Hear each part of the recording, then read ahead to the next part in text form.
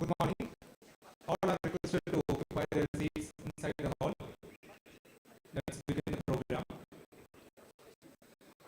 Quest for knowledge and application makes a lawyer perfect. The statutory bodies in control of our noble profession always is keen on this area. Today, we are going to be a part of an innovative project for igniting the quest for knowledge and application. Legal Workshop Ignite, organized by the Bar Council of Kerala Seminar Committee in association with the Bar Council of India Welfare Committee for the State of Kerala and Calicut Bar Association, is about to begin. Please do not allow your mobiles to sing while the program is going on. We request the following dignitaries to occupy the dais. Advocate K. Anil Kumar, Chairman Bar Council of Kerala, Honorable Mr. Justice Dr. A.K. Jayashankaran Nambiar, Advocate K.P. Shivaramakrishnan, Advocate Srinath Girish, Advocate Manoj Kumar N, Sri Pradeep Kumar C, Honorable District and Sessions Judge, Kozhikode, Advocate Pramod S.K., and Honorable Justice Nageshwar Rao.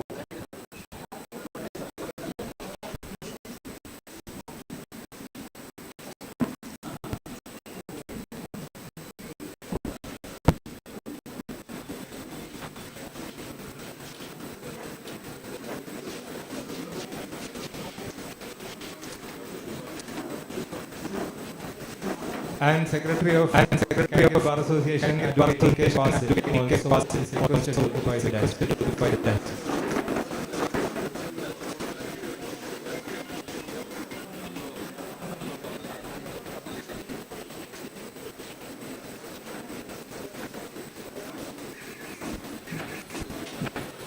Prayer by Advocate Anne Maria Jimmy.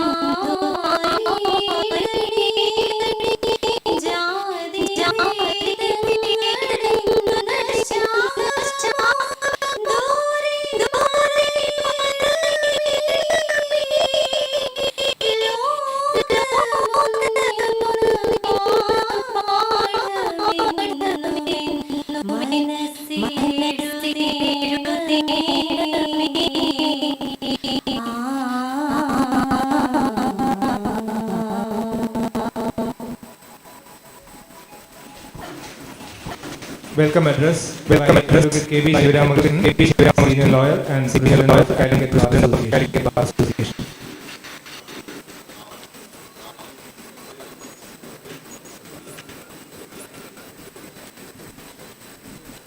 Presiding Officer of Ignite Anil Kumar Sir, Chairman of Bar Council of Kerala. Chief Guest of the Day, Justice Dr. Former Supreme Court Justice Nageshwar Rao sir.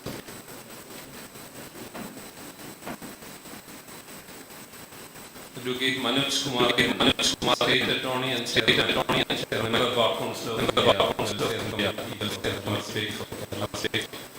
Respected District Judge, Pradeep Kumar C. Advocate Pramod S.K. Honorable Chairman, Enrollment Committee, and Member, Seminar Committee, Bar Council of Kerala. Advocate Srinath Girish, Chairman, Seminar Committee, Bar Council of Kerala. Advocate N. Ramakutti, dignitaries on and off the dais, delegates, judicial officers present, members of the legal fraternity, and our esteemed guests. It is with immense pleasure and honor that I extend a warm welcome to each and every one of you gathered here today at the prestigious Ignite 2023. This event brought to you in association with the Calicut Bar Association, the Bar Council of Kerala Similar Committee, and Bar Council of India Advocates Welfare Committee, marks a significant milestone in our journey towards enhancing the legal profession's knowledge and capabilities. The Calicut Bar Association is very much honored to welcome honorable judges of the High Court, Justice Dr. Jaishankar Nambiyar and Justice Mohammed Niaz. Justice Dr. Jaishankar Nambiyar will be inaugurating today's event. On behalf of Calicut Bar Association, sir, I welcome you to Ignite 2023.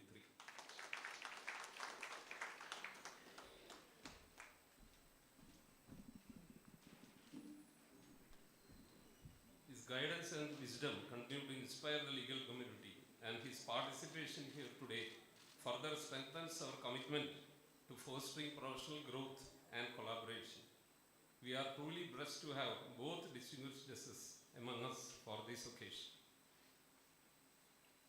As we stand on the threshold of this enlightening occasion, I am deeply gratified to announce the presence of two eminent legal luminaries, former Supreme Court Justice Nageshwar Rao and former Supreme Court Justice P.K. Balasubramanian. On behalf of Calicut Bar Association, I welcome Justice Nageshwar Rao, retired Judge Supreme Court of India, to Ignite 2023.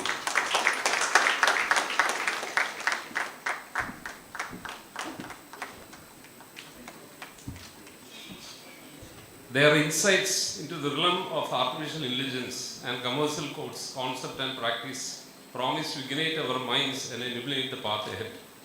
In an era where the digital landscape is rapidly reshaping our world, the topics of this seminar hold a profound significance. The exploration of artificial intelligence cannot be understated. As we witness the integration of AI into various aspects of our lives, its implications for the legal profession are vast and transformative. AI's potential to streamline, research, analyze vast volumes of data, and predict legal outcomes has the power to revolutionize legal practices, making them more efficient, accurate, and accessible. However, this integration also prompts discussions about ethical considerations, data privacy, and the evolving roles of lawyers in an AI-augmented future. The insights shared by Justice Nageshwar Rao in this context will undoubtedly guide us as we navigate this intricate landscape, ensuring that we harness AI's potential, responsibility, and effectively. The session will be moderated by Advocate P.C. Moideen, Chairman, Joint Welfare Committee, Bar Council of Kerala, and Member, Seminar Committee, Bar Council of Kerala. Sir, on behalf of Calicut Bar Association, I welcome Advocate P.C. Moideen to Ignite 23 on behalf of CBA.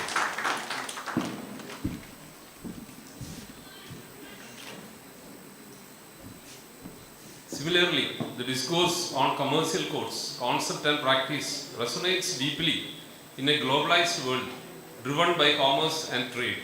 As commercial transactions transcend borders and industries evolve, the need for specialized dispute resolution mechanisms becomes increasingly evident. The concept of commercial courts, designed to address complex commercial disputes efficiently, aligns with the demands of a fast-paced business environment. Understanding the intricacies of these courts and their operational nuances is crucial for legal practitioners to provide effective counsel to business and stakeholders alike. Topic. We are poised to enrich our understanding of commercial courts, significance, and their role in sustaining economic growth. In this ever-evolving age, where information flows ceaselessly and change is the only constant, the knowledge shared through this seminar become a beacon guiding us through uncharted legal territories. With artificial intelligence and commercial courts concept and practice at the forefront, we are not merely engaging in theoretical discussions. We are embracing tools and concepts that will shape the way justice is pursued and served in the years to come. It is noteworthy that each of the distinguished jurists gracing this occasion began their illustrious careers as practicing lawyers, amazing rich experiences that have contributed to their remarkable insights. It is this very journey that renders their presence particularly valuable as the young lawyers of our district stand to benefit immensely from the wealth of knowledge they bring to the table. Moreover, we are graced today by the presence of our respected district and censor judge, Pradeep Kumar sir. Sir, I welcome you to Ignite 2023.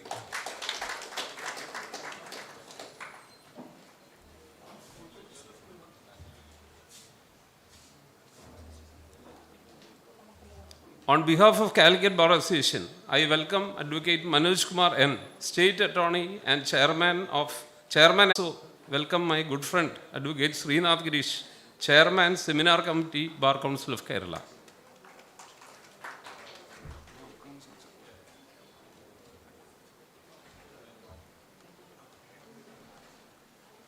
On behalf of Calicut Bar Association, I welcome Anil Kumar Sir, Chairman, Bar Council of Kerala.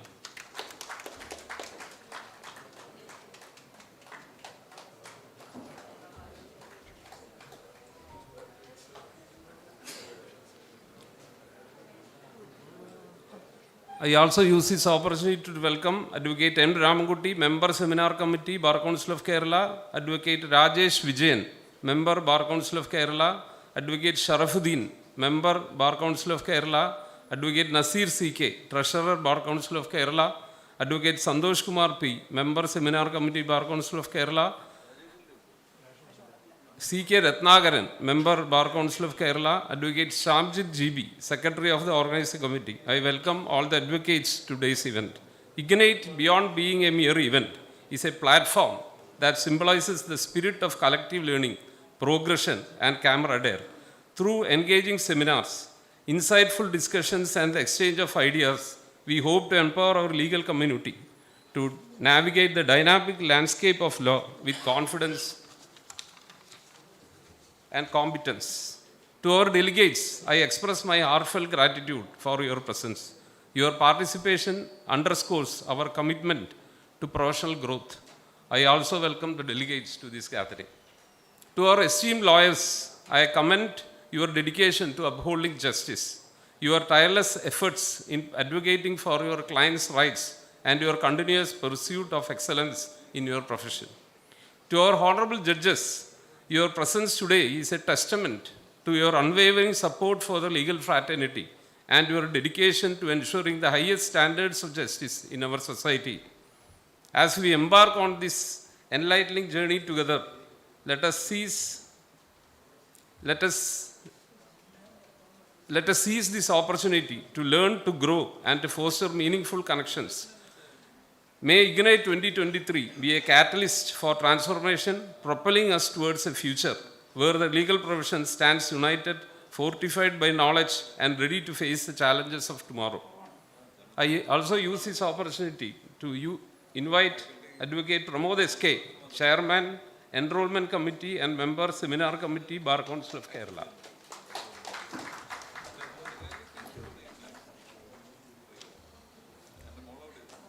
Let us embark on this enlightening journey with a sense of curiosity and thirst for knowledge and a commitment to apply our learnings for the betterment of our profession and society at large. Welcome once again to Ignite 2023, where ideas are ignited, perspectives are enriched, and the legal community unites for progress.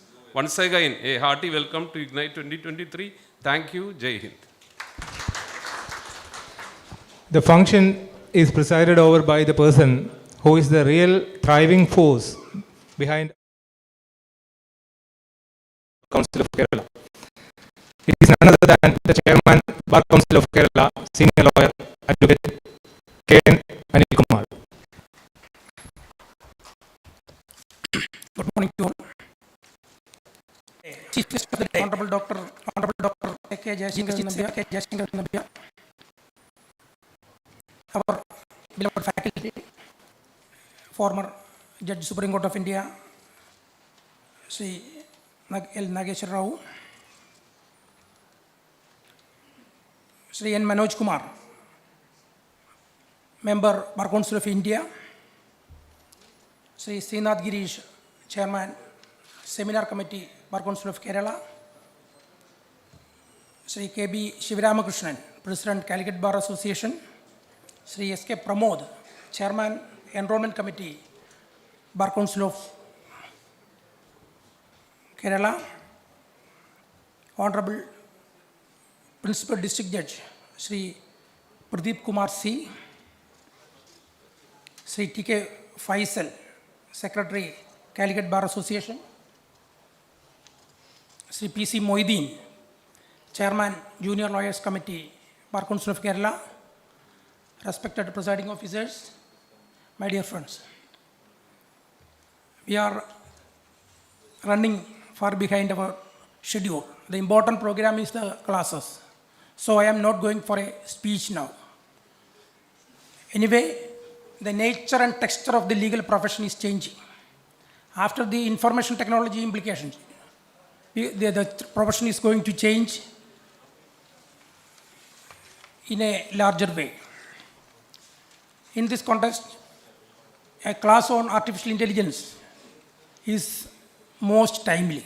I congratulate the Seminar Committee of the Bar Council of Kerala and Bar Association Calicut for conducting a program here and inviting Honorable Judge Sri L. Nageshwar Rao for presenting a topic on artificial intelligence. We all know that in Kerala, the scrutiny of bail application is done by artificial intelligence now. That will be extending to all the areas. Sri M. Ramankutti, senior most member of Bar Council of Kerala, is here. He is from Trichy. I welcome you, sir. So, by next 5 or 10 years, the advocates will be working from home, and the entire scenario, entire nature of the profession will change. In such a circumstances, the Bar Council of Kerala even itself has changed to the electronic online mode, and e-governance is implemented in Bar Council of Kerala, and Bar Council of Kerala is going to be a paperless office. From already it was commenced. All the functions are online in Bar Council of Kerala now. Likewise, the e-filing in the High Court and Lower Court are going to be completed. Our welfare fund stamps and revenue stamps and court fee stamps all are going to online, and e-stamp are coming, and necessary amendments are already made, and other amendments are on the way. And in such a circumstances, the advocate community, you have to change a lot. Bar Council of Kerala is going to establish an advocates academy, and the government has allotted 1 acre of land at Cochin near Nuance, National University of Advanced Legal Studies, for constructing a legal advocates academy, and the plan is already completed. Government has allotted 2 crores of rupees in the last budget for initiation of the project. And the project will be completed within 1 or 2 years. And after the completion of the academy, all the advocates will be given compulsory training, and that training will be, necessary rules will be changed, and the training must be statutory. And there will be facility for holding the training for 150 lawyers, and there will be 2 or 3 days training, and in every day there will be training. Such changes are coming in our field also. We all know that most of the lawyers are to somewhat extent, the senior lawyers are illiterate regarding this information technology. We are only using a very, very, very small area of the information technology in our life. So the whole world is changing. In Kerala, even the village office is online. Even the farmers are paying their land tax only through online only. So I am not extending my speech. I once again congratulate the Seminar Committee and Bar Association, Calicut, and also I extend the sincere thanks of the Bar Council of Kerala to former Judge Sri L. Nageshwar Rao for coming over to Calicut only for the seminar. Thank you, sir. Thank you all. Introductory address by our own senior lawyer, Advocate Srinath Girish, Chairman, Seminar Committee, Bar Council of Kerala. Bar Council Chairman, Advocate K. N. Anil Kumar, Honorable Justice Dr. A.K. Jayashankaran Nambiar, Honorable Mr. Justice L. Nageshwar Rao, former Judge of the Honorable Supreme Court, our beloved District Judge Mr. Pradeep Kumar C., State Attorney and Bar Council Member Advocate Manoj Kumar, Bar Council Members P.C. Maudin, M. Ramangutti, Pramod S.K., and the President of the Calicut Bar Association, Advocate Shivramakrishnan, Secretary Fasil, Judicial Officers, Senior Lawyers, my dear friends. One of the duties of the Bar Council of Kerala and all Bar Councils under the Advocates Act is to conduct seminars involving eminent jurists. It has always been the endeavor of the Bar Council of Kerala to fulfill this duty to the best of its ability. After the 12th Bar Council of Kerala took over, a major challenge we faced, just like all other sections of society, was the onset of the COVID pandemic. Due to crowd restrictions, we were unable to conduct physical seminars like this. However, under the able leadership of Advocate Pramod S.K., the former chairman of the Seminar Committee, we rose to the challenge in the digital way. A total of 123 online seminars were conducted on the Zoom platform on various topics by eminent speakers. Needless to state, a large number of lawyers, both inside the state and outside, benefited by these online seminars. But now, those trying times are over and we are back to physical seminars. Today is indeed a quadruple delight, a quadruple treat.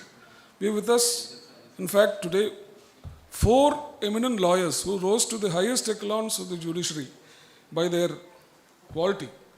2 of them are going to talk to us about learned topics, relevant topics in these days and times. The Honorable Dr. Justice Jayashankaran Nambiar of the High Court of Kerala, who is the chief guest of this function, will in a short time inaugurate this seminar, which we are sure will set it off on the right note. The Honorable Mr. Justice L. Nageshwar Rao of the Supreme Court of India is a multifaceted personality. He will be presented to you formally later.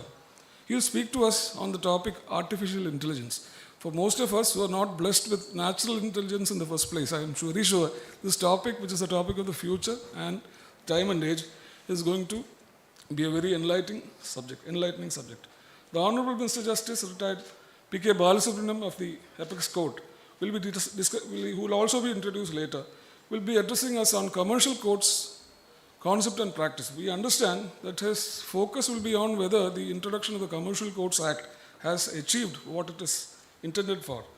The Honorable Mr. Justice Mohammad Niaz CP, one of our own bar, who is also a judge with great legal acumen, will be our chief guest at the valedictory function today evening. One of the most important lessons I was taught by my elders and betters about public speaking is to KISS, that is, keep it short and sweet. I propose to do that. Thank you all very much.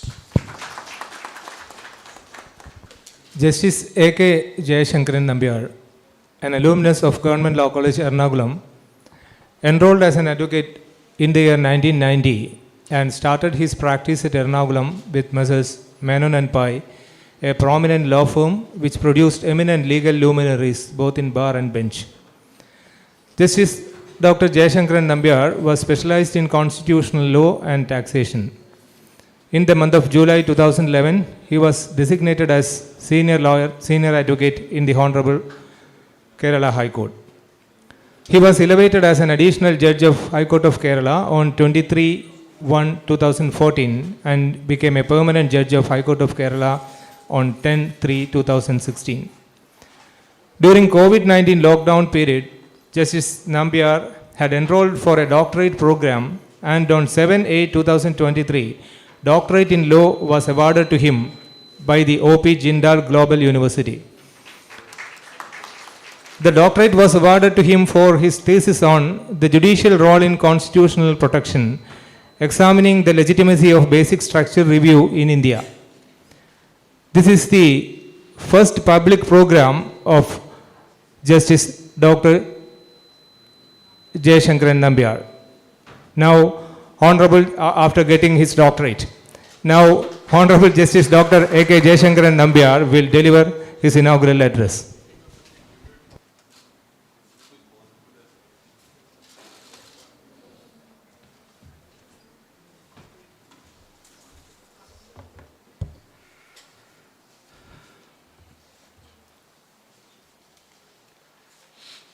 Advocate Shivramakrishnan, Advocate Anil Kumar, Advocate Srinath Girish, special mention of Justice Nageshwar Rao, who is quite graciously consented to be your faculty this morning. Other dignitaries on the dais, dignitaries off the dais, my good friends in the bar, judicial officers. Your compere does have a way of making people nervous. Mentioning that this is my first program after getting a doctorate, it makes me think that I have to do something special here. Somebody walked up to me the other day and said, congratulations on being a doctor. And then he says, what is so special about it? I said, nothing. And then I went on to allay his fears by telling him that sitting in the, because I also preside over the animal welfare bench, I said this could well be considered as a doctorate in veterinary science. So many people have different takes on what this doctorate means. I hope it will pan out in the days to come that it's nothing but yet another degree. I'm so glad that this program has actually been organized by the Bar Council, because I feel that it is something that we need to focus quite seriously as members of the legal fraternity. The program is quite aptly titled Ignite. And ignite it must, because if you look at modern society, change is the only constant in modern society. And that has very serious implications as far as the legal fraternity is concerned. Now, why do I say that? I say that because when you look at what are the changes happening in society, it could be anything. It could be based on knowledge. It could be based on the developments taking place in science and technology, because of which we need to adapt our lives differently. We need to embrace new things. And what this essentially does is change the human perspective on a wide range of issues. And with changed perspectives in society comes changed or different problems or differences of opinion based on differences in perspective. And it is the difference in perspective of two individuals that forms the essence of what we can refer to as a legal dispute between them. And so you can understand that when legal disputes themselves arise because of changed perspectives in society, the importance of the legal fraternity, which is called upon very often to resolve those disputes, becomes even more challenging. Now, generally when we perceive a legal issue in society, we look to a regulation for regulating the affairs of the people in society. And that normally under our constitution, where we are informed by the principles of rule of law, we call ourselves a republic, by which term we mean that we are a society governed by the rule of law. when the rule of law, what the rule of law demands is that there must be literally a rule or a resolution of disputes by law. And who makes those laws for us? At first instance, it is the legislature that makes those laws. And the problem there is because we find that the gap between development or scientific or technical developments and the law is quite huge, invariably. Because it takes time for people to understand the problems caused because of technological developments, because of scientific developments, because of modern knowledge itself. That we need to actually sit and discuss and debate before we actually frame a set of laws. That's what the legislature does. It tries to understand a problem in society, it tries to find out means by which they can be regulated, and then sets it down as a statute or a regulation. And this takes time. But society cannot wait for that long. And therefore there must be some arrangement between the changes that happen in society and the time it takes for the law or the legislature to actually make a law.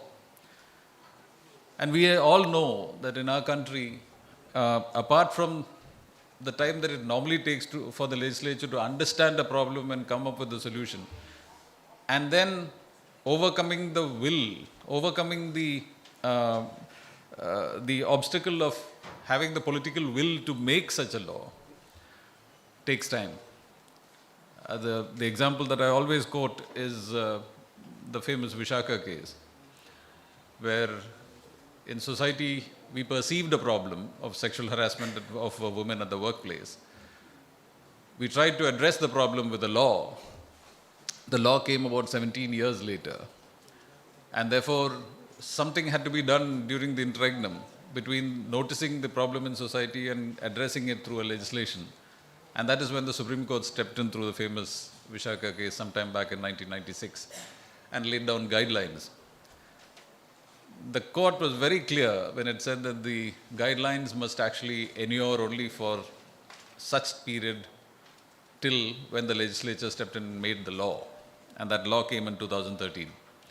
So if it takes 17 years for a legislature to actually step in to make a law to address a social issue, then you have to realize that the role of the legal fraternity, which is called upon increasingly often to find a solution for legal solution to those problems in the interregnum, becomes very challenging.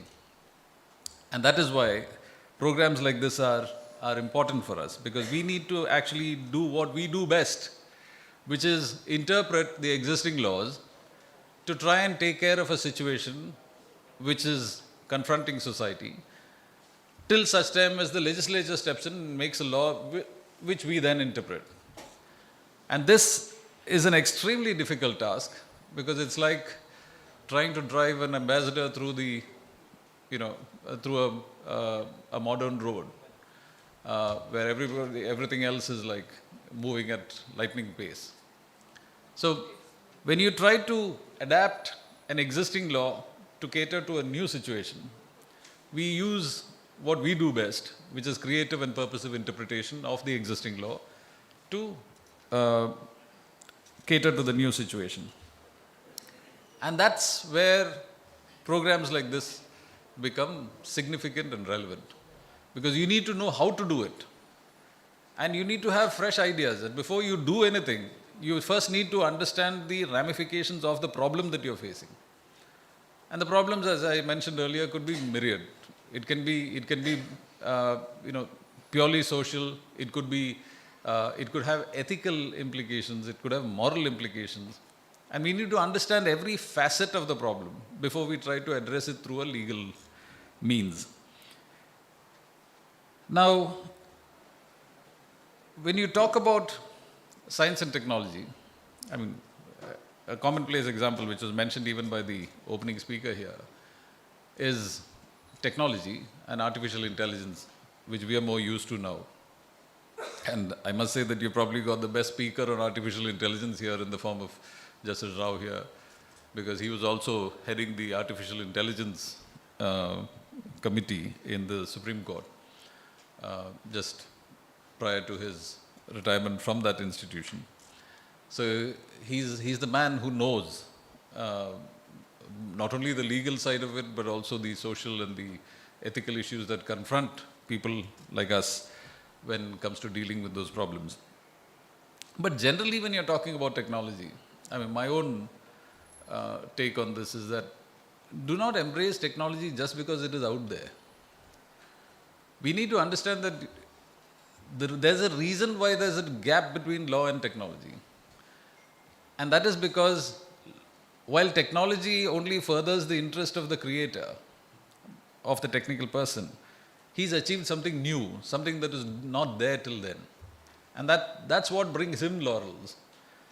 But what about us? What about the society generally? We need to understand that there are lots of ethical, moral issues, social issues involved in adapting technology. And we can't lose sight of that. And I suspect that sometimes we're doing just that. And we end up in a very difficult situation, resulting in a loss of what I would call as, or what is more commonly used in countries like Bhutan, you lose out on the gross domestic happiness. We are a country that is so obsessed, like many other countries with a capitalist focus. We focus on gross domestic product as a measure of our economic success. And I think that is wrong. And we must, as a society, we must embrace the concept of gross domestic happiness, not only because it is something that enhances the happiness of people, and ultimately we are a society. You can't forget the people who actually constitute the society. We need to keep them in mind. Gross domestic happiness considers the ethical, moral, social aspects, human emotions like empathy, sympathy, compassion. These must all inform the assessment of our progress as a society. I've always had this debate with economists who seem obsessed with this idea that any success has to be reduced or analyzed only in monetary terms. Money is not the only thing of value.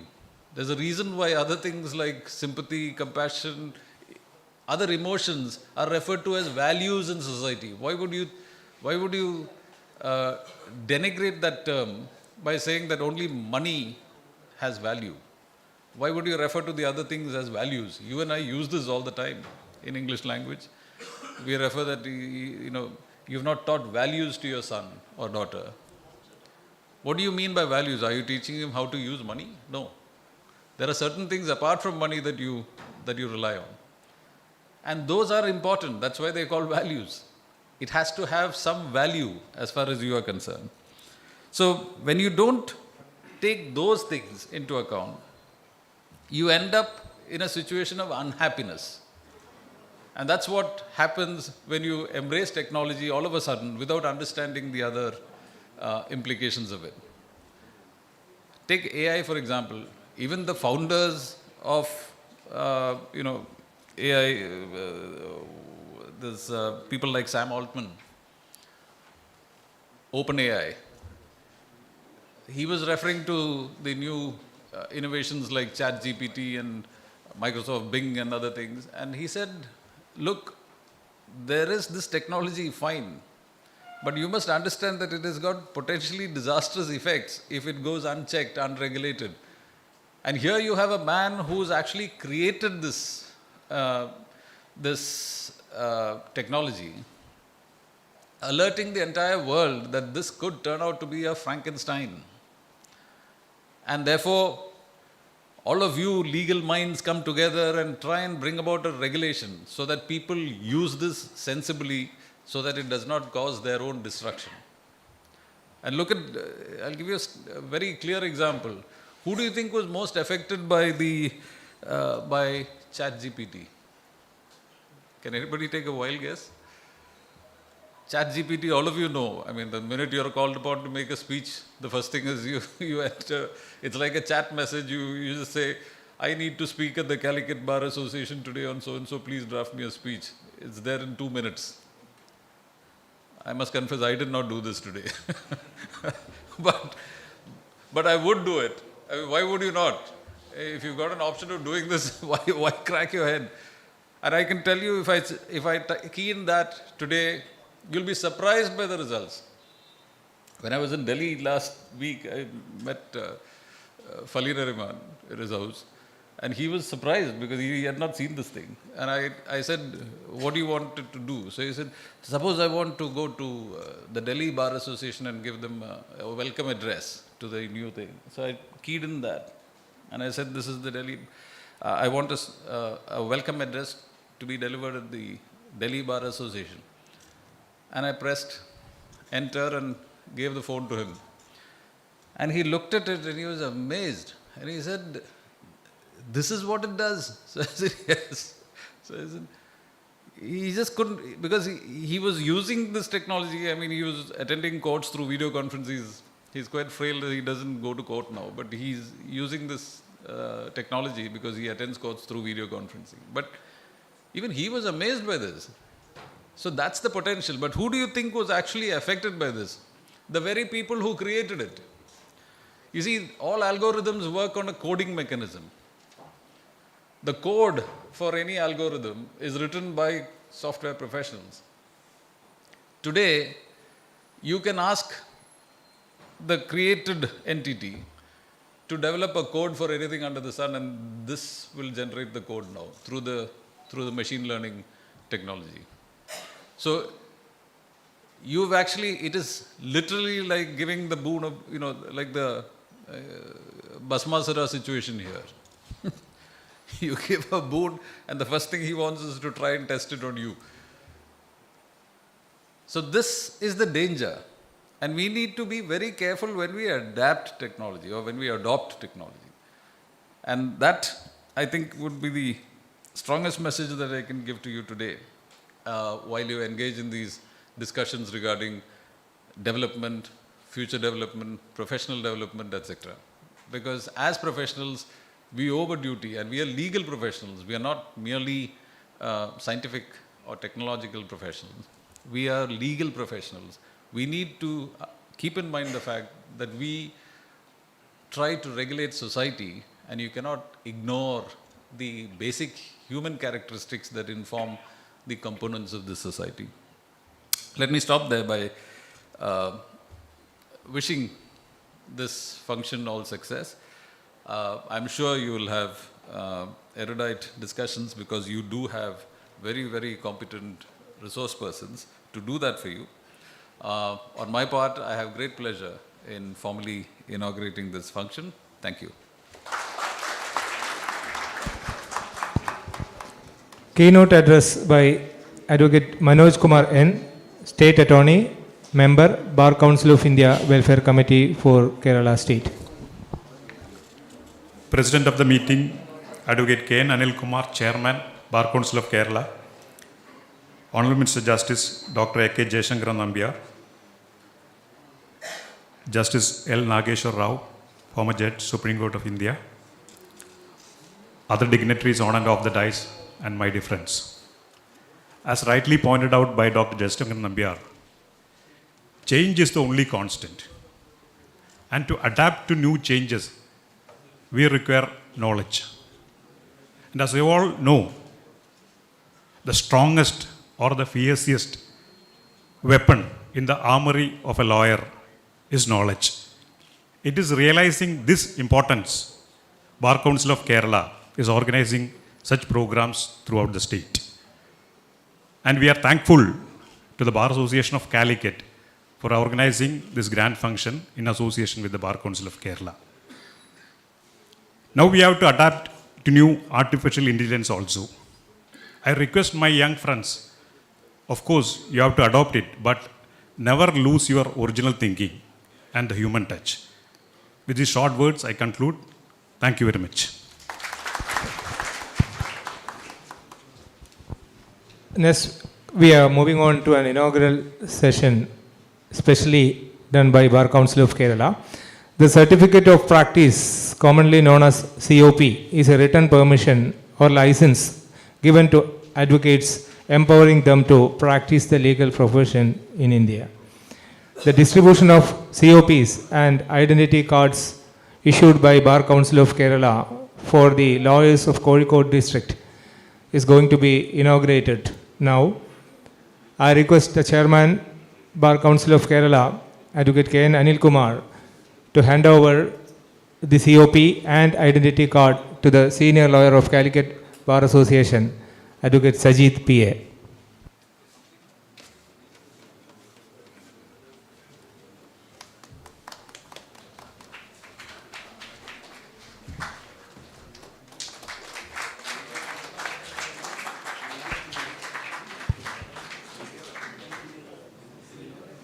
COP and identity card also is being distributed to Advocate Ratna R of Calicut Bar Association and wife of Chairman, Seminar Committee, Bar Council of Kerala.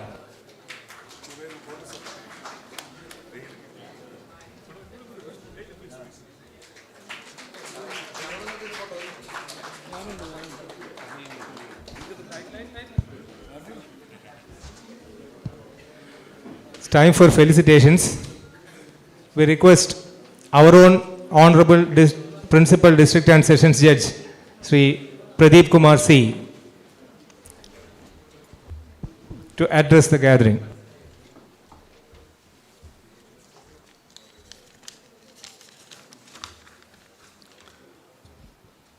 Respected President of the function, Advocate K. Anil Kumar, Chairman Bar Council Kerala, Honorable Mr. Justice Dr. A.K. Jayashankar Nambiar, Judge High Court of Kerala and Judge in charge of Kerala Calicut District, Advocate Sri Manoj Kumar, Advocate Sri K.B. Shivaramakrishnan, Advocate Sri Pramod S.K., Advocate Rajesh Vijayan, Advocate Sri T.K. Fasil, my dear sister and brother judicial officers, Bar Council members, respected senior advocates, junior advocates, staff members, ladies and gentlemen. A very good morning to all. At the very outset, I would like to express my sincere gratitude to the organizers of the function, Bar Council of Kerala Seminar Committee and Bar Council of India Advocates Welfare Committee for inviting me to address this August gathering consisting of distinguished legal luminaries. The name given by the organizers to this workshop is Ignite. It is intended to ignite the members of the Calicut Bar, especially the young generation. In its figurative sense, to ignite means to inspire intense feelings. A passionate kiss can ignite a fiery romance, and a controversial speech can ignite fierce anger. In life, ignite means focusing your energy and attention to creativity, attract positive outcomes to your life. It means taking back the power that you have given away. And it means consciously choosing what you want for yourself and taking active steps to make it happen. As per the program notice, after the inaugural session, there are 2 academic sessions led by 2 distinguished legal luminaries, namely Honorable Justice Nageswar Rao and Honorable Justice P.K. Balasubramanian, former judges of the Supreme Court, on topics artificial intelligence and commercial courts concept and practice. These 2 topics are very relevant for lawyers and judges alike. As far as a lawyer is concerned, his law degree is only a basic qualification for enrollment in the profession. There is a long, hazardous and tedious journey for a law graduate to become a distinguished lawyer.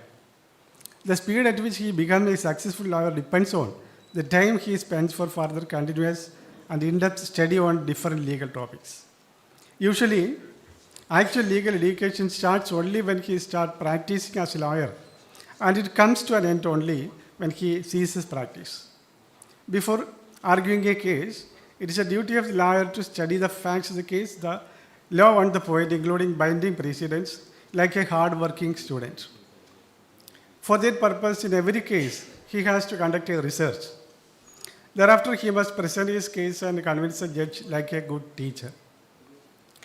If a party loses a case because of the ignorance of a judge, it can be corrected by way of appeal, revision, etc. But if a lawyer fails, its consequences will be more disastrous.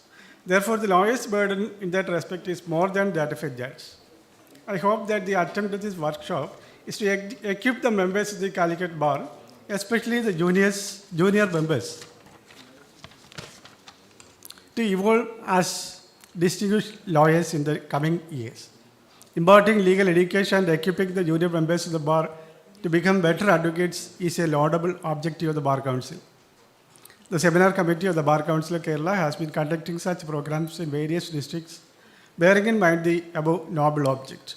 In this context, my humble advice to the young members of the bar is to actively participate in the workshop and to take it as a great opportunity to acquire more and more knowledge. Let this workshop help each one of you to become a better advocate in the coming years. I am wishing all success to this workshop organized by the Seminar Committee, Bar Council of Kerala, and the Advocates Welfare Committee, Bar Council of India. Thank you. Advocate Pramod S.K. and Advocate M. Ramangutti will felicitate the program later today. And now we are moving on to the conclusion of our inaugural function. We are delighted with the gracious presence and kind words of Justice A.K. Jayashankaran Nambiar. We request the Chairman, Bar Council of Kerala, to hand over a memento to Honorable Justice on behalf of all who assemble here.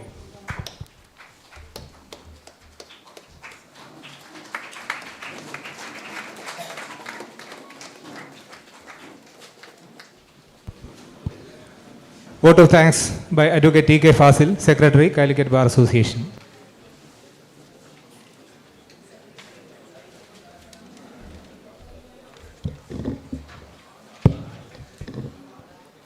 Bar Council Chairman, Honorable Justice Dr. A.K. Jayashankaran Nambiar, Honorable Mr. Justice L. Nageshwar Rao, former Judge, Supreme Court of India, State Attorney, and Bar Council members, Honorable District Judge, President, Calicut Bar Association, other dignitaries, respected senior lawyers, and my dear friends. It's my pleasure to propose a vote of thanks for this function. First and foremost, I would like to thank the Bar Council of Kerala Seminar Committee and the Bar Council of India Welfare Committee for Kerala for their decision to conduct this prestigious function event at the Calicut Bar Association. Our thanks to Honorable Justice Dr. A.K. Jayashankaran Nambiar, Judge, Kerala High Court, for being our chief guest at this function and inaugurating it with his wonderful words. Thank you, sir. Our thanks also to Honorable Mr. Justice L. Nageshwar Rao, former Judge, Supreme Court of India, for consenting to be a faculty at this seminar. We eagerly look forward to your words, sir. Thanks in advance to Honorable Mr. Justice Balu Subramaniam, who is going to address later this afternoon at the second academic session. Our thanks to our beloved District Judge, Mr. Pradeep Kumar C., who is, as always, again with us with his help, support, and guidance. Thank you, sir. We place on record our sincere thanks to Advocate K.N. Anil Kumar, Chairman, Kerala Bar Council, and Advocate Manoj Kumar, State Attorney and Member, Bar Council of India. Our thanks also go to other distinguished Bar Council members present here, Senior Lawyer, Advocate Ramangutti, S.K. Pramod, and Advocate Mohiddin P.C. today, as also to the members of the Calicut Judiciary. We thank the media persons present here. Our sincere thanks to all participants. Let us look forward for an enriching day. Thank you. Thank you all. Now the inaugural function is over, and before the first academic session, we are having a tea break of 10 minutes. Kindly reassemble in the hall by 11:15. Thank you.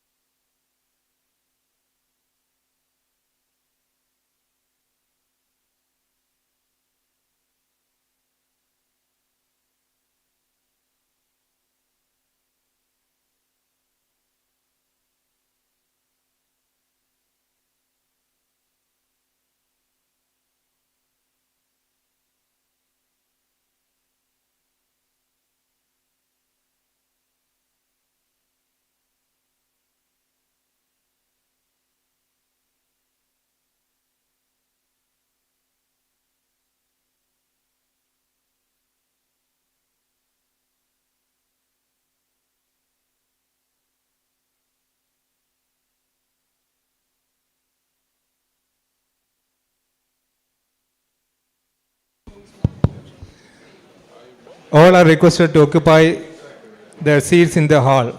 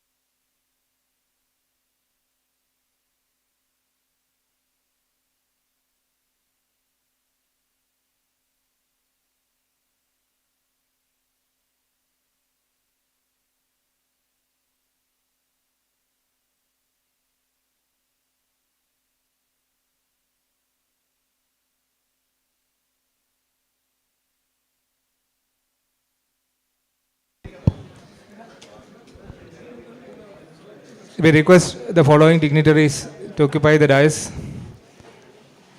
Honorable Justice A.K. Jayashankaran Nambiar, Honorable Mr. Justice L. Nageshwar Rao, and Advocate P.C. Moideen.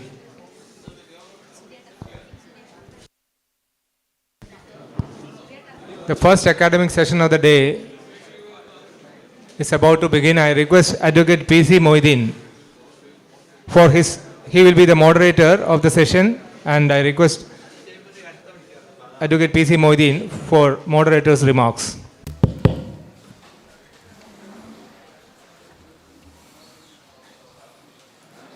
The respected Chairman of the Bar Council, respected High Court Judge Jayashankaran Nambiar, the resource person of the day, Justice Sri Nageshwar Rao, former Supreme Court Judge, other dignitaries, judicial officers of the Center, my dear friends. We are now entering to the real session with regard to the training program. Artificial intelligence is the subject. So all of you know what exactly artificial intelligence. We know that machines are taking over the tasks, the monopoly of the human beings, which they are doing it more promptly and perfectly than of human beings. So now the days are yet to come that we know that machines will take over the entire things which the human beings has to do. We know that there are robots, even robot judges, robot lawyers, robot boys, robot girls. Within no time it will be legalized that one can marry a robot. And robot may deliver children. This is the thing which are going to happen. We know that artificial intelligence, as far as the judiciary is concerned, the Honorable Supreme Court has constituted a committee, that is the Artificial Intelligence Committee of the Supreme Court. And the Supreme Court of India is the first court to adopt the artificial intelligence system for transcribing things, translating the judgments and all that. And we are all adopting this by virtual mode of conducting cases, virtual courts, e-filings, etc., etc. Now we know that there are driverless cars. Even now the very recent cameras which detect violation of traffic rules, everything are doing by artificial intelligence. So artificial intelligence becomes a very relevant aspect as far as the life of human beings are concerned. Now we are lucky that we do have a very prominent personality, that is a former judge of Supreme Court of India, Justice Sri Nageshwar Rao with us as a resource person. The respected was judge for Supreme Court in the Supreme Court for more than 6 years, hailing from Andhra Pradesh, born at Chirala, Prakasham district of Andhra Pradesh, done his education at Kundur district, practicing at district courts and the High Court of Andhra Pradesh, then went to the Supreme Court.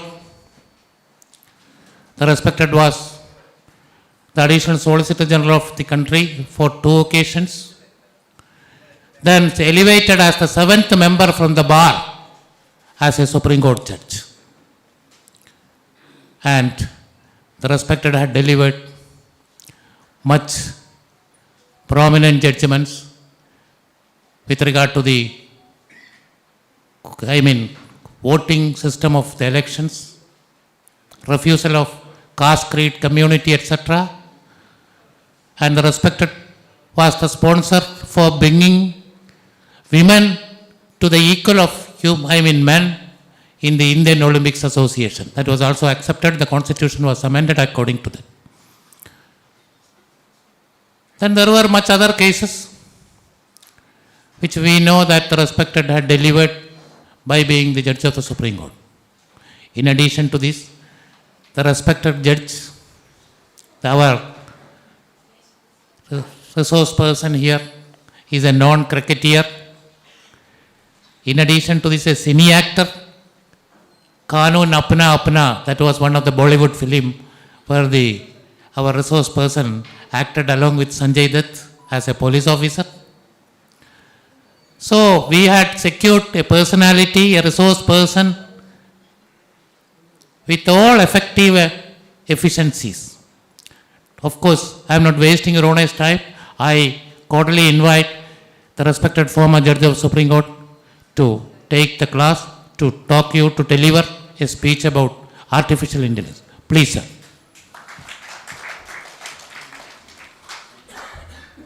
I just asked him to say that I was a judge and a lawyer. So he introduced me to you as so many, with so many faces. Good morning, everyone. Justice Jaishankar Nambiar, members of the District Judiciary, and my dear lawyer friends.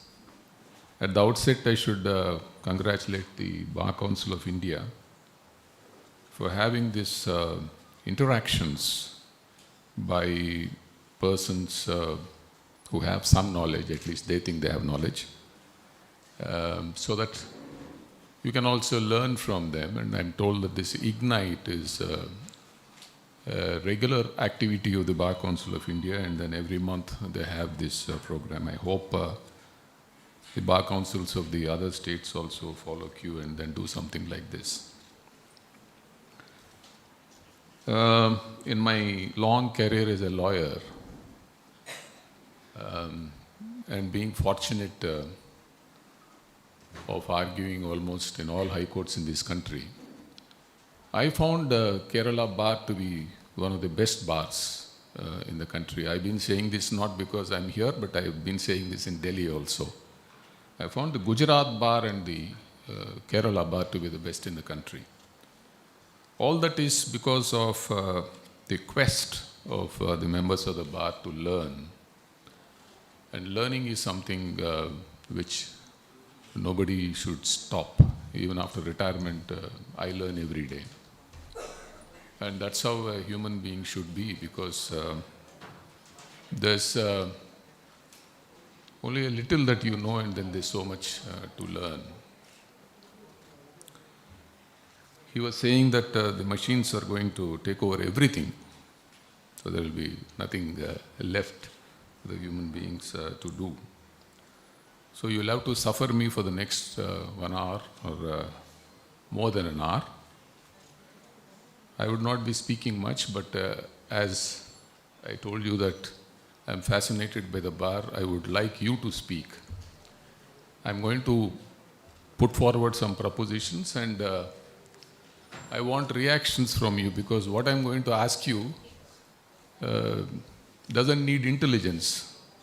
As one of the speakers said, that we don't even have natural intelligence, we are speaking of artificial intelligence. whatever I'm asking you is only your views on certain issues which are connected to law and which are also connected to artificial intelligence. What is this artificial intelligence? Artificial definitely is not natural.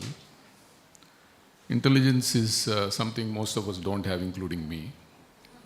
But why are we speaking of this artificial intelligence?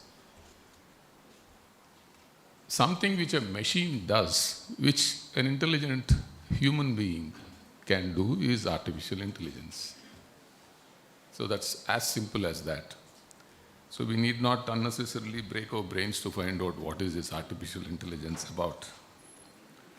So who was the person who coined this artificial intelligence? It was John McCarthy, a person who was a computer scientist in US. In 1955, in a conference at Dartmouth, he was the first person who coined this word artificial intelligence. And Dartmouth is the place where this artificial intelligence was born. How did it progress? For about, say, 30, 40 years, people were really not progressing much with artificial intelligence. It took some time for the machine to be told what it can be, what it can do. In 1997, there was an IBM supercomputer which was called Deep Blue. It defeated the world chess champion Garry Kasparov in a chess match. And in 2009, Google started its self-driving cabs which are capable of handling urban conditions. And in 2017, Sophia, a lifelike robot created by Hanson Robotics, was even given a citizenship by Saudi Arabia. I'm mentioning a few aspects and I'll come back to whatever I'm going to say. Artificial intelligence is evolved through various phases, which is called symbolic artificial intelligence, machine learning, and deep learning. What is this machine learning about? Machine learning is a subset of artificial intelligence that involves training algorithms to learn patterns from data. Data is food. What is food to the human being is data to artificial intelligence. The more amount of data that you feed, there is a pattern to that data, and the machine learns from the data that is fed into it. That's what is called machine learning. And what does it do? The more that you teach, it makes predictions on the basis of patterns. You get emails. On emails, you'll be asked to click whether it is a spam or whether you want to see. You keep pressing spam always. So it's learning what is a spam insofar as you're concerned. The data gives it the pattern. The more data that is fed into the machine, the more it learns. This is a subset of artificial intelligence which is called machine learning. And what is deep learning? A specialized form of machine learning is called deep learning. It uses artificial neural networks to model and process complex patterns in large data sets. You have initially machine learning and then you have deep learning. Initially, you have some predictions on the basis of data that is fed into the computer. And deep learning is something which learns from complex patterns and then makes predictions. You have language, natural language processing, which is the third subset which I'm going to speak about. This enables the computer to understand, interpret, and generate human language. This is what is called natural language processing. I'm not going to trouble more of the technical aspect of artificial intelligence to you, because what is to be understood is that there is a technology and this technology is fast developing. How is it going to affect society? As Justice Nambiar was mentioning when he was speaking, it all depends on how you are going to take this technology.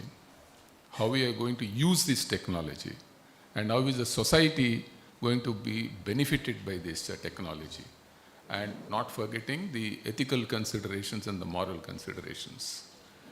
Now, what are the benefits of this artificial intelligence to the society? First and foremost, I should tell you about the healthcare. How artificial intelligence has helped healthcare. There is a computerized diagnosis of disease and recommendation of drugs. And you must have heard that surgeries are conducted by robots now. So robot surgeries are conducted on the basis of patterns that are learned by the machine. Stanford University has created a computer program called MySyn in 1970s for treating blood infections. IBM has invented Watson for the accurate diagnosis of cancer patients. And machine learning can also detect Alzheimer's disease. And machine learning on the basis of blood tests that are conducted can even predict whether you're prone to get a heart disease. And with optical coherence tomography, whether you are going to have any problems in your eyes, that also can be predicted and treated. And laparoscopic surgery also is done by robots. There's so much of development that has happened because of artificial intelligence in healthcare. What are the problems with this is something which I'll come to a little later. But has healthcare improved with artificial intelligence? We should say yes. Definitely, with the advancement of artificial intelligence, treatment of patients with precision is happening, and the development of medical science is definitely doing well. So the predictions are happening, treatment is also happening. Now, artificial intelligence has also been well used in public administration. How is it being used? You must be seeing now, policing is mainly using electronics.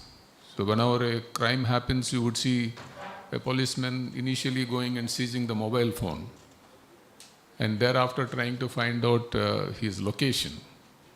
And you have CCTV cameras all over, which have been helping the police. Predictive policing is something which has been developed by artificial intelligence. This NYPD, you must be seeing English movies, New York Police Department. It has developed a domain awareness system of continuous surveillance CCTV to track targets and gain detailed information about them. So on the basis of artificial intelligence, if they know that a person is around, so you have a surveillance system which tracks him, which helps the police. In forensic, detection of finger impression is made easier by artificial intelligence. So forensic is a science that is used even in detection of crime as well. Surveillance over social media platforms. Social media platforms are being used by people.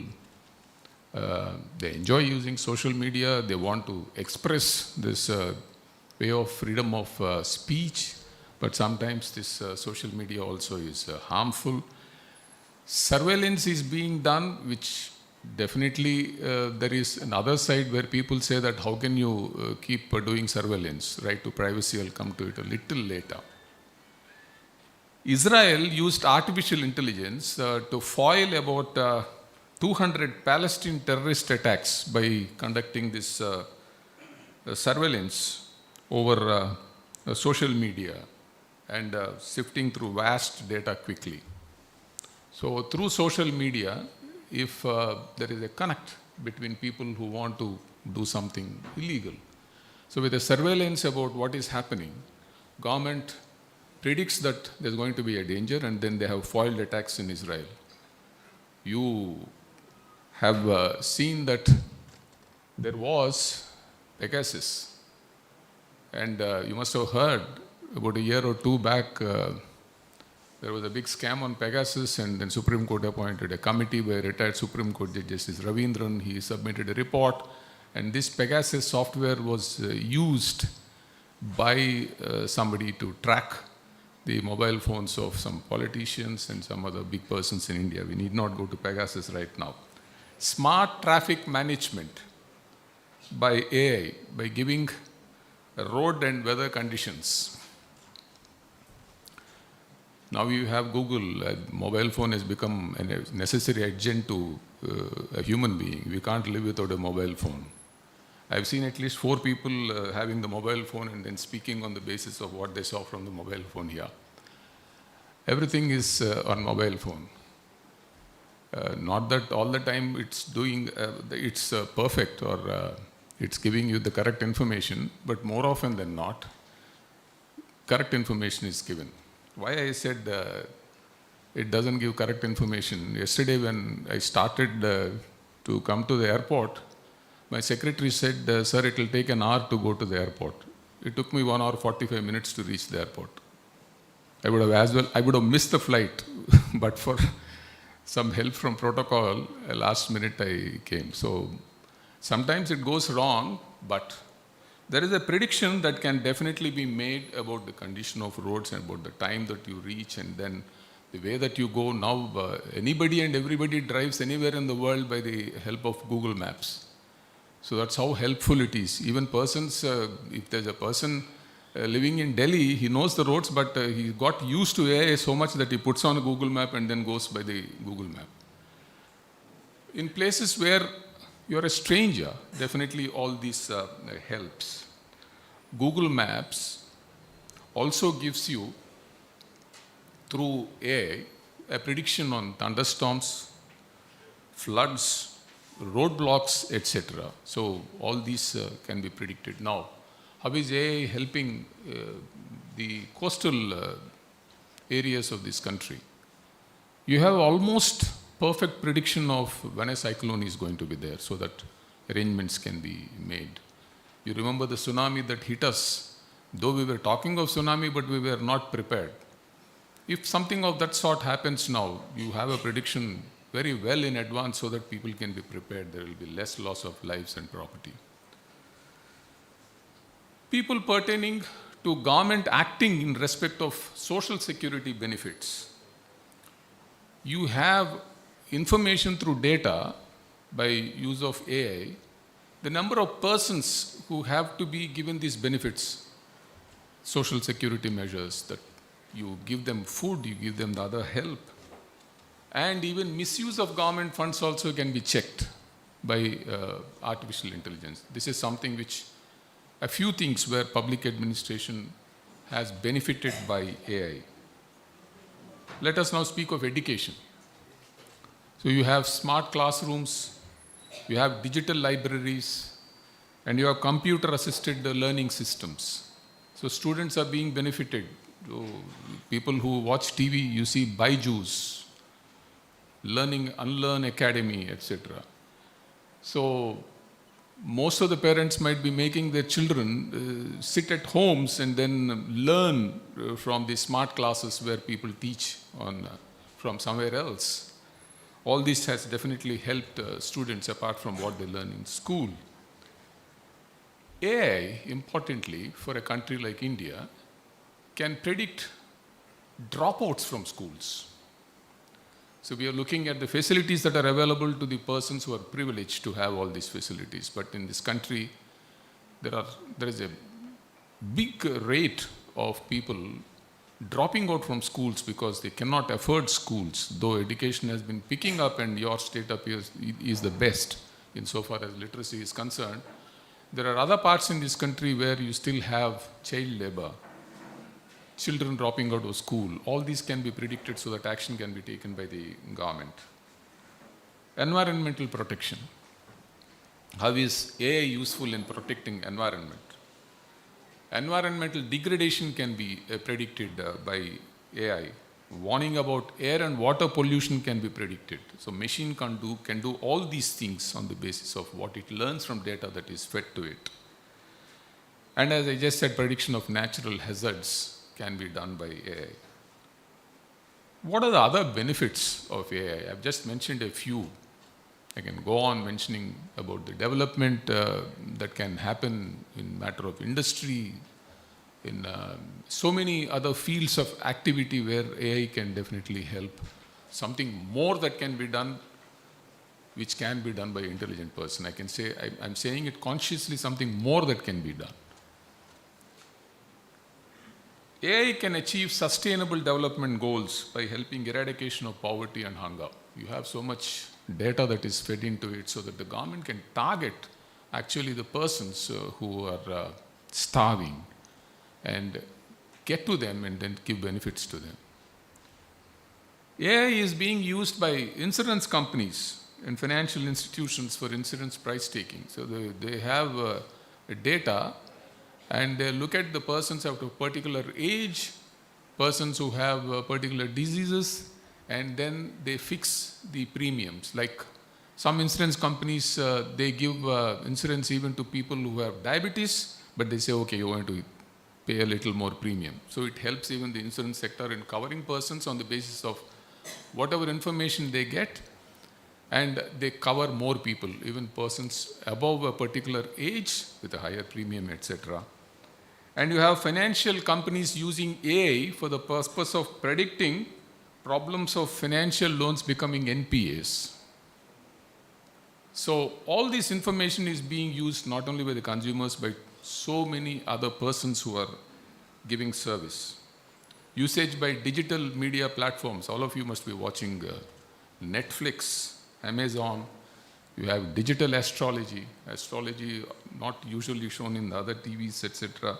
And you have advertisements on Facebook, Instagram, that also takes care of the needs of a person. You must have seen, even when you text something, you ask for a particular product, and the next 5 minutes you will get a text saying that this product is good, you take this. So AI is so alert in finding out your needs. I have a Ghana app on my mobile. I keep hearing songs, and after a day or two, you get a program, My Mix. So whatever I'm prone to hearing, whatever I'm used to hearing, they make it a package and then send it to you. It is individual. Each person is taken care of by AI. It is so specific that AI does this job to suit the needs of an individual consumer. How was AI useful to India apart from the areas which I just mentioned about healthcare, public administration, etc.? I'll come to law at the end. 58% population in this country lives on agriculture. We're an agro-based economy. AI techniques can definitely be used in the improvement of efficiency of farmers. Microsoft had a program which helped farmers in Andhra Pradesh to decide how they can improve the soil conditions, what are the seeds that they can sow, giving them a good quality of seeds, and then help them in identifying the fertilizers to be used for a particular category of land, and the insecticides, pesticides which they have to use in particular conditions, and thereafter predicting prices as well for the farmers. About 3,000 farmers in Andhra Pradesh benefited by getting 30% more income than what they did earlier before this program of Microsoft was implemented in the state. And this was carried out in Karnataka later is what I was told. Precision agriculture using AI to optimize crop yields by analyzing soil conditions, weather data, etc. also is followed.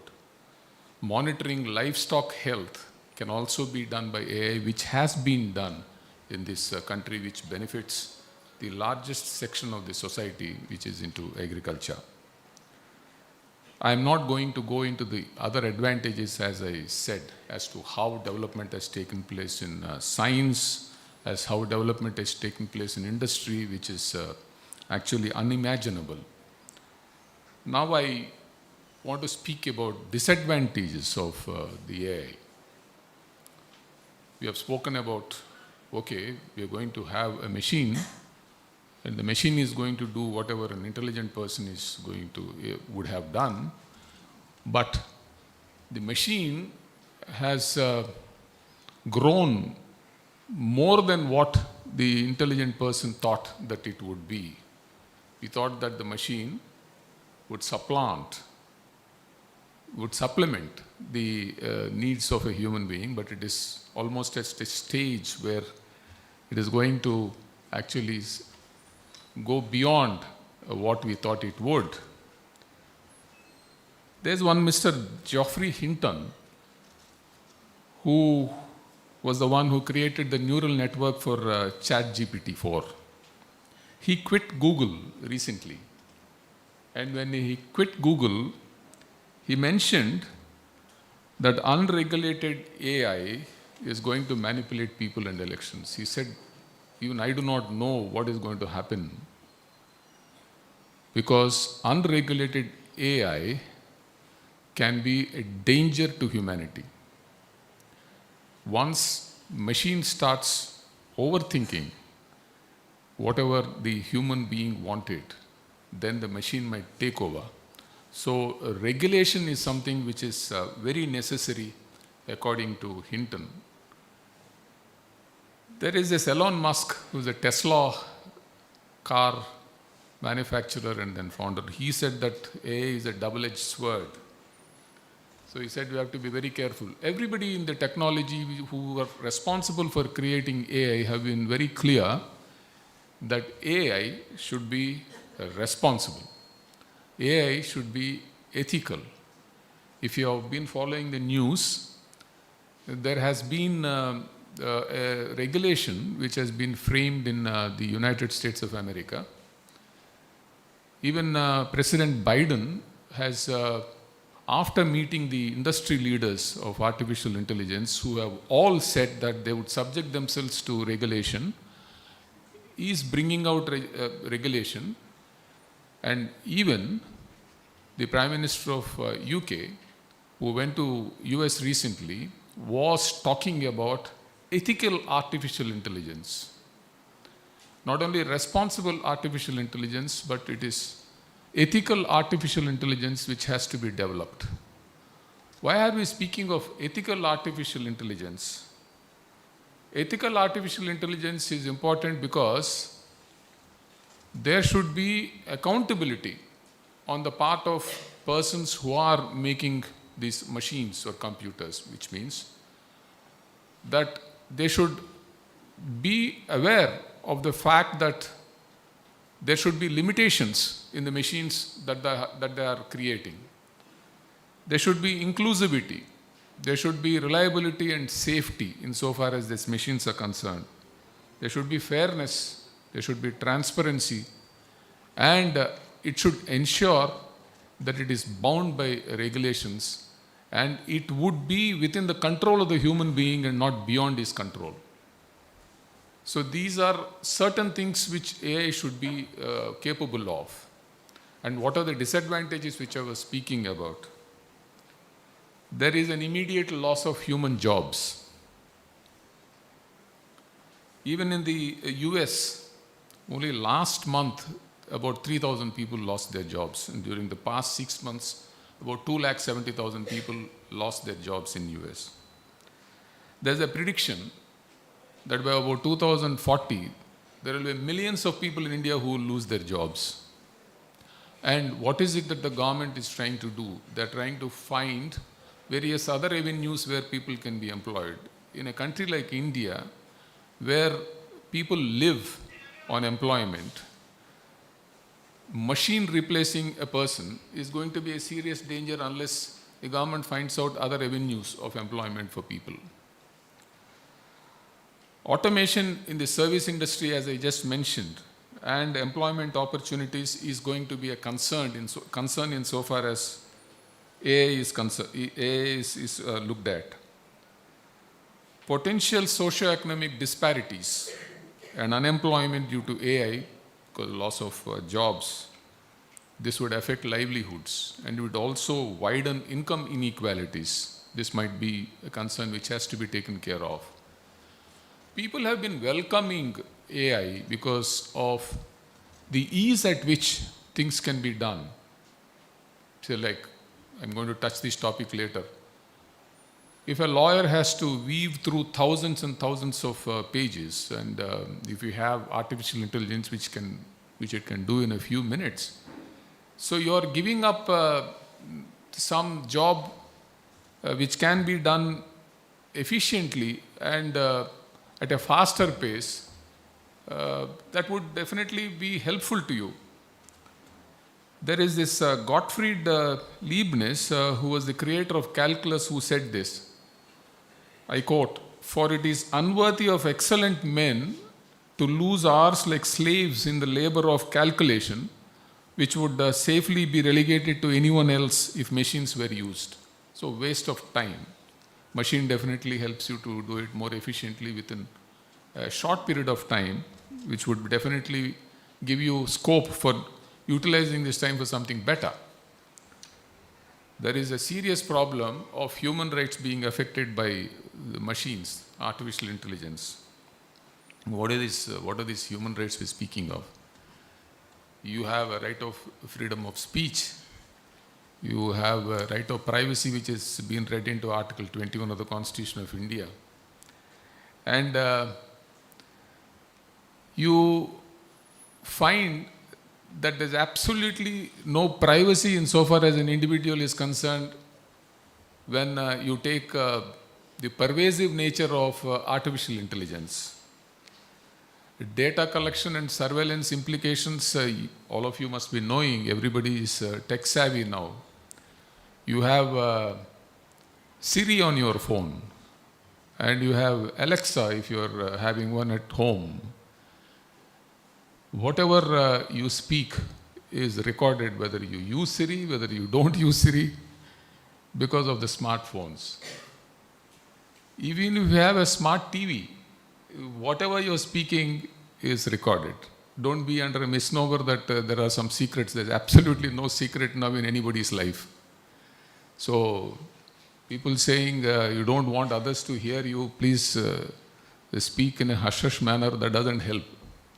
There's absolutely nothing that is private. All your privacy has gone because of these machines.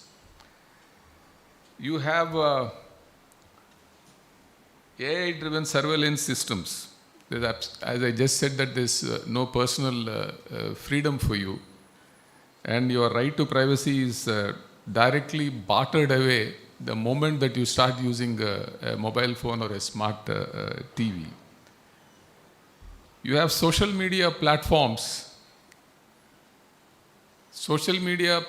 which are driven by this artificial intelligence. People can say anything and then get away with. They can speak about anybody and then they can get away with. And social media has been used for the purpose of creating wrong opinions about people. There was this election in 2020 in a country called Gabon in Africa. They created a deep fake of the president, and then they spread a rumor that he died. He was alive. And that started a civil strife and military rule. In the last election that was conducted in the United States when Donald Trump was elected, there were serious allegations that social media was misused for spreading false information, and then that affected the elections. And in India also, it's not unknown that we have been seeing social media being used in politics, and it's being used for wrong things as well as right things. So AI has given rise to the social media and the adverse effects it has on the society. There is another serious danger of autonomous weapons. You must be seeing Ukraine now, Ukraine war. So weapons that are used by drones And it all depends on the person who's using them. It can go and strike innocent people. All this is because of AI, where there can be escalation of warfare, and we do not know. Actually, that's what Geoffrey Hinton was speaking about. He was speaking about chemical warfare. He was speaking about what else AI can do, and then if it is misused, what is going to happen to humanity is something which he was speaking about. There is a bias insofar as people are treated by artificial intelligence. There is an unintended discrimination insofar as decision making is concerned. And when it comes to criminal cases, which I'll just deal with in a minute, there's again a discrimination because we follow the data that is given by AI. We, in the sense, judges generally in other countries as well.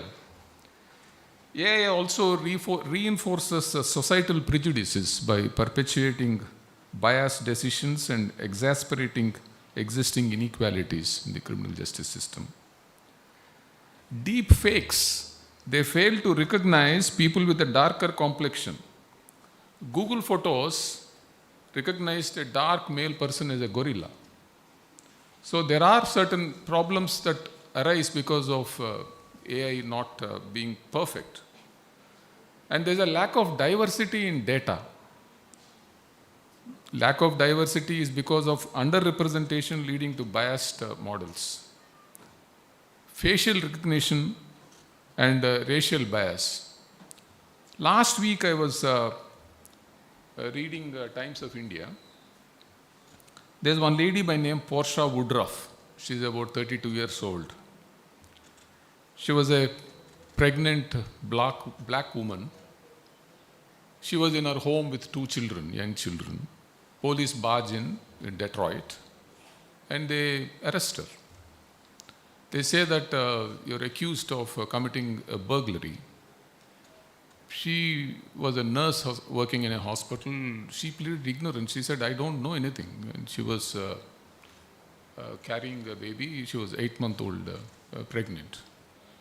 In US, it's not as if you're in India. They handcuffed her in front of the children, took her to the correctional home. She was made to sit there and she was suffering from spasms. She was taken to the court and she was released by evening, by which time she had to be hospitalized and then fluids have to be administered to her and then she underwent physical torture. Ultimately, it was found that the technology used by the police for facial recognition did not work. It malfunctioned. The case was dropped. We just see the amount of torture that this lady had to go through. And this was not the first case. In the last 6 months, we were told from the newspaper report that this was the 7th or 8th case that happened in just 6 months. So this facial recognition is a serious problem that happens. There is a program called Compass in US. It profiles criminals. Profiling of criminals is done even in India also, even in Gautam Buddha Nagar, in the place where I live, in the adjacent district of Uttar Pradesh, adjacent to Delhi. It's in NCR. So they also started a program of profiling criminals. This profiling is done of people for the purpose of finding out whether there's an opportunity of recidivism. I hope you all understand what recidivism is. Recidivism is a chance of the person repeating the crime. So they try to do this profiling for finding out, whether this fellow is going to do the crime again. So they use artificial intelligence for the purpose of profiling. I am told 50% of the citizens in US, they have been profiled under this Compass. So while doing this profiles, the machine was fed material on the basis of which there is a bias towards the blacks. So whenever the matter goes to court, so an application for bail is filed. the judge uses this profile because the police say that we have compass and on the basis of which this person might commit the offense again is one consideration which is taken into account by the judge, and also for fixing the bail amounts for a person to be released. So there is a racial bias tilting against the blacks in US only because of the data that is fed into the machine. So there's a racial bias, and this bias is one aspect which has to be taken care of, is what is the concern.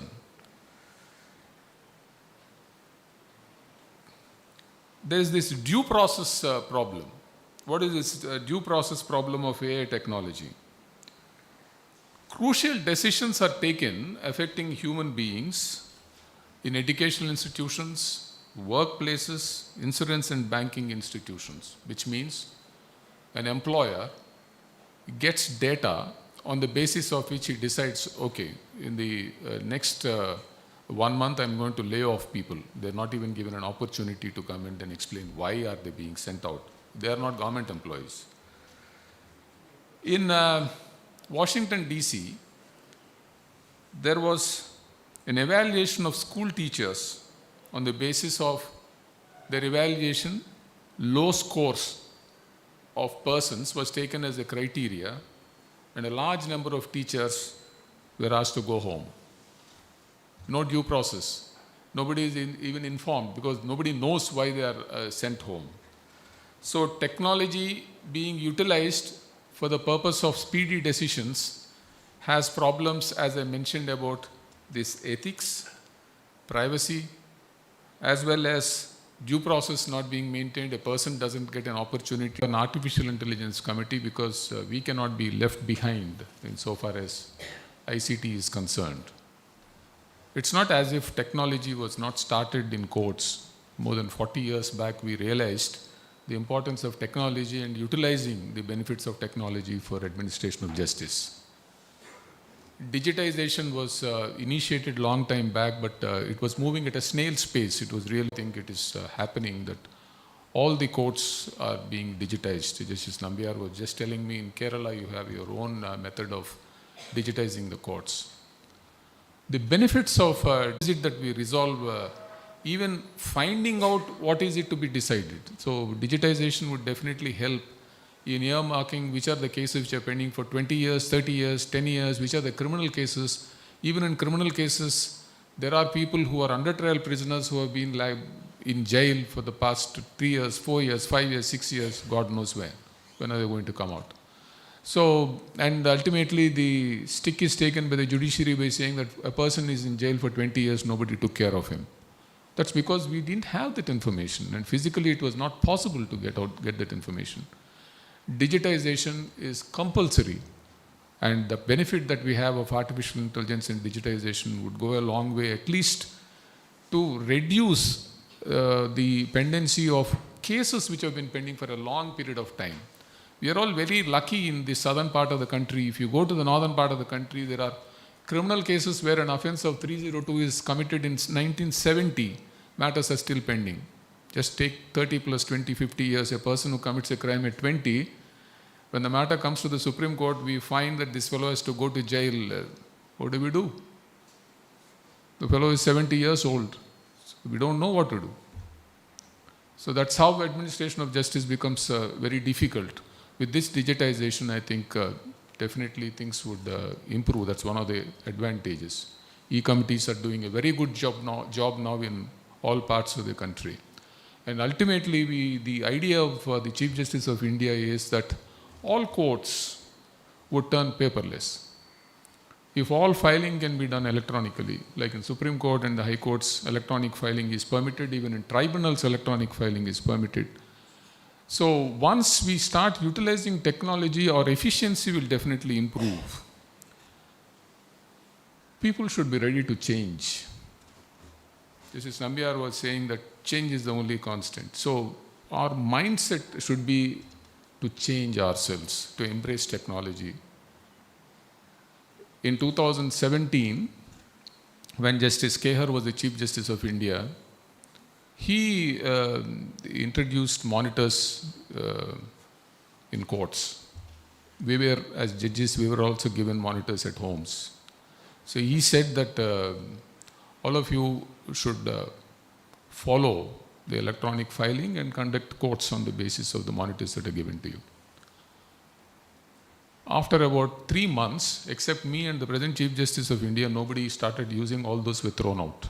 An amount of 4 or 5 crores which was spent went waste. Because at this age, it's very difficult. When I speak to my colleagues, you spoke to my colleagues, they said, what is this? How do we learn now? Online, making marks on pages and then writing notes. But very easy.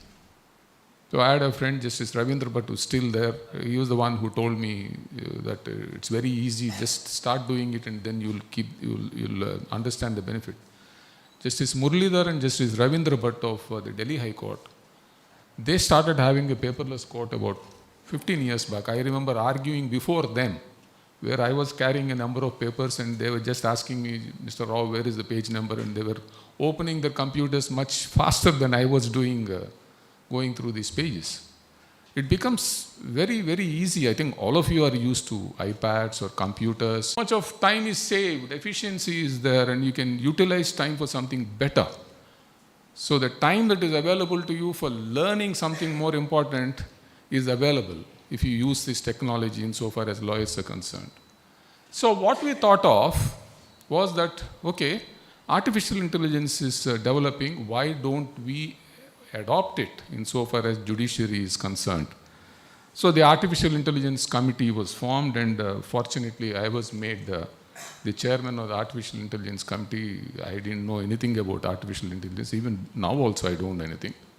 But if you ask me some questions about what is this artificial intelligence, what is this code, what do you mean by algorithm, I don't know. I only understand basic things, and then how to operate my computer for the purpose of finding out what I want. I'm into arbitrations now. Arbitrations are more difficult than court work because of these commercial disputes. Every side files about 10,000 pages of documents. Most of the arbitrators complain that their offices are full with these physical documents. So I tell parties before me, please don't file anything physically.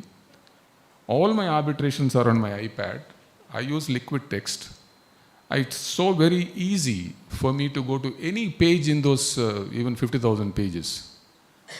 And once you get used to working like this, you're saving paper, you're saving time, and you're putting this artificial intelligence to good use as lawyers. Apart from research, whatever is beneficial to a lawyer is, even when you file pleadings, artificial intelligence helps you in spell checks, grammar, everything. Whatever you need, it is there. So if you can use technology to a good facility, then definitely it is going to be helpful. It's not necessary whether you're working in the Supreme Court, High Court, District Court. All of us are lawyers. It doesn't make a difference. Let me tell you, I have the most respect for persons who are practicing in the district judiciary, because you lay the foundation for cases. You are the interface between the judiciary and the public. People practicing in the appellate courts, they're only a continuum of what you are doing. Now doing arbitrations, I realize I do original work. I have now been a lawyer who practiced for a long time in the district court. Though I started my practice, I was measuring whether I can continue in this profession or go do something else. I started my practice in the High Court. In arbitrations, we see cross-examination of witnesses, which appellate court lawyers have never been doing. It's a completely different art, only you people can do it. I have senior advocates who are practicing in the High Court coming and then cross-examining witnesses, and repeatedly, in spite of our telling them, they keep asking a witness, what do you say about what is stated in the document?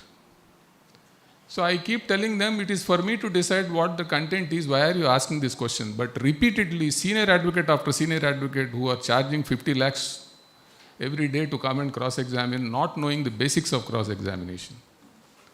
But they still try because they're engaged. That can be done only by you, people who are practicing in the district judiciary, not by senior advocates. Actually, the art of a lawyer practicing in a trial court while cross-examining a witness is something which we didn't experience. I think you'll feel bad that you were not able to do something which you didn't have. I always felt being a High Court judge was better than being a Supreme Court judge, because I was not a High Court judge. Most of the High Court judges think that why did I not go to the Supreme Court?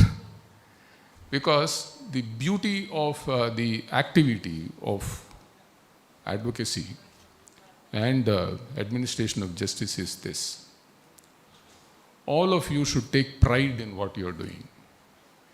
Even now, I miss being a lawyer, not being a judge. I don't think about being a judge at all. Even now, I dream that I've been arguing cases. The satisfaction that gives you as a lawyer, not for making money, for doing justice to the person who has come to you. Arguing well and succeeding in a case, that gives you the maximum happiness. This is something which is peculiar to our profession. How is our profession different from accountancy or being an engineer or being a doctor? The service that you're doing to individuals and ultimately helping him in resolving disputes, that gives you too much happiness. So that's where you are as lawyers. Coming back to artificial intelligence, the advantages of artificial intelligence, which were actually open insofar as the profession was considered by us in this committee. When we had this inaugural program, the then President of India, Mr. Kovind, came, and then he said that all the judgments of the High Courts and the Supreme Court are only in English. They are not available in vernacular languages, like judgments are not available in Malayalam insofar as Supreme Court is concerned. So he said, using artificial intelligence, why can't you have a program where all the judgments are translated into languages in this country, because this country has so many diverse languages. So the idea is to make all the judgments available in vernacular languages even to a common man so that he can read in his own language. That's how, with the help of Nandan Nilekani and his team, we developed a program called SUVAS. SUVAS is a tool by which judgments in English are translated into Hindi and other regional languages. So we started feeding the machine. As I told you, machine learning is you feed more material and it learns. So we started doing it, and then now judgments of the Supreme Court and the High Courts are translated into about 11 languages in this country. So each High Court has an artificial intelligence committee, and then we discussed with the judges who were in charge of the artificial intelligence committee, and we told them, okay, take, say, criminal appeals, about 200 criminal appeals, and then start working on it. Feed into the machine so that the machine learns the usage of language, the terminology that is used in language, so that it catches, and then the patterns are taken into account for the purpose of translating. You must have seen mobile phones, you must have heard about this. If you have a mobile phone, you go to some other country, somebody speaks to you in Arabic, so you can find out from the phone, what is this fellow saying? What is the translation of English? So something like that we started, and it's in good progress. We are still, I think the Supreme Court is carrying on with this SUVAS, which will be beneficial to a common man. He can read in Malayalam, he can read in Tamil, whatever judgment is coming out, because everybody need not be proficient in English. We started another program called SUPACE. This was intended for the purpose of benefiting judges. Like we have the district judiciary sitting here, or the High Court judiciary, even the Supreme Court judges also. How would it help? This program was styled in this manner, where the judges would be having, let us take a criminal appeal is listed before the High Court. The entire material pertaining to the case would be there, the facts, a brief note on facts, the law involved, because the machine has already seen that this is the offense, is on the basis of which this was the argument and this is the judgment and this is the law. It's already looked into the judgments that are applicable to the sections that are involved in that case, and it gives you everything. We thought that the SUPES would be useful to a judge. First I said the High Court judge was hearing a criminal appeal. Let us take Justice Nambiar is hearing a criminal appeal, and an advocate starts arguing a 302 appeal against a conviction. Just to state facts of the case, he might be taking an hour or two telling him that these are the facts, this is how it has happened, this is the date of the FIR, and thereafter this is the evidence, etc. Even before he starts, Justice Nambiar would have seen that, and then in the short note everything is there. Date of offense, date of registration of FIR, what is the offense, what is the evidence, 5 minutes. So an appeal which is heard for about 2 days, because you read, the lawyer starts telling you and then reading you, you're through with whatever he's saying in about half an hour, and you can put questions and then try to improve the efficiency in deciding more appeals. It might be useful to the district judiciary as well, because they have everything with them on the computer, and they need not keep searching. Where is the evidence? What is it, the document which you have to look into? Everything is put in one document. See, I do not know whether you have this information. Utilizing artificial intelligence, we have the National Judicial Grid. All the courts are connected to the judicial grid. I'm not sure whether it is happening in Kerala. It must be happening because, and by the end of the day, whatever cases that are taken up on that day, there's a requirement of the data to be filled in. Is it happening? When I was there, I saw a district court in Gachiroli, which is a tribal area in Maharashtra. There was a demonstration that by evening 4 o'clock, all cases that were taken up that day, we had the data. What was the step and what was the reason for adjournment? It is very difficult on the judiciary to understand. We were also discussing about it. Each case being taken up and then somebody doing this job of feeding it in the computer, you might be taking about 100 cases or 150 cases. We were trying to find out a solution of employing one person who would be there to do this job, so that all the cases that are taken up by courts are there on the grid. So whenever you want to find out what's happening to a case, it's there. So this is something which is also happening insofar as AI is concerned. Apart from the good job that is being done by the computers, committees, etc., AI committee is trying to find out ways and means of making administration of justice efficient. One aspect which I have to tell you is this. We have been thinking about those apps that are applicable, that are available in the other countries. Like you have an app called ROS in US. ROS not only predicts cases but decides cases also. You just feed the information, that computer will tell you what are the facts of the case, how the outcome of the case is going to be. There are countries like China, Brazil, and other countries who utilize artificial intelligence even for delivering judgments. Insofar as some small disputes are concerned about traffic offences, etc., even that is used even in UK and other countries as well. There is a judicial profiling that is done in US. AI says, okay, this matter is going to come up in the US Supreme Court. What is going to be the decision? Looking into the philosophy of the judge, what he has said earlier, what judgments he has written, the computer tells you what exactly is going to be the opinion, what is going to be the judgment, 6:3, 5:4. You know that the Supreme Court of US, 9 judges are there who sit en blanc, sit together, unlike the Supreme Court of India where you have 17 courts. So this profiling, not only of cases, profiling of judges also is done.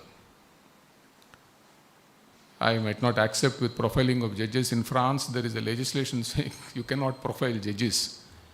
And in India, I should tell you, though we have judges here, we do not have a philosophy like judges in US, on the basis of which you can actually predict what is this person going to do. Most of us, I've been a judge for 6 years. Nobody knows what my philosophy is. I don't write. How do they know my views? Because in India, judges' writing is not done. Only a few people will write. Some people think that we do not know whether we should write or not. And not only that, even when judgments are written, you cannot decipher as to what the philosophy of the judge is. It's very difficult. We deal with hundreds of cases every month, 60 matters every day. What sort of philosophy can be found out from this sort of cases that come before us? It's very difficult to do profiling, and profiling should not be done. Somebody attempted, and the Delhi High Court came heavily upon them. They started rating judges. So they said, oh, this is the best judge available in this High Court, and then the fellow comes last. I do not know what is the criteria. It's all individual application of mind, which should not be done. So profiling not only of cases but judges also is done in the West, which should not be done here. A conscious decision was taken by the Artificial Intelligence Committee that artificial intelligence will be utilized only for the purpose of improving the efficiency in administration of justice, but artificial intelligence is not going to replace human decision making. Ultimately, decision making is to be done by a judge, not by a machine. There are so many factors that are taken into account by a judge when he delivers a judgment. It's just not, see, lawyers come and then say, this is covered by a judgment. You look into this, facts are also very similar. In spite of which, there might be facts which are peculiar to the case where another decision is possible. Just look at sentencing. Look at the death sentencing. When the matter comes to the Supreme Court, if it goes to a particular bench, it might be confirmed. And there will be justifiable reasons given by the other courts not to confirm a death sentence, but to commute it into life imprisonment. There are justifiable reasons. It all depends on the facts of a case and a decision taken by the judge, not only utilizing law, but also the empathy, etc., which come into play, which a machine can't. It will be impossible for a machine to do it. So at present at least, even for the future according to me, judgments can be only on the basis of a human decision and not on the basis of a machine deciding cases. Now, I wanted you to participate. I finished my discourse. I just would want to put forward some problems before you, and I want you to respond as to what you think about it. The first question I have is whether there can be criminal liability for artificial intelligence. And number two, I'll give you a simple example and then ask you to respond as to what sort of liability would that be. Insofar as criminal liability is concerned, I'll give you one incident that happened. In 1979, there was one Kenji Urada. He was the first person who was assassinated by a robot. He was working in an industry, and there was a malfunction of the shoulder arm of a robot, and that pushed this fellow into some other machine. That fellow died. And then the question of criminal liability would arise. Let us take automated cars.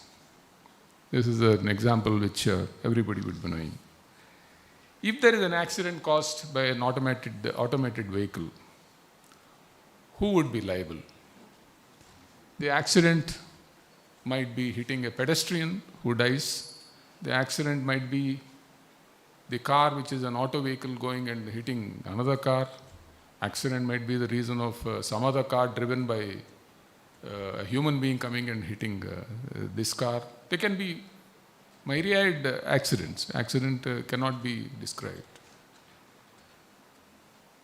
Insofar as accidents are concerned, what according to you would be the liability? I will just give a vague idea about liabilities in tort. One liability would be strict liability. You must have heard about a rule of strict liability, which is Rylance versus Fletcher, which means that even if there is no fault of yours, if you're exposing the other person to danger, you would be liable. That's what Rylance versus Fletcher is. There was a person who was digging in his land, and then because of his negligence, he caused damage to his neighbor's land. So water went into the neighbor's land, etc. And when a case was filed by the neighbor, the defense taken by him is that it's not my mistake. I did my best. But the rule of strict liability, which was started long back in Rylance versus Fletcher, is, I think it was 1862 or whatever, that you owe a duty to your neighbor. And the strict liability would arise whether you are responsible, not responsible, you'll have to pay. That is strict liability. You have product liability, and there's supply chain. So somebody supplies something, it's like, let us take Dono versus Stevenson. This came up sometime in 1932. This is a case where somebody goes to a bar and then orders for a ginger ale, and then halfway through, after eating some ice cream, finds a snail in that. And it was a canned bottle where nobody could have opened. And the case that was filed is that, and the woman was to be hospitalized also. The case that was filed was that there's a liability insofar as you're concerned. Negligence is caused by you, product liability. So the court ultimately held, reversing the lower court judgment, that there is product liability, according to Dono versus Stevenson. And there is vicarious liability. That is a principal being made liable for the acts of an agent. I'm giving you all this because this will be relevant to the answers that you might give me insofar as this accident is concerned. Who is the owner here? Who is the driver? Principal, agent. So whether the principal, who is the principal here? Whether it is the manufacturer, whether it is the car owner or the driver, who should be made responsible? So can anybody say, in case a vehicle, I'll give you a little more information on this. In the last 6 months, see, you must be knowing about automated vehicles. Automated vehicles as are available now still have some sort of a human intervention in that. It's not as if it completely runs, which are available now in various countries. Human can also operate. But in US, there are automated vehicles completely run without any interference of a human being, especially carrying night owls back, in the sense people who have late night parties, they are taken home by these auto vehicles. In the recent past, there has been news that in San Francisco, there have been a number of accidents in the night. Though these automated vehicles might not be responsible, there might be other vehicles which are coming, hitting and then going away, not even reporting the offense. There has been some sort of news about it. Now, how is it that you can find the manufacturer of the artificial intelligence, the designer of artificial intelligence, the owner of the vehicle or the driver of the vehicle, who is criminally liable? Can anybody tell me? I want your reactions. I'm not going to judge. I'm not going to say you're wrong, you're right. I'll tell you ultimately. Can you pass on the mic?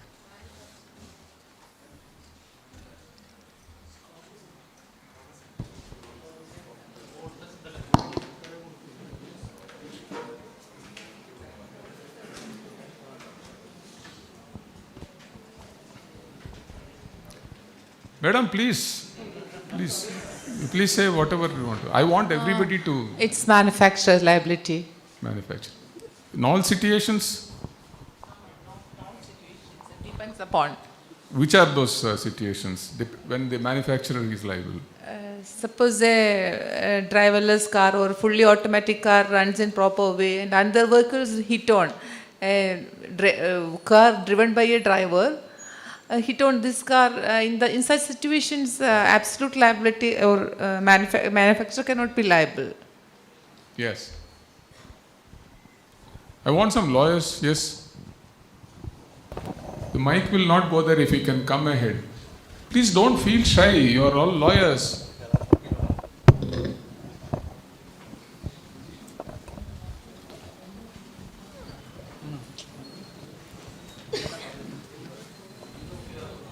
I think they have taken it out. If a client comes to you and then says, I've driven a car. So, what is going to happen? Somebody died. Yes. So for this question, I don't think there is a tight jacket answer. Like we cannot make a person... What's your name? Nidasha. Nidasha. Yeah, Yes. so there cannot be a particular answer, just like that ma'am has said. They can't be always the manufacturer liable for this. This is just like we are making the intermediary liability when it comes to the IT Act, what we were discussing earlier before this when it was about the social media and all. So for this question, it will be solely based on the facts. For each case, based on the circumstances, the liability will be differing or it could be changing from person to person. Can you describe those situations? Situations, for example, if the mistake is pertaining to the driving, then we can make the driver liable. But if it is anything related with the software or the design or anything, so there is a chance, like if I am the lawyer and if the driver is being accused, I will definitely try to shift that liability to the other person, maybe to the manufacturer. Yes. Very good. I'm not saying you're right. I think there's a problem because the lawyer's answer will pretty much depend on how much she or he is paid. Am I right? So then they'll be looking only at the manufacturer to come to them. Not the driver. Depending on who comes to them, the answer will vary. Yes, I want other perspectives. Yes, please. Can you pass on the mic? Can you please introduce yourself? What's your name? Hi sir, my name is Ebin. So one observation. Can you repeat? My name is Ebin. How do you spell it? A-B-I-N. A-B-I-N. Ebin. Ebin, yes. So this was just an observation I had about driverless cars on like finding who is at fault. It cannot ever be the driver because as the name suggests, it's a driverless car. So I've heard about the newest driverless cars which doesn't even have a steering wheel. So how does that driver qualify to become a driver? He's just a rider in that, right? So there might not be an answer to who is liable, but at least there can be an answer to who all are not liable. The answer would be the driver because there are no drivers in driverless cars as the name suggests. So just an observation. Yes, yes. Very good. Yes. Hi, sir. Myself is Subish. So I would say there is no such criminal liability arising in this case since there is no mens rea as to say. So when a car gets into an accident, normally there is, as you said, it's an autonomous car. There is nobody is driving it, right? And nobody's physical intervention is there. So the act of the mens rea is absent there. So if there is someone tampering with that car and getting into a crash, then that's an entirely different scenario, I believe. So when a normal accidents case, we can't blame someone for that. But there should be a strict liability in sense of the companies as concerned, connected to an insurance company as to I say. So there should be an insurance premium paid by the company to the insurance company and to the buyer of the car. So someone get into accident and then they will be compensated for that. So as to answer your question, there is no criminal liability as I believe. So there is no mens rea to connect So with you it. are of the opinion that there cannot be any criminal liability for artificial intelligence because there is no mens rea. Yeah. Yes. Good. My name is Akshay. Akshay. Yes. No, we take it for granted that there has been a criminal liability fastened. The next question would be... Yes. Yes. You presume that and then tell me who is liable. Now, before that, I would like to ponder which theory we can probably apply here. Is it the reformative, is it the deterrent, or is it the retribution? Because there's no question of applying a theory of reformation. I was going to deal with that when I come to the next point, but now that you have asked me, you tell me deterrent. Yes. Deterrence is probably the theory which can probably apply here. Tell me about that. Who is liable? That again depends on the facts. Talking of whether it should be deterrent, whether it should be reformative, all that we will go into that later. In the given scenario where there are 3 players or 4 players in this, if there is criminal liability, who is responsible? Who should be tried? The manufacturer, the designer, the owner of the vehicle, or the driver? That again depends on the circumstance of each case. Depends on the circumstances. Can you explain the circumstances? In which circumstance would be the manufacturer liable and in which he would not be liable? Well, when it comes to a question of being the manufacturer being liable, it really depends on the hard components which has been used in the machine. And when it comes to the designer, or rather the software engineer which has been being held, it depends on the coding, or rather the soft components which has been used. Yes. That's it. Thank you. Anybody from the back?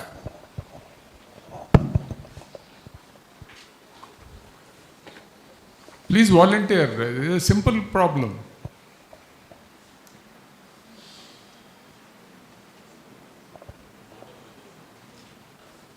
Sir, my question is a bit broader. If in some case you like... cannot ask judges questions. It's my privilege now, sir. No, go ahead. I'm just joking. Anyway, my question is a bit broader, sir. Yes. As in movies, later if this AI is turning against the humanity itself, can I sue against this John McCarthy? Yes. We'll find out whether it's available. Anyway, Yes. many are warning about this, like Yes. they are already warning us, but one day if this AI is turning against this humanity itself, like in many movies, as in, Tamil movie itself, in Endiran and all, Yes. there is chances, we don't should know. only go by Rajinikanth's movies. Trend See, says. I'll tell you, and this is I've read somewhere that AI also is following those people who are opposing AI. And at some point of time, AI is going to go against them.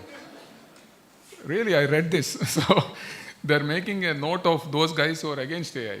The AI is making a note, it is using his brain.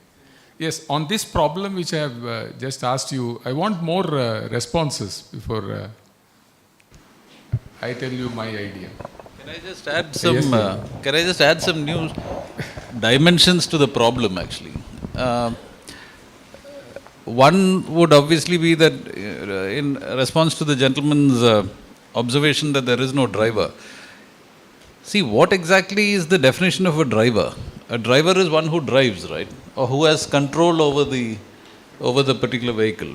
So in that sense, in a driverless car, the driver is actually the software or something that is controlling the whole operation and the movement of the car. So why can't you treat the software itself or the algorithm that drives the car as the driver? Question number one, or point number one. Second, when you're dealing with culpability, we have, of course, the negligence law, duty of care. You're talking about strict liability. Strict liability may not actually apply because the whole strict liability doctrine revolves around the concept of whether it is an inherently dangerous thing that you're starting with.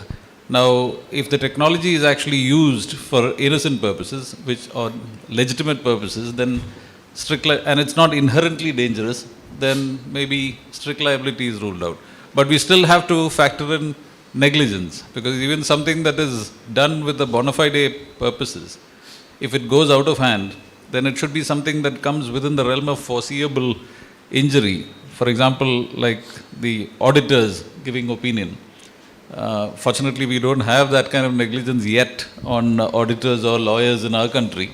But if you think out of the box, maybe if you've given or if you have created an algorithm which has the propensity to go wrong, then are the persons who are affected by the accident, who are injured in the accident, within the zone of foreseeable injury?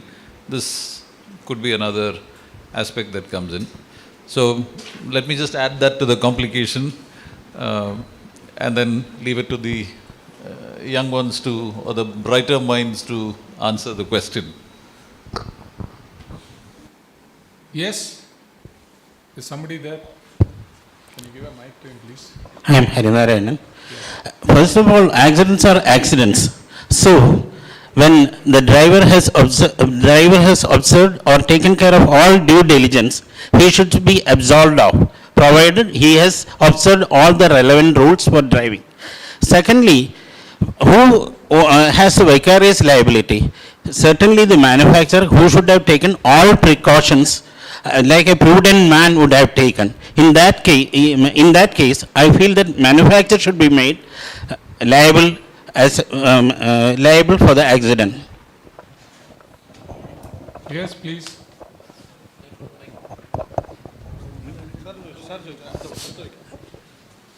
My name is Shamsuddin. See, machine learning is part of artificial intelligence. Machine learning. So naturally, when you design a vehicle, a driverless car, the company should take off predictions. The data should be available. They should find out the probability of accident. That should be also very important. So that is the duty of the designer as well as the company.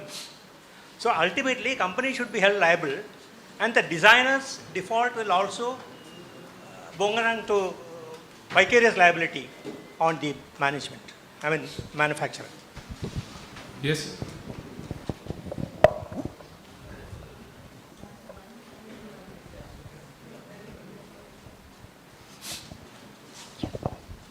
So my name is Adira, and my answer is rather simple. I think the cause of the accident should be identified, and if the cause is any problem with regard to the car, the manufacturer should be liable, and if it is related to the negligence, like as in mens rea is not applicable here, I think in case of accidents usually we'll use the words of negligence or carelessness. So if it is due to the carelessness or other such reasons, then the owner should be liable. And if the accident is a result of carelessness by some other vehicles driving, it can be automated or not, then those persons who are, the same case would be applied. If it is like normal vehicle, the driver should be or the owner should be. Otherwise, just like this automated cars, owner should be, I think so. I am Advocate Shivaramakrishnan, sir. Yeah, everybody knows. Yes. Sir, there are three situations, sir. There is a driver, there is a RC owner, then a designer.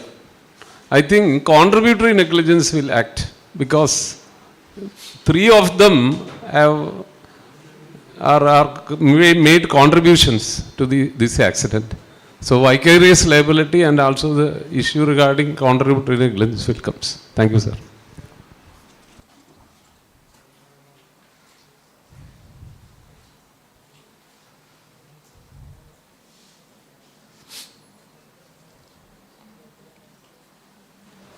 Hi, my name is Najad.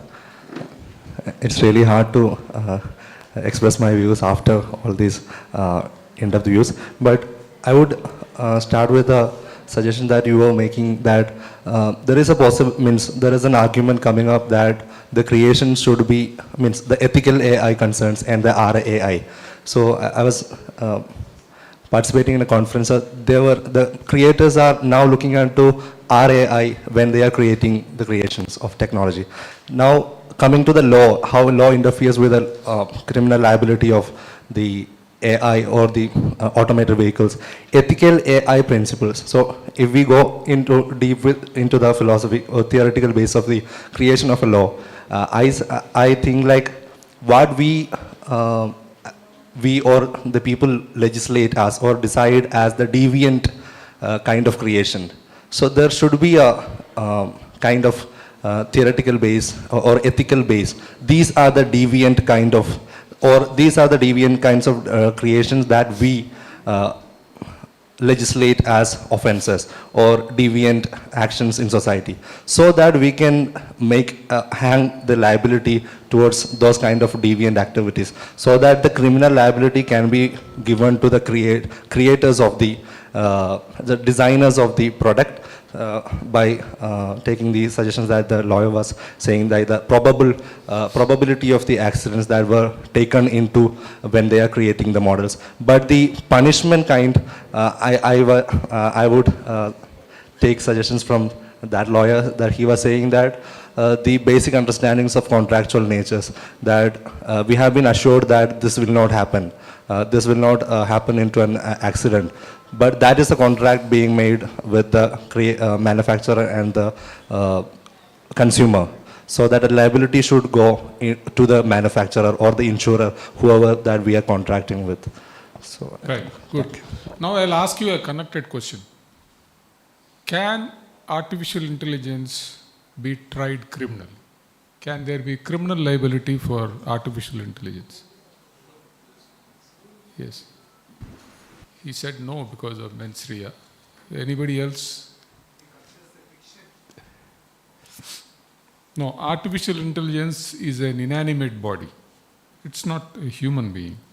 So can artificial intelligence be made criminally liable?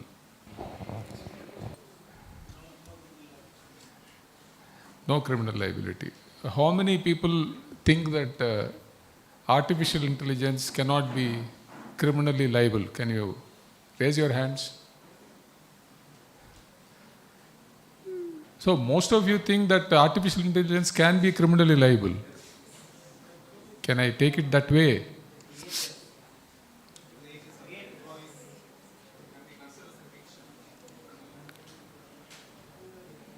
Okay, I'll take it that all of you feel that artificial intelligence can be criminally liable. In this country where there's democracy, I think I should take the majority opinion, because all of you think that it can be criminally liable. See, as the understanding goes, it can be criminally liable, though it's not a human being. You must be knowing about law of criminal liability in respect of corporations. Corporations are not human beings. They are inanimate bodies. But still, there is criminal liability for corporations under the law. Even in India, they can be proceeded. What sort of punishments can be imposed? Assuming a car driven by artificial intelligence hits a person, and then there is a case against artificial intelligence. I am not speaking of who, we will go to that a little later. He is tried for manslaughter, and in this case, murder of a pedestrian who is walking. Under 302, now that section has changed to 102 in the new act, which is going to come. I hope all of you have seen the new acts, 3 new acts which are being proposed. They are not acts, bills. Because you are the persons who are going to work those acts now, Evidence Act, IPC and CRPC, the bills that have been introduced. They are floating all around. Please read them. You would see even in those bills also there is mention about digitization in the CRPC. It speaks of AI-related digitization.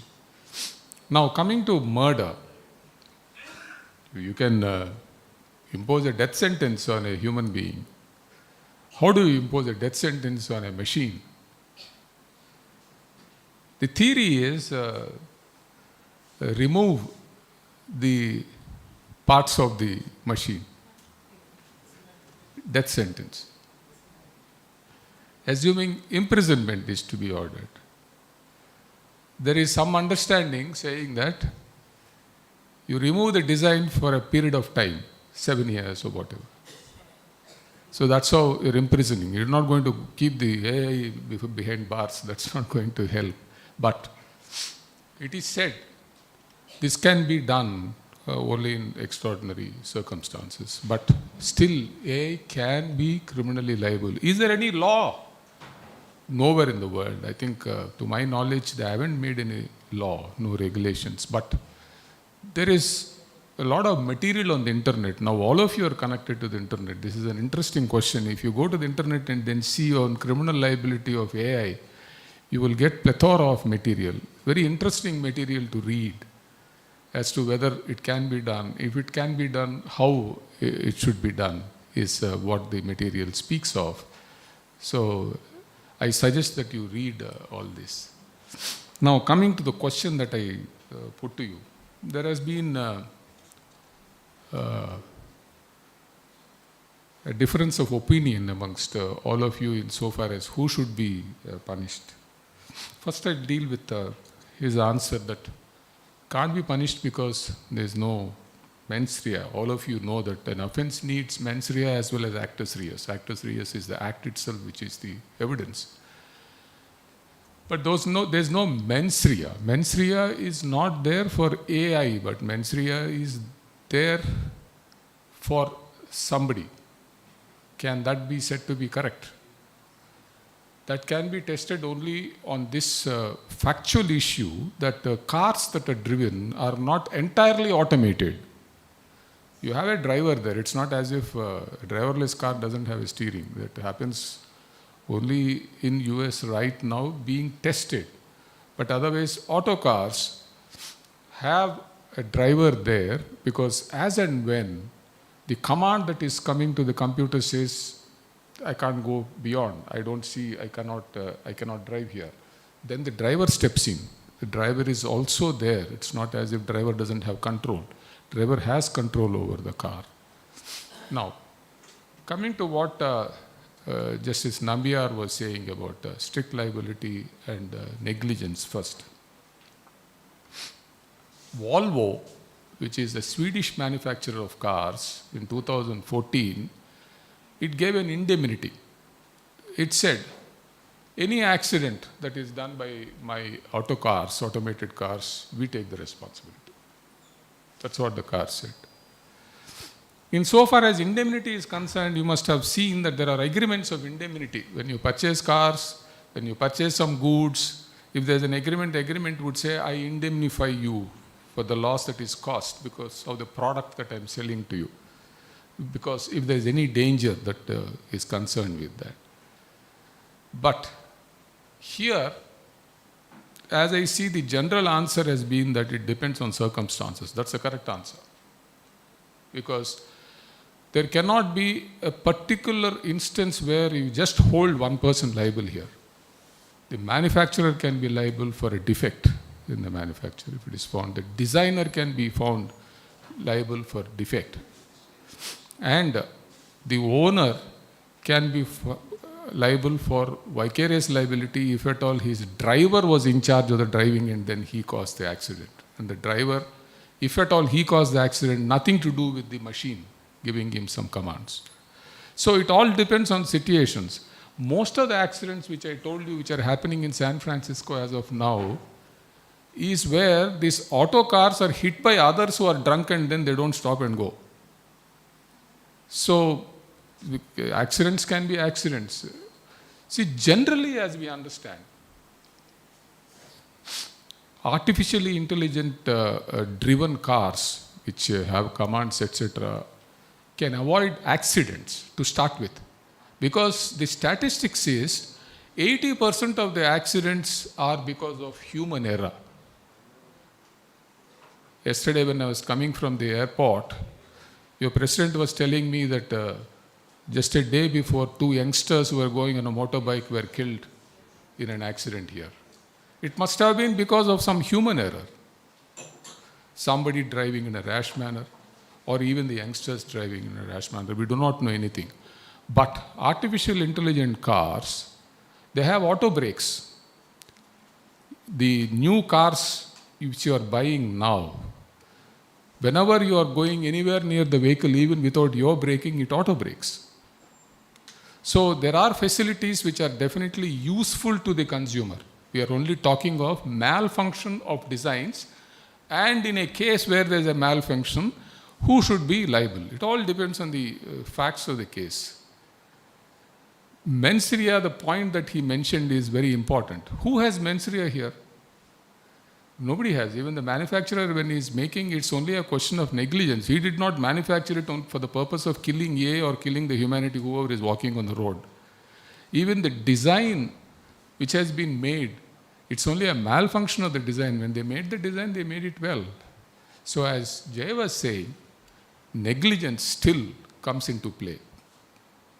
Who is to be negligent, who is found to be negligent, depends on the facts of the case. Thank you very much for participating, and then I hope I have made some sense in speaking to you for the past 1.5 hours. Thank you.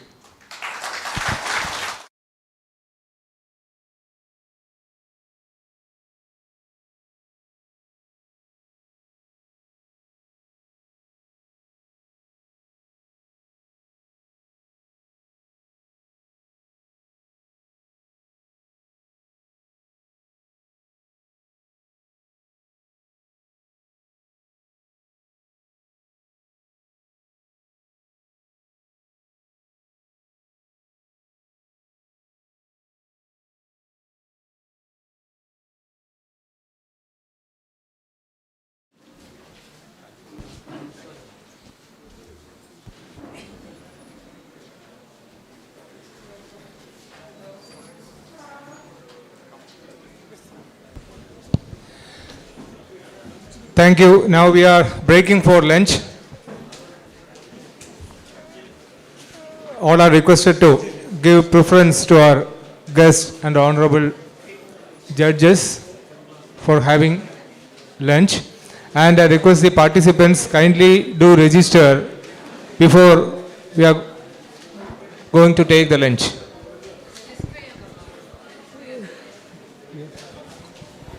Please do register and assemble here by 1:45 p.m. Thank you.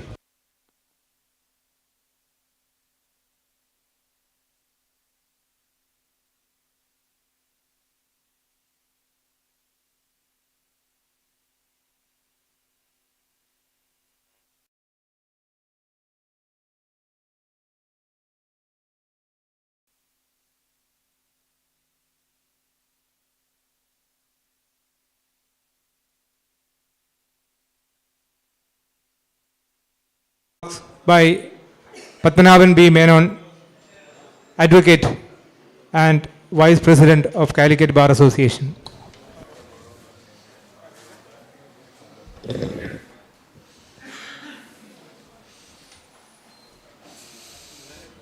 Honorable Mr. Justice P.K. Balasubramanian is the former judge of the Supreme Court of India. After his early education in Calicut, his lordship graduated in law from Madras Law College and began practice as lawyer at the High Court of Kerala under the guidance of T.S. Venkateswara Iyer.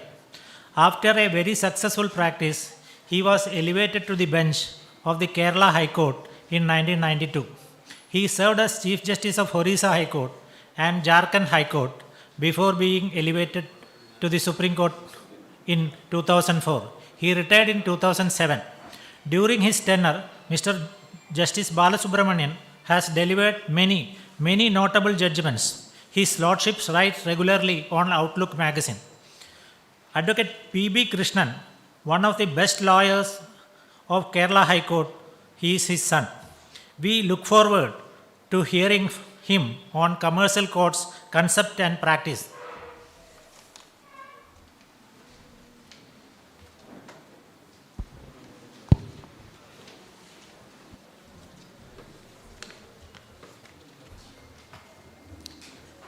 Dear friends, I'm glad to be among you because after all, once you have been a lawyer, you miss that company. And one of the, according to me, the highest prices you pay for being made a judge is the loss of that companionship, friendship, and fellowship that is available in plenty in our profession. So I am very glad to be here on this occasion. When I was asked to give a lecture, I was also permitted to choose a topic. Well, some exotic constitutional aspects were suggested to me as fit for being addressed to you. I felt, probably because I was a practical lawyer rather than a theoretical lawyer, I felt that it would be more useful if I try to talk to you about something with which you are confronted every day, rather than on some constitutional aspect or subject. Therefore, I chose probably a dry subject like the commercial course. Now this subject, in fact, frankly, after I decided to address you on this subject, I studied the subject because I had not seen this act. I had left the profession and the judgeship long back. And nowadays I try not to read much law. In that context, I sort of made a study of the Commercial Courts Act, and I hope that whatever I am able to share with you will be of some use to you in your profession. Now you know that our courts are clogged with work. The calling work itself goes until 12 o'clock at least, in spite of all efforts to reduce it from going up to 3 o'clock.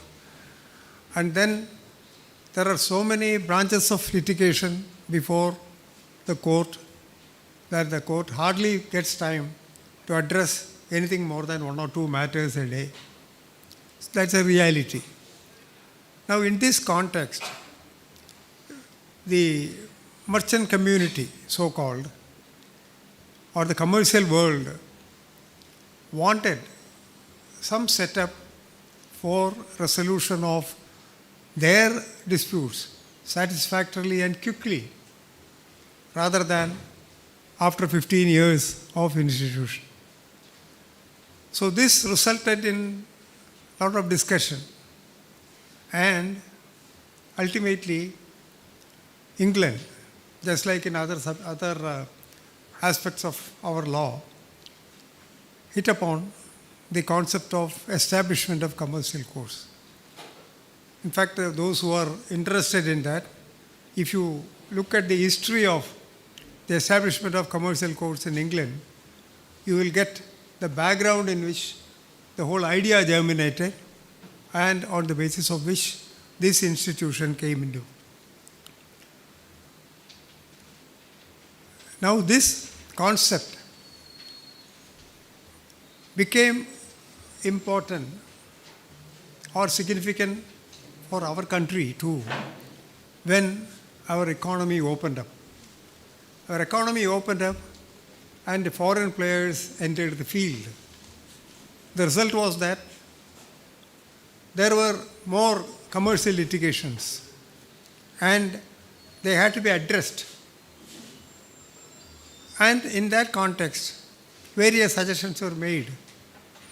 Ultimately, the Law Commission recommended that we too establish commercial divisions in the high courts which have original jurisdiction.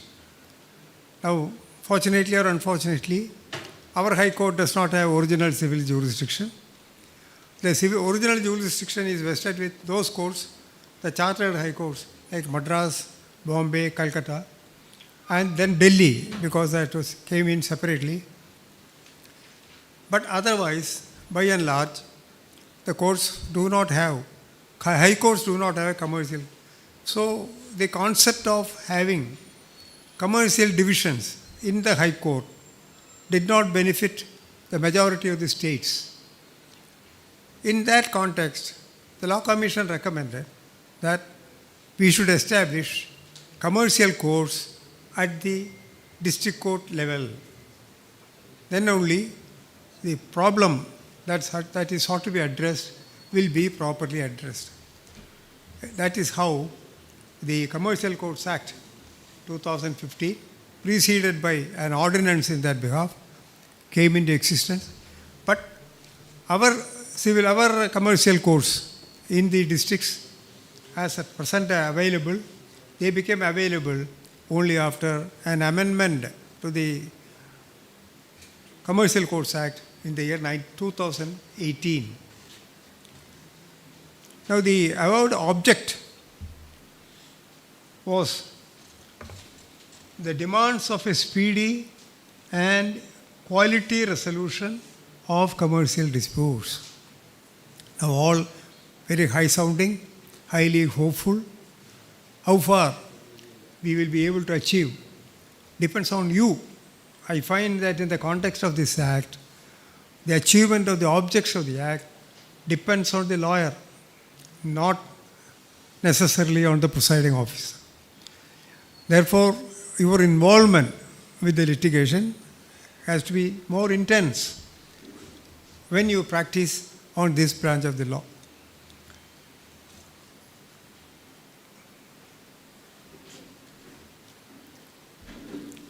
The Commercial Courts Act was enacted with this object. The Act came into force on 23/10/2015.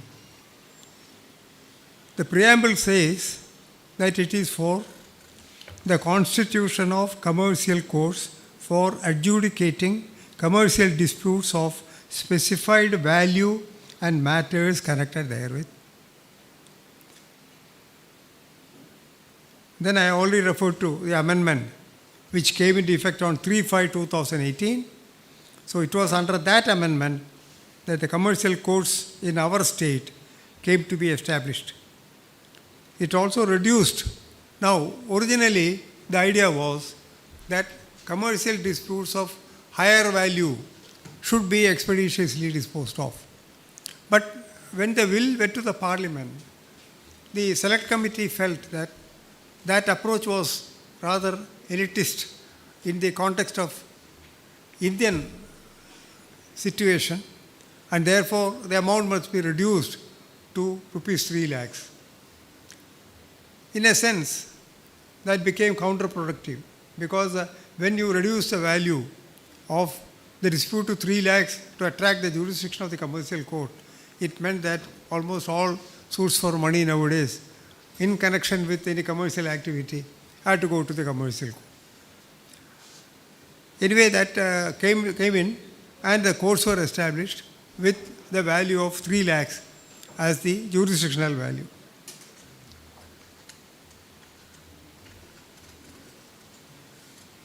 The courts are established in terms of Section 3.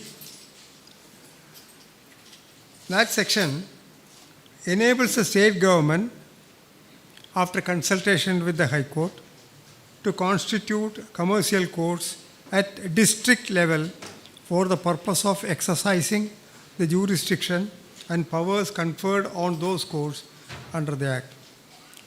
Section 3(1)(a) specifies the minimum pecuniary limit for a litigation to qualify as a commercial suit as rupees 3 lakhs. Then, originally, what was envisaged was that these courts will deal only with litigation involving high value. I already told that. Then, Section 3(2) enables the state government to fix the territorial jurisdiction of a commercial court. Then, and 3(3) authorizes the state government to appoint a person having experience in dealing with commercial disputes to be a judge of the commercial court.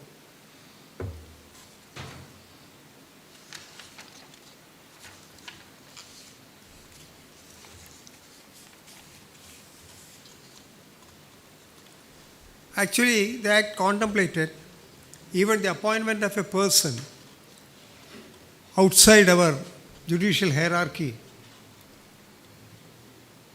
as a commercial court judge, depending upon his knowledge and experience in the context of commercial litigation. But that became academic as far as we are concerned, in view of the fact that under our dispensation, it is a regular civil court that has been conferred with that jurisdiction.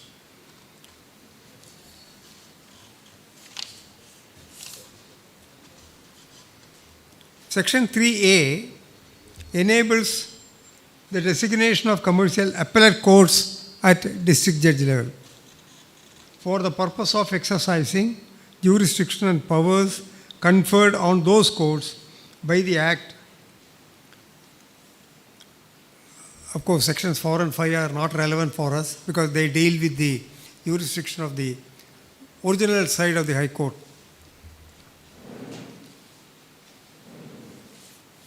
Now, what is the position in our state? Originally, as I said, the specified value was rupees 3 lakhs. Now, that has been raised to rupees 10 lakhs.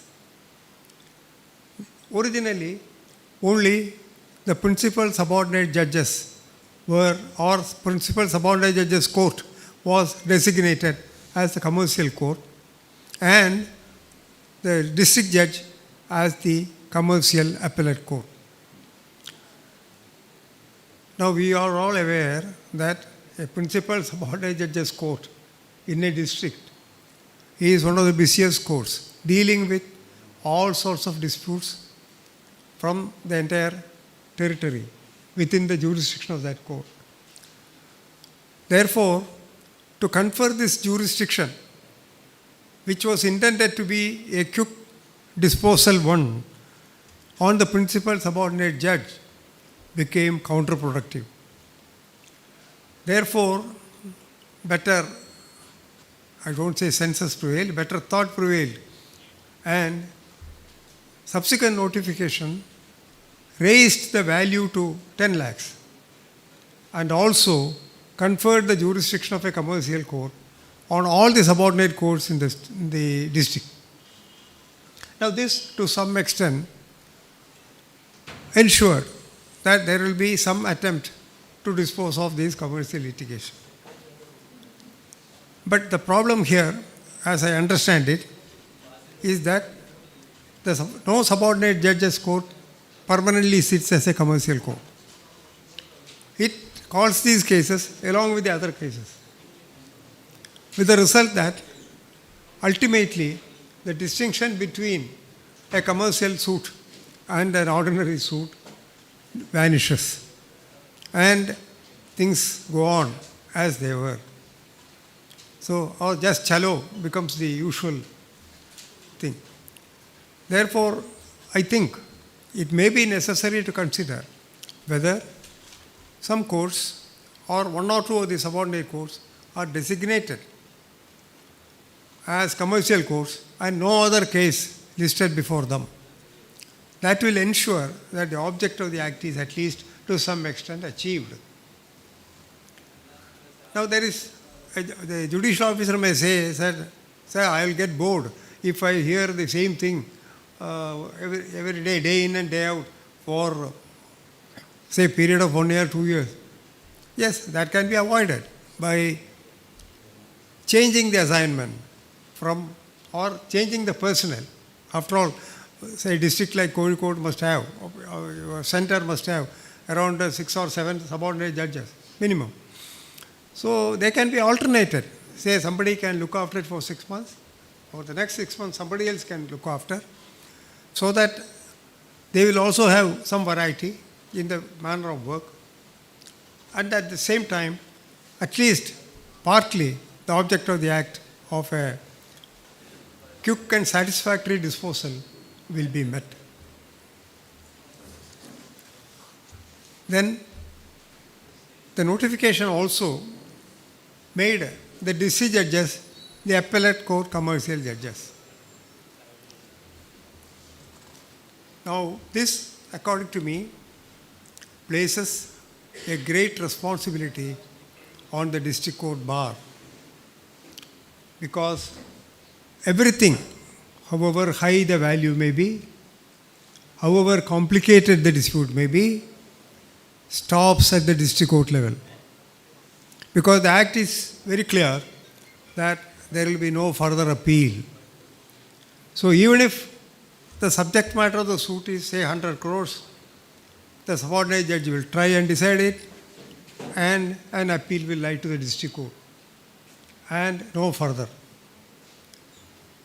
The Act has gone to the extent of providing under Section 8 that no revision shall be entertained in exercise of jurisdiction under 115 in a matter which is a commercial suit. So even if you raise an objection before a commercial court that the court has no jurisdiction, and the court, according to you, wrongly finds that it has jurisdiction, you cannot approach the High Court with a revision under 115. The Act provides that you must wait until the suit is decided, and in case you are aggrieved, go up in appeal and raise the question whether the commercial court had jurisdiction in that appeal. The result is that the litigant has no opportunity normally to approach the High Court in a commercial litigation. That means that your responsibility towards the client becomes higher, because you are ultimately, you get him justice or you do not get him justice.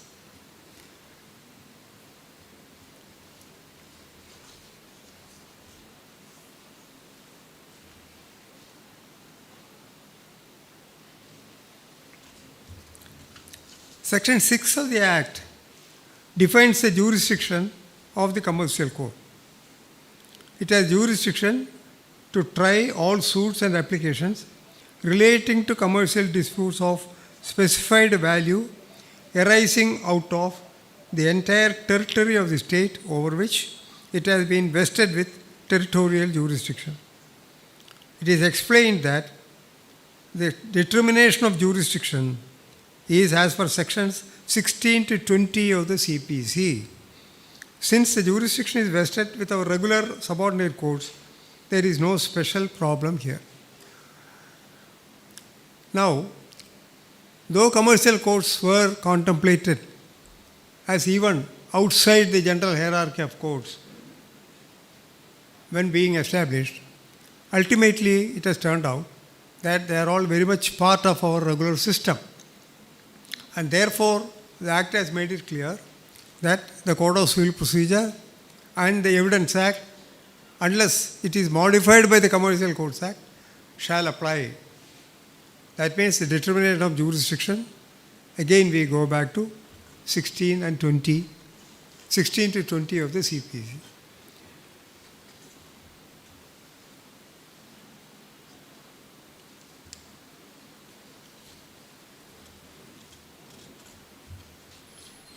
Section 13 provides an appeal from the decision of the commercial court below the level of a district judge, and that it will lie to the commercial appellate court.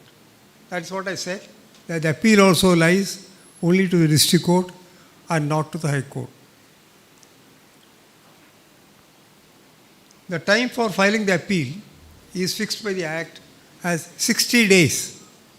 So that's a special provision as far as the appeals from the commercial court decisions are concerned.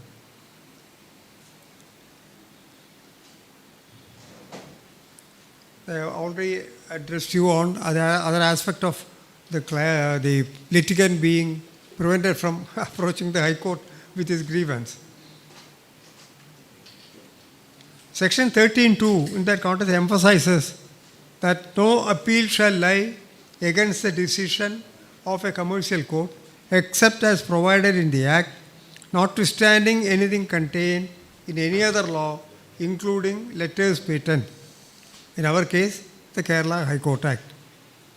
Section 14 embodies the wish that an appeal should be disposed of in 6 months.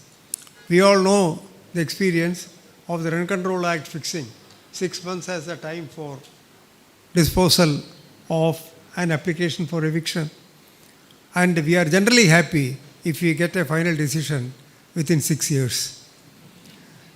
So I hope that if that pattern, or I am afraid that if that pattern continues here also, then this section 14 prescription will remain a mere wish. Then there is section 8. It specifically bars any approach to the High Court by way of a revision against any interlocutory order in a commercial suit, including an order on an issue of jurisdiction. And even such a challenge can be raised only in an appeal against the decree of the commercial court. So, if you raise the jurisdiction, a question of jurisdiction, and feel aggrieved, you have to wait, you have to face the trial, the case will go on, it will end up in a decree. If it is against you, you have to file an appeal, and in that appeal, you may succeed in showing that the commercial court had no jurisdiction.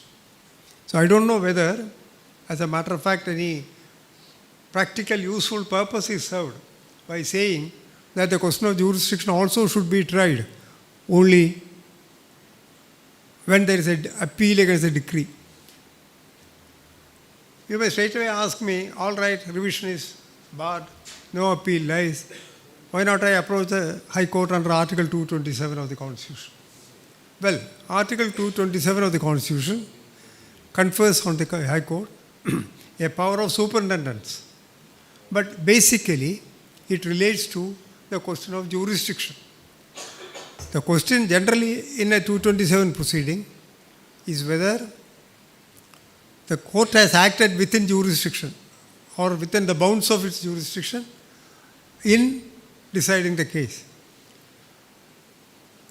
Therefore, possibly, on the practical side, when the commercial court overrules your objection that it has no jurisdiction, you may be able to pursue the matter in the High Court by invoking Article 227 of the Constitution, probably telling the court that, look here, this relates exclusively to the question of jurisdiction of the court and therefore well within the purview of Article 227. Otherwise, I hardly find really any occasion would arise for the High Court to interfere. For example, you seek an interim order of injunction or attachment. It is not granted, or it is granted. You go up in appeal, or whoever is aggrieved go up in appeal, goes up in appeal. The appeal is decided, the injunction is vacated, and the application for injunction is dismissed. Now, you go under Article 227. Strictly, what is there under Article 227? The appellate court, the trial court had the jurisdiction to decide rightly or wrongly an application for injunction. The appellate court has the jurisdiction, rightly or wrongly, to decide an appeal under Order 43.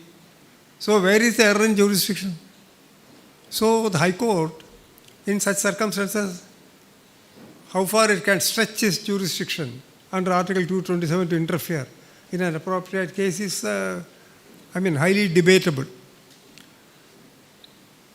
So, that's why I started by saying that your responsibility has increased manifold.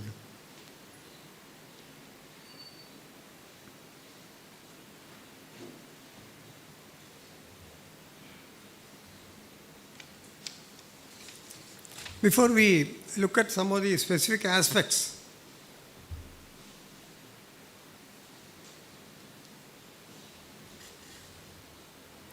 we will look at the procedure prescribed for trial and disposal of these commercial suits.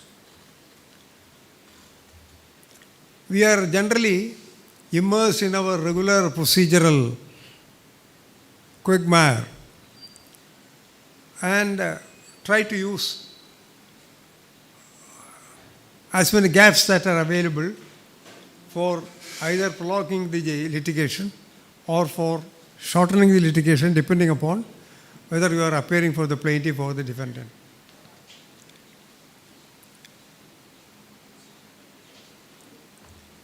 Section 16 of the Act amends various provisions of the Code of Civil Procedure and provides that the Civil Procedure Code, as amended by that section, will govern a commercial suit. That means whatever may be our usual practice in the general dispensation, we cannot blindly resort to it in the face of the amendment to CPC brought about by Section 16. Section 16 says that CPC will stand amended as shown in the schedule. Now the schedule contains various relevant aspects which are of considerable importance to a practitioner. Take Section 26 of the code. It says a suit shall commence by the filing of a plaint. Now, originally, before 1976, what was done?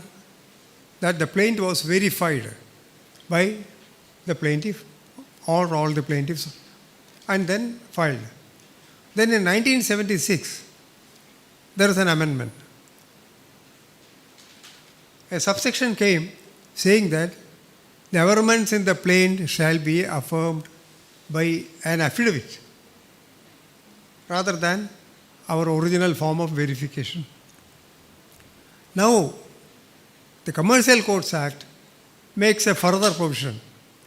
It says that that affidavit you are supposed to file should be in a particular form. That is, the 76th amendment was, in every plaint, fact shall be proved by affidavit. Here a proviso is added. It says that such an affidavit shall be in the form and manner as prescribed under Order 6, Rule 15A.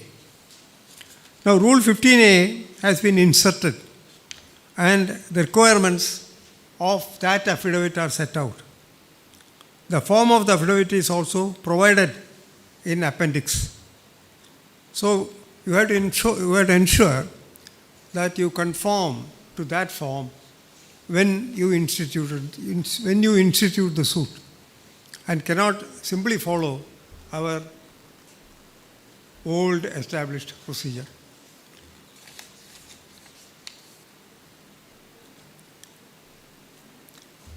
There is another problematic aspect included by the Act. Now, you cannot straight away file a suit in a commercial dispute. You have to resort to a pre-litigation mediation.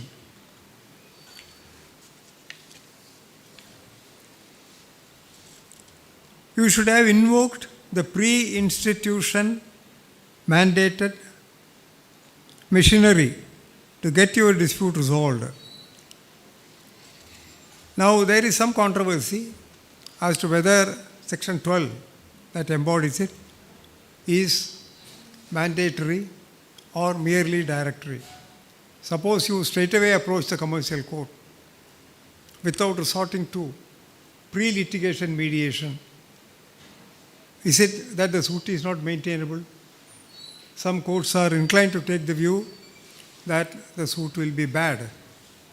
Other courts are inclined to the view that it is only directory, and even if the machinery had not been invoked, that will not be fatal. Of course, subject to what the Supreme Court may ultimately say.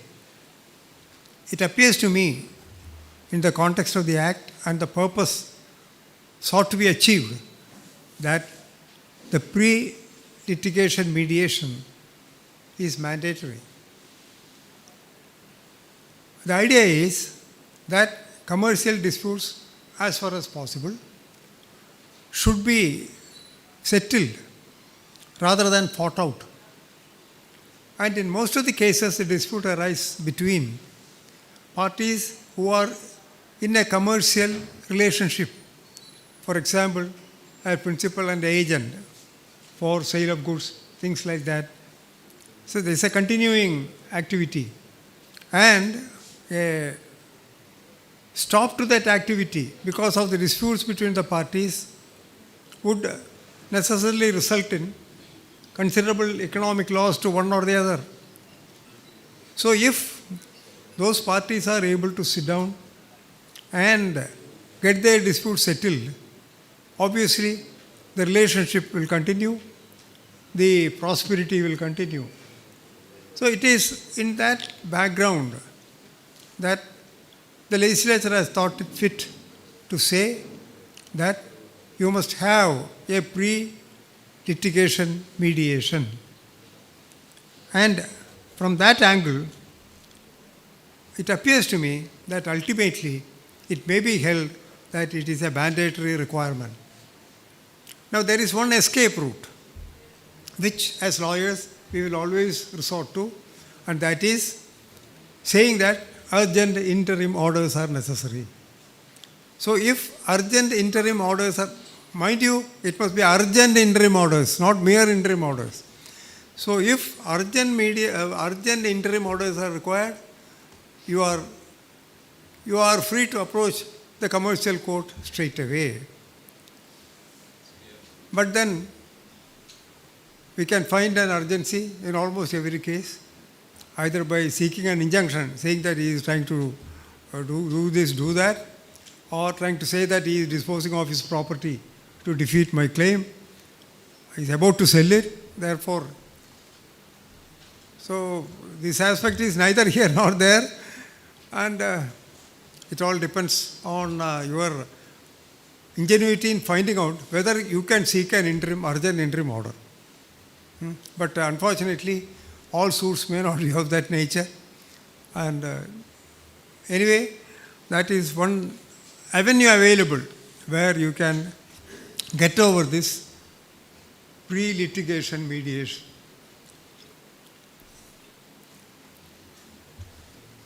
Section 35 regarding cause and 35A regarding special cause or exemplary cause or whatever, they have been amended. The imposition of cause has become more stringent, and at each step cause can be ordered, and the normal rule that cause must follow the event has been re-emphasized in this amended section 35 and 35A. Since it is basically for the judges, it is not necessary for us to spend too much time on that, except to be aware that your client may be imposed with cause if you are not diligent in whatever you are doing for him.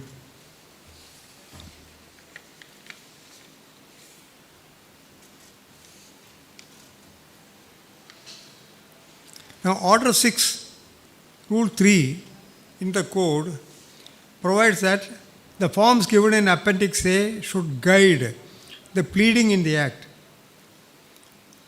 A Rule 3A has been introduced. It provides that where form is prescribed by the High Court for commercial suits, either by way of rules or by way of practice directions, those forms should be adhered to. Now, this Act, as I see it, seems to place a lot of emphasis on forms rather than on substance. But the fact remains that it requires you to adhere to those forms, and therefore it may be proper not to take a risk and adhere to those forms as provided. There is an addition of Rule 15A in Order 6, setting out specific requirements in that behalf of these forms.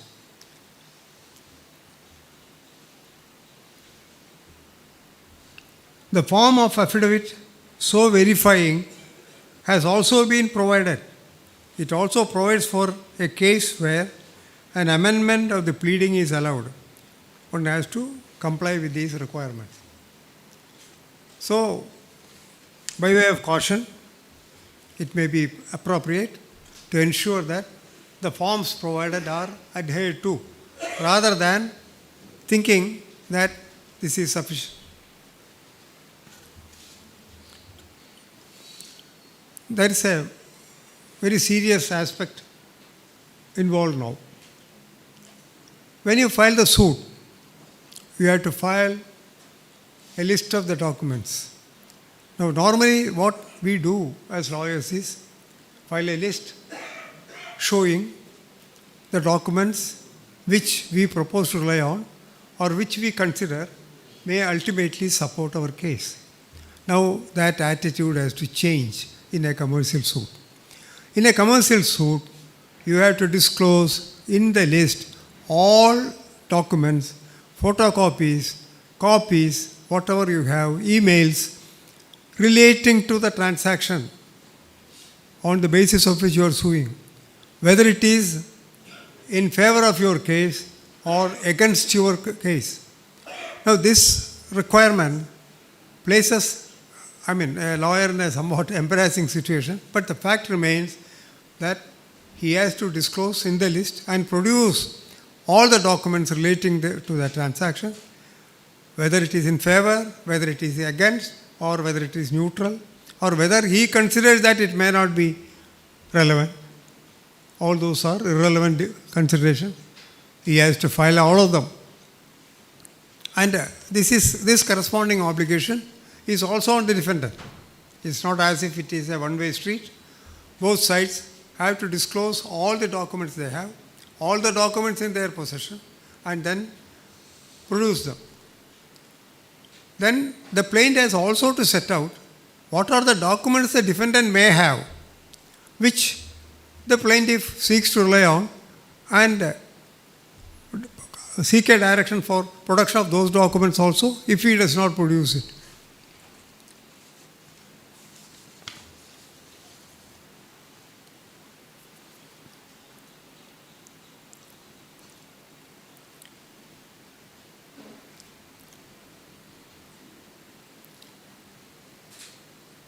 Under Order 8 Rule 1, on receipt of summons, the defendant has to file a written statement.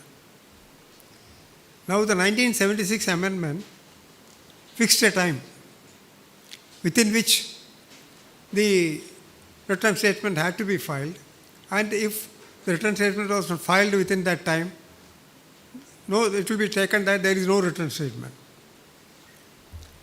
Though, obviously, this was to avoid the situation that was obtaining earlier, where we would see suits where the written statement was filed 2, 3, 4 years after our service of summons. The Supreme Court, fortunately or unfortunately, I was also a party to that decision, held that though it is normally mandatory, still the court has some power to extend the time for filing the written statement even beyond the 90 days or whatever that was provided in the 1976 amendment. Now, there are two significant amendments. One is on summons, insisting that along with the summons, a copy of the plaint has to be served. Then, secondly, a written statement has to be filed within 30 days of the receipt of summons.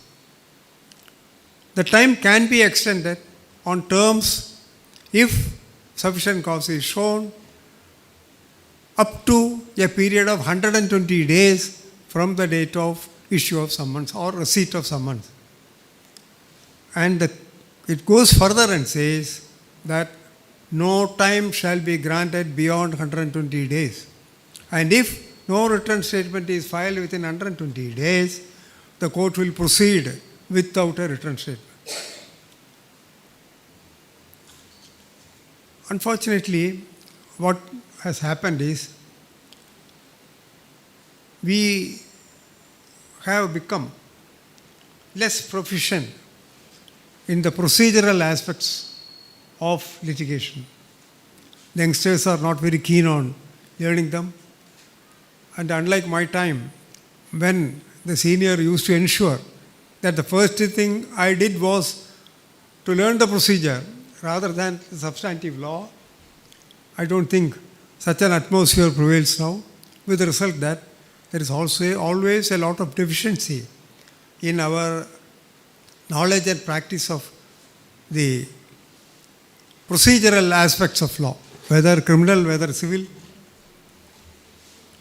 I have found in my experience, both as a lawyer and subsequently as a judge, that a background in the procedural law is of immense help, whatever may be the subject which or the branch which you propose to pursue.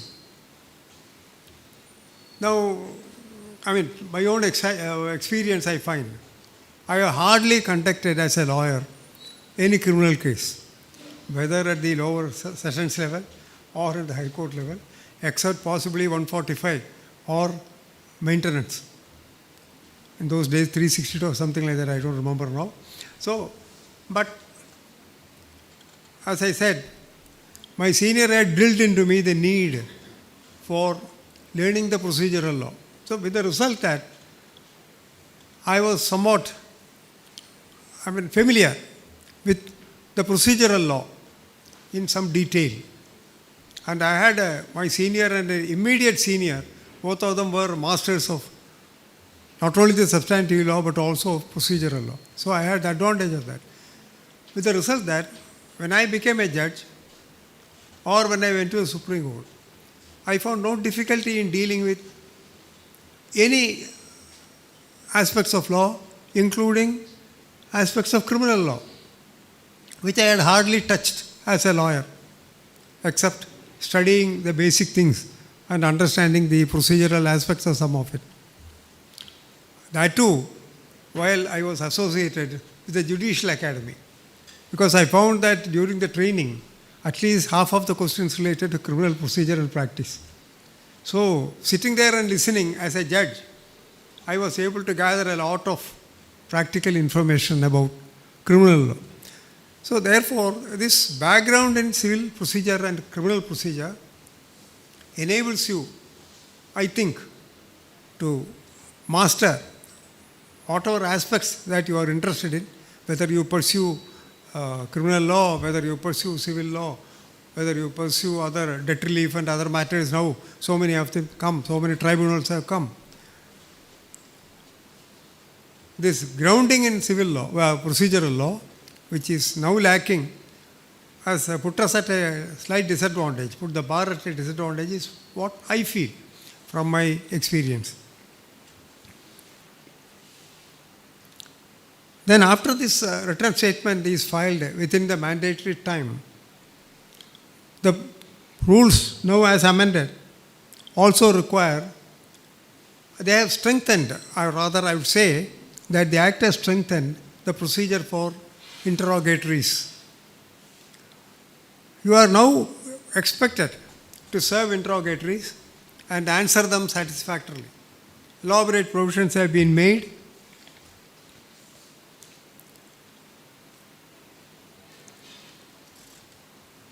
The provisions have been made more stringent and the consequences are provided in case satisfactory answers are not forthcoming. The rule expects service of interrogatories so that the taking of oral evidence can be shortened.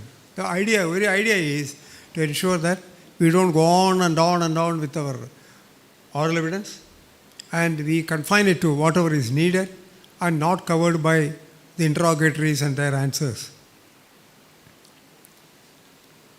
The rule as amended also makes it necessary for you to file affidavits or statements of admission and denial of documents. Whatever documents the other side has produced, you have to either admit them or you have to deny them. And that too in the form of a statement filed before the court. This has also become some sort of mandatory under the commercial code dispensation.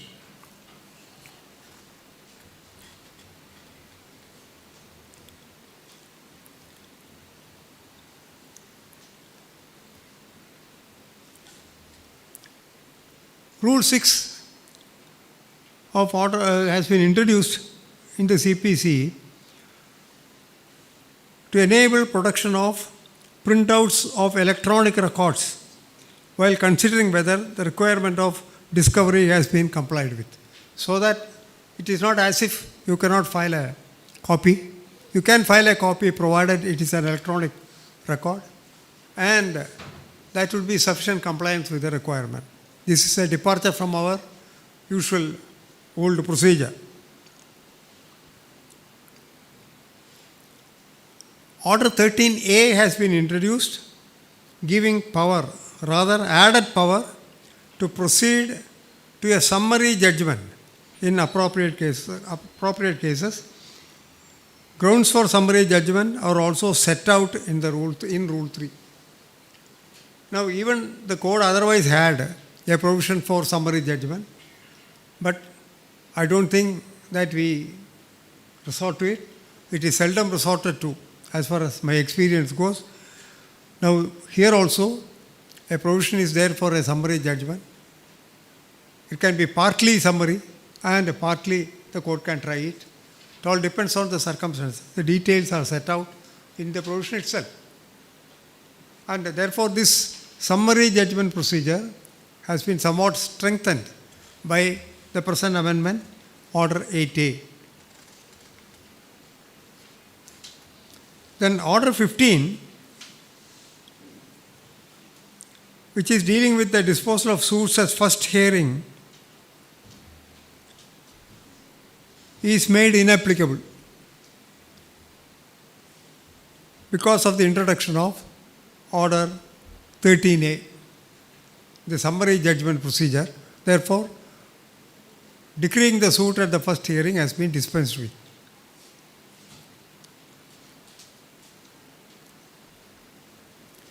Then there is one other particular feature in this thing, that is, the court, before going to trial,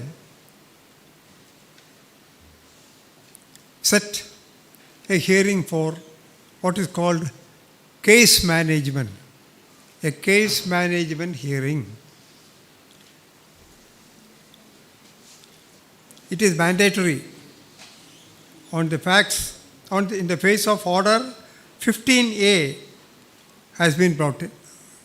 To ensure that Order 15A has been brought in, it demonstrates that the commercial court judge has to apply her mind and fix a schedule for production of evidence, recording of evidence, for oral hearing of arguments, submissions of written arguments, and for judgment. The court has power to give directions. Consequence of non-compliance with such directions are also provided for. In Order 18, Rule 2, a provision is introduced to provide for a party to file written arguments. This has to be at least 4 weeks prior to the commencement of oral arguments. Now the court has to hold this case management hearing, fix a schedule for completing the production of documents, completing the interrogatories, then completing the filing of affidavits in chief examination, and then fix the dates for cross-examination of the witnesses.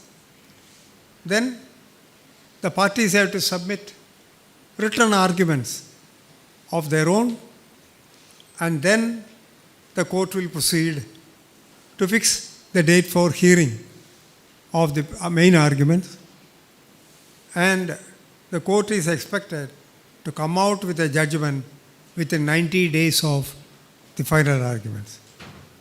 I don't know why the courts have been given 90 days. The present civil rules of practice is 15 days, no? Something like that. What is the present civil rules of practice time fixed for a judgment? Huh? 30 days. That's right. So, but here I find that time has been extended to 90 days. obviously probably feeling that the matters that come before the commercial court may be more complicated.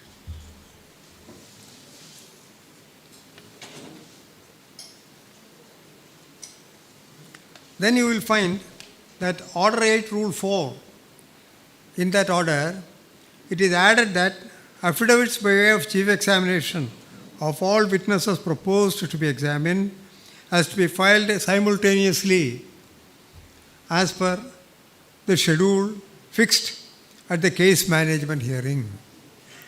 So we cannot resort to piecemeal method of filing PW 1 and 2's chief examination by way of affidavit and reserve the chief examination affidavit of PWs 3 and 4 later.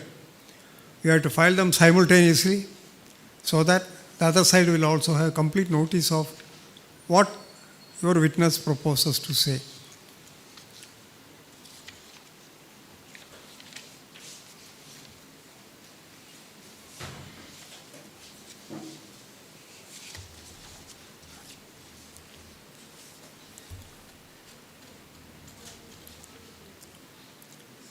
Then Order 19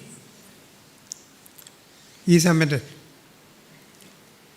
Rules 4 to 6 are added in Order 19. Rule 4 gives power to the court to control the evidence. So it's not as if you can go on ad infinitum asking all sorts of questions under the sun. The court has the power to control you. No, look here, this is irrelevant.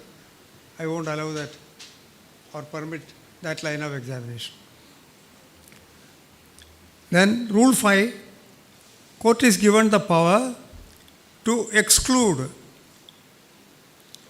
In fact, the word used is redact any portion of the chief examination by affidavit for reasons to be recorded.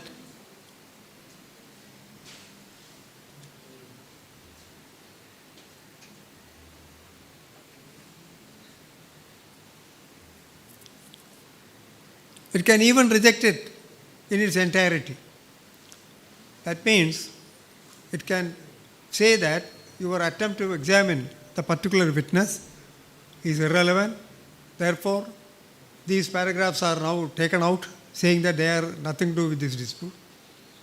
Or the court can even go to the extent of saying that the whole of this affidavit has no relevance to the litigation before me, or the point that is at issue before me, and therefore I am going to reject the whole thing. So this is a power which the court has. It compels you to ensure that you stick to what is really necessary for the support of your case as you see it. Then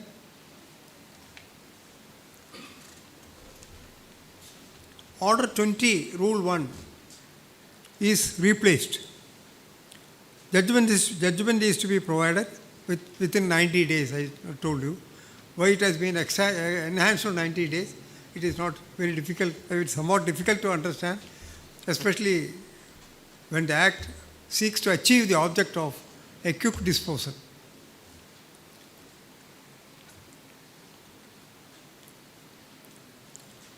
Now, I have not come to the crux, and that is, what is a commercial dispute? I thought that before that, I should address you on the procedural aspects with which you must be more concerned, and then come to that. But before I do that, two other sections in the Act have to be noticed. We have noticed a section 6, that is jurisdiction of commercial court. Then section 11 clarifies that even a commercial dispute cannot be entertained if disputes of that nature are barred from a civil court's jurisdiction by any law for the time being in force. So suppose, say for example, take the Arbitration and Conciliation Act. Now you cannot file a suit in respect of a contract which contains an arbitration clause. your remedy lies in going to the court under section 11. If the other party is not agreeable for appointment of an arbitrator or a tribunal, and then get an order from the High Court in terms of section 11, appointing a tribunal or a judge as an arbitrator, and then proceed. So the Arbitration Act clearly says that no suit will lie. This Act also specifies that if that is a provision available in that Act, then you cannot approach the commercial court, saying that no, this is notwithstanding anything contained. Therefore, I am coming here and this is a commercial dispute. So why are you bothered whether there is an arbitration clause or no arbitration clause, or whether I have invoked it or not invoked it? So that you cannot say. Because if the Arbitration Act bars your suit, and therefore the bar equally applies here. That's what Order 20 says. Or rather, that's what Section 11 says. That's what Section 11 says.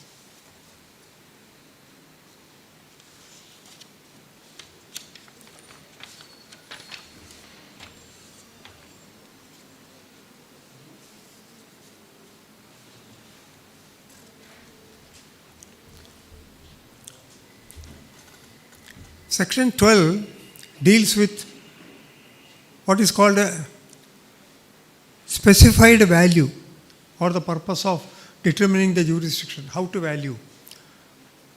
You have to value, basically, you have to value every dispute at the amount involved with interest thereon till the day, just like we do in a money suit, or the market value of whatever is the subject matter. Now, under our Court Fees Act, for example, there is a fiction that you sue a tenant for eviction from a premises. I think the provision is that you need to value it only 1 year's rent, whatever may be the market value. Now, that will not pass here. In that suit, if it is a commercial suit, you have to show the valuation and as the market value of the property. And therefore, the fictions or methods of calculating the valuation in our general dispensation cannot control the determination of the value in terms of Section 12 that is provided by Section 12.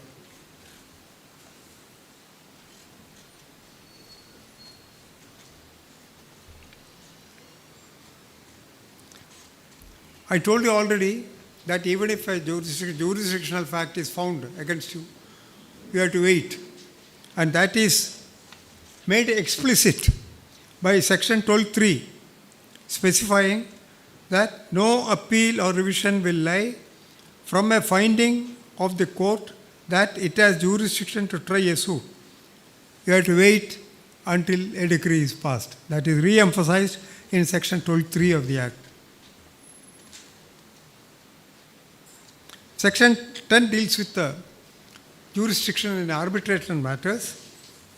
Then there it is provided that all applications lie to the commercial court. Appeal lies to the commercial appellate court. The consequence is that whatever may be the value, whatever may be the amount involved in an arbitration, whoever might have been the arbitrator, be it 3 retired Chief Justices of Supreme Court, an application to set aside that award under Section 34 will lie before the subordinate judges court, which is the commercial court. And an appeal under Section 37 of the Arbitration and Conciliation Act from the decision of the subordinate judge will lie to the district court. So even if the subject matter of an arbitration is, say, 150 crores, the whole thing stops at the district court level. This is a significant provision. And if I remember right, Justice Nariman in the Supreme Court has said that arbitration law is a substantive law, but the procedural law is the Commercial Courts Act. And therefore, when you want to exercise that right, you have to proceed follow the procedure laid down here. So there is no question of you are invoking the jurisdiction of the district court under section 34. You have to go to the subordinate court, commercial court, get a decision, and if you agree, file an appeal, if an appeal lies, to the district court.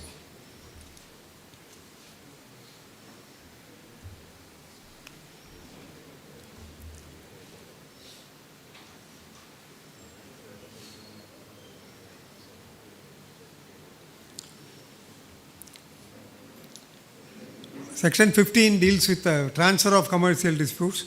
It also refers to the Section 34 application. Wherever it is pending, it has been sent down to the commercial court.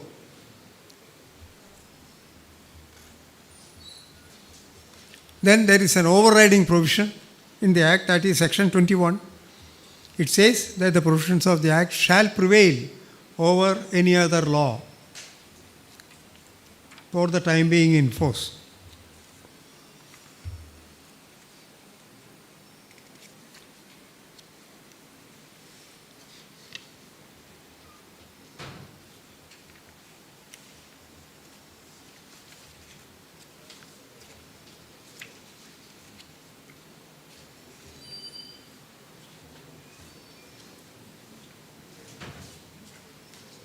I'll just read that before I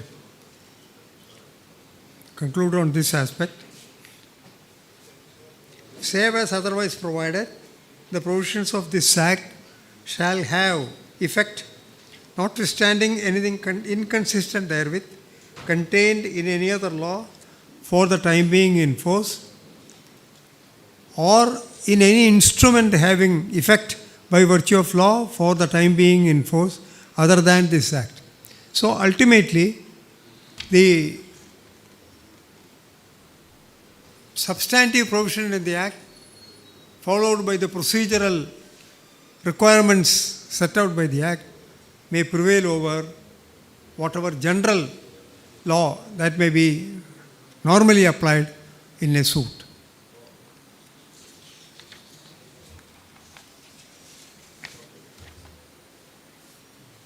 Now, this takes us to the other aspect,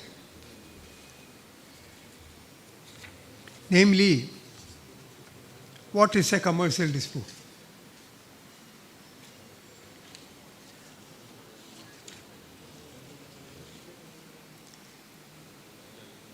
Section 21C of the Act defines what is a commercial dispute.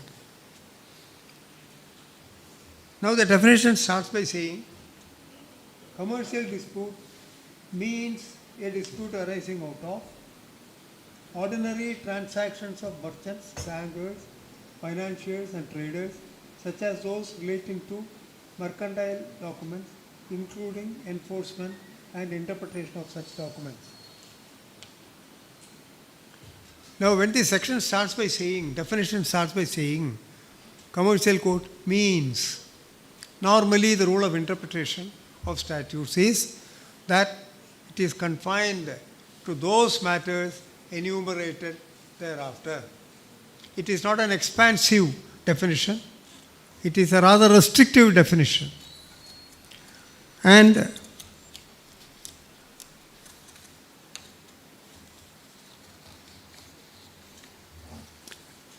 as I said, means is normally a confining definition.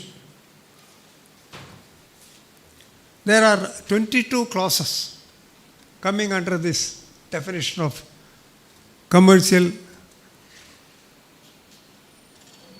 dispute means. There are 22 headings under which all the disputes will come under this commercial dispute definition.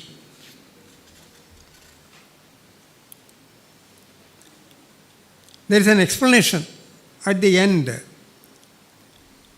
to the effect that a commercial dispute shall not cease to be one if it also involves recovery of immovable property, or that one of the parties to the suit is the state or its instrumentality.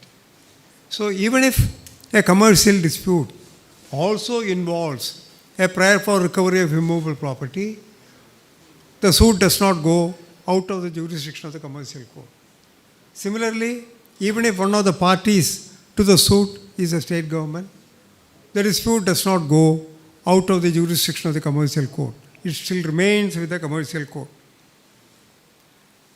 Now let us look at those clauses.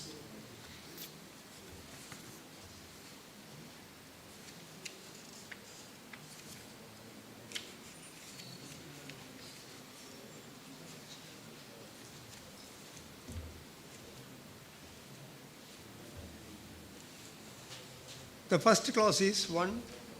Ordinary transactions of merchants, bankers, financiers, and traders, such as those relating to mercantile documents, including enforcement and interpretation of such documents.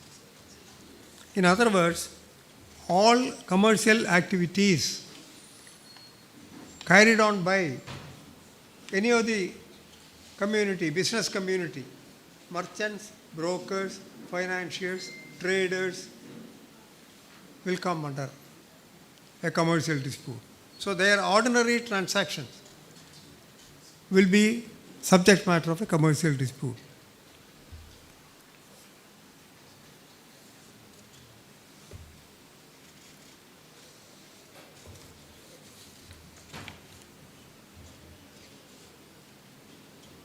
Then export and import of merchandise or services. Not much comment is required, fairly clear, the clause. Then issues relating to admiralty and maritime law, there also. Then transactions relating to aircraft, aircraft engines, aircraft equipment and helicopters, including sale, leasing and financing of the same. So anything relating to any transaction relating to aircrafts will come under a commercial dispute. Then carriage of goods, the matter covered by the Carriage of Goods Act, that will come here. Then construction and infrastructure contracts, including tenders. Even the tender, floating of a tender, acceptance of a tender in relation to construction or infrastructure contract, that will also come as a commercial dispute. Then agreements relating to immovable property used exclusively in trade or commerce. Now this is somewhat not very clear. Thank you. Agreements relating to immovable property used exclusively in trade or commerce. Now the general position adopted by the Supreme Court also in Ambalal is that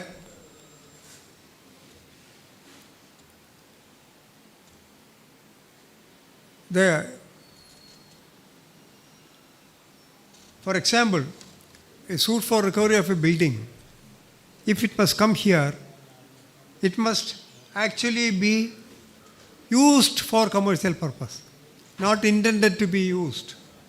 That is, in a case where agreement for specific performance, agreement for sale is entered into in respect of a premises where a business is running, and the party, one of the parties had to file a suit for specific performance, then that suit will lie in the commercial court because it relates to the sale of immovable property that is being used for commercial purpose. Now, the courts have said that intending to be used or in future that may be used will not come within this clause. Therefore, if it is merely an agreement for sale of a building with a view to start a business, it will not qualify as a commercial dispute. That position seems to be now fairly clear in the light of what Supreme Court said, affirming the Gujarat High Court in that behalf. Then franchising agreements, then distribution and licensing agreements, then joint venture agreements, shareholders agreements, subscription and investment agreements pertaining to services, industry including outsourcing of services and financial services, then mercantile agency and mercantile usage, partnership agreements, technology development agreements, intellectual property rights relating to registered and unregistered trademarks, copyright, patent, design, domain names, geographical indications, and semiconductor integrated circuits. This is all comprehensive pertaining to, so for example, you cannot file your suit, or rather your suit for enforcing a trademark, or your suit for damages for passing off and for injunction, they will all lie before the commercial court. So whether it is a tortious liability or a contractual liability arising out of these transactions, they will now lie before the commercial court.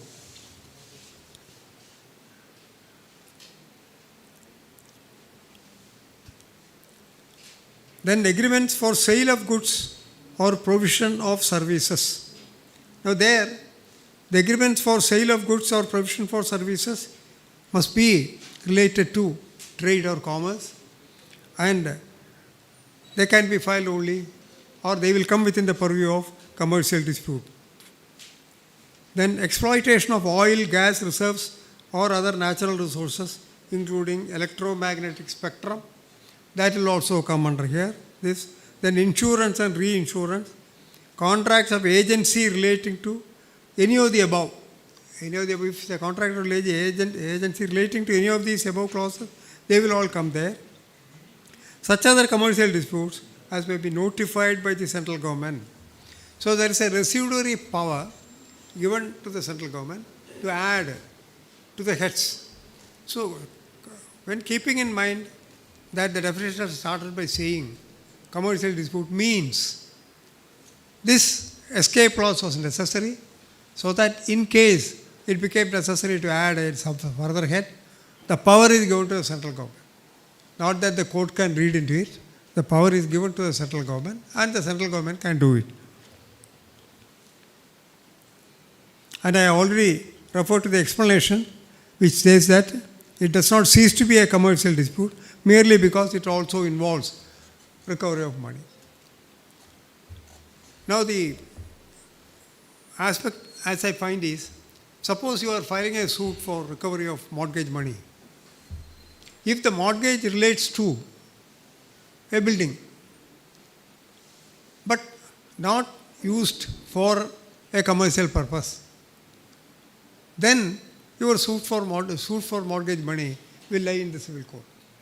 But the moment that mortgage is executed, it is secure, an amount borrowed for the purpose of trade, then the suit on that mortgage will come in the commercial court.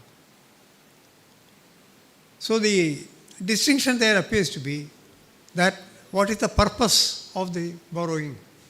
What are you securing by the mortgage? If you are securing merely what you have borrowed, then ordinary court.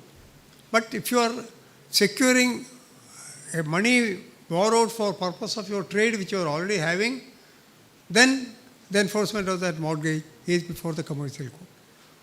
In that region, probably there may be scope for further consideration by the courts and ultimately decisions on when it will lie and when it will not lie in such rare occasions. But otherwise, the clauses are fairly exhaustive, fairly clear. And the first clause is all comprehensive. Any dealing of a merchant, a banker. So, if you have executed a mortgage to a bank and borrowed money for your general purposes or your personal need, then the suit will not lie in the commercial court. But if that borrowing is for the purpose of your trade you are having, and you secure that borrowing by executing a mortgage, say for overdraft account, then that suit will lie before the commercial. So the distinction is there between suits for enforcement of mortgage or recovery of money, if that money is not used for purpose of trade. And in case it is used for purpose of trade, then the suit will come before the commercial court. I find that this is the general conspectus of this act. Now we have to experience how things go. But one thing is clear, that the idea behind it is to expedite the decision in commercial suits, and that is something we can achieve only by the bench and the bar cooperating and trying to adhere to the time schedule fixed in the Act. And I don't think it helps that all the subordinate judges call these commercial suits just like along with the other suits and fixed dates and things like that.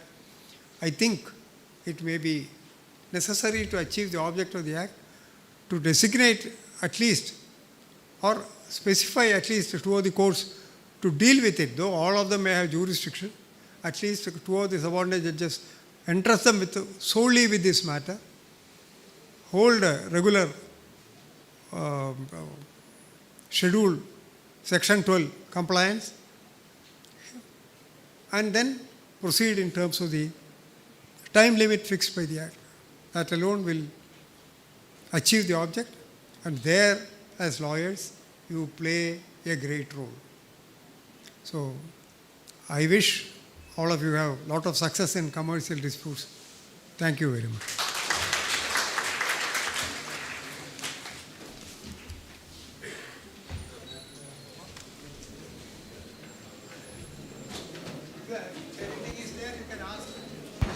It's time for an interaction. Honorable Justice wants to interact with the audience. Anybody? Please feel free to discuss any point of interest.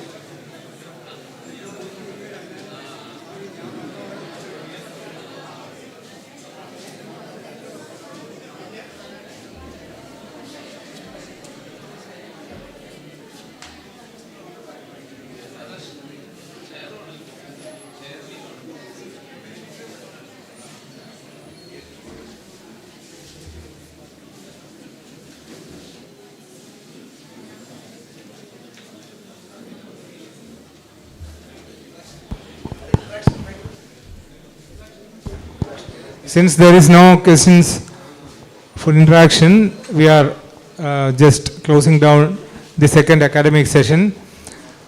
On behalf of the organizing committee, we request Advocate Pramod SK, Chairman, Enrollment Committee and Member, Seminar Committee, Bar Council of Kerala, to hand over a memento as a token of love and appreciation from all the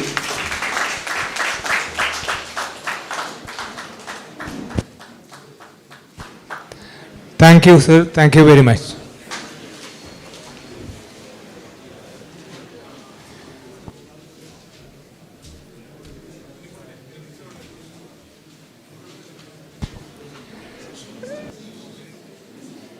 the academic sessions are over. Now, valedictory function. We request the following dignitaries to occupy the dais.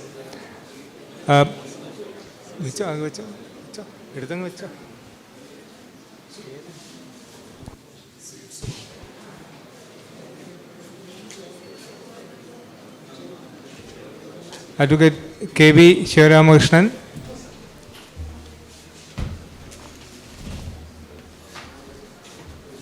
Mr. Justice Retired P.K. Balasubramanian, Court of Kerala, and Justice Muhammad Nias. Please come to the stage. Honorable District and Sessions Judge. Camera. Grisha.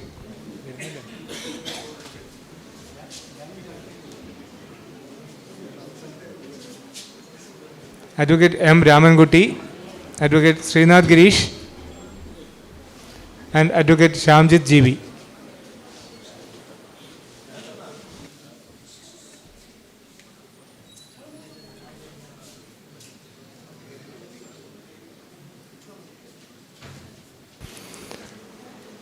Welcome address in valedictory function by Advocate K.B. Shivaramakrishnan, President, Calicut Bar Association and Chairman, Organizing Committee.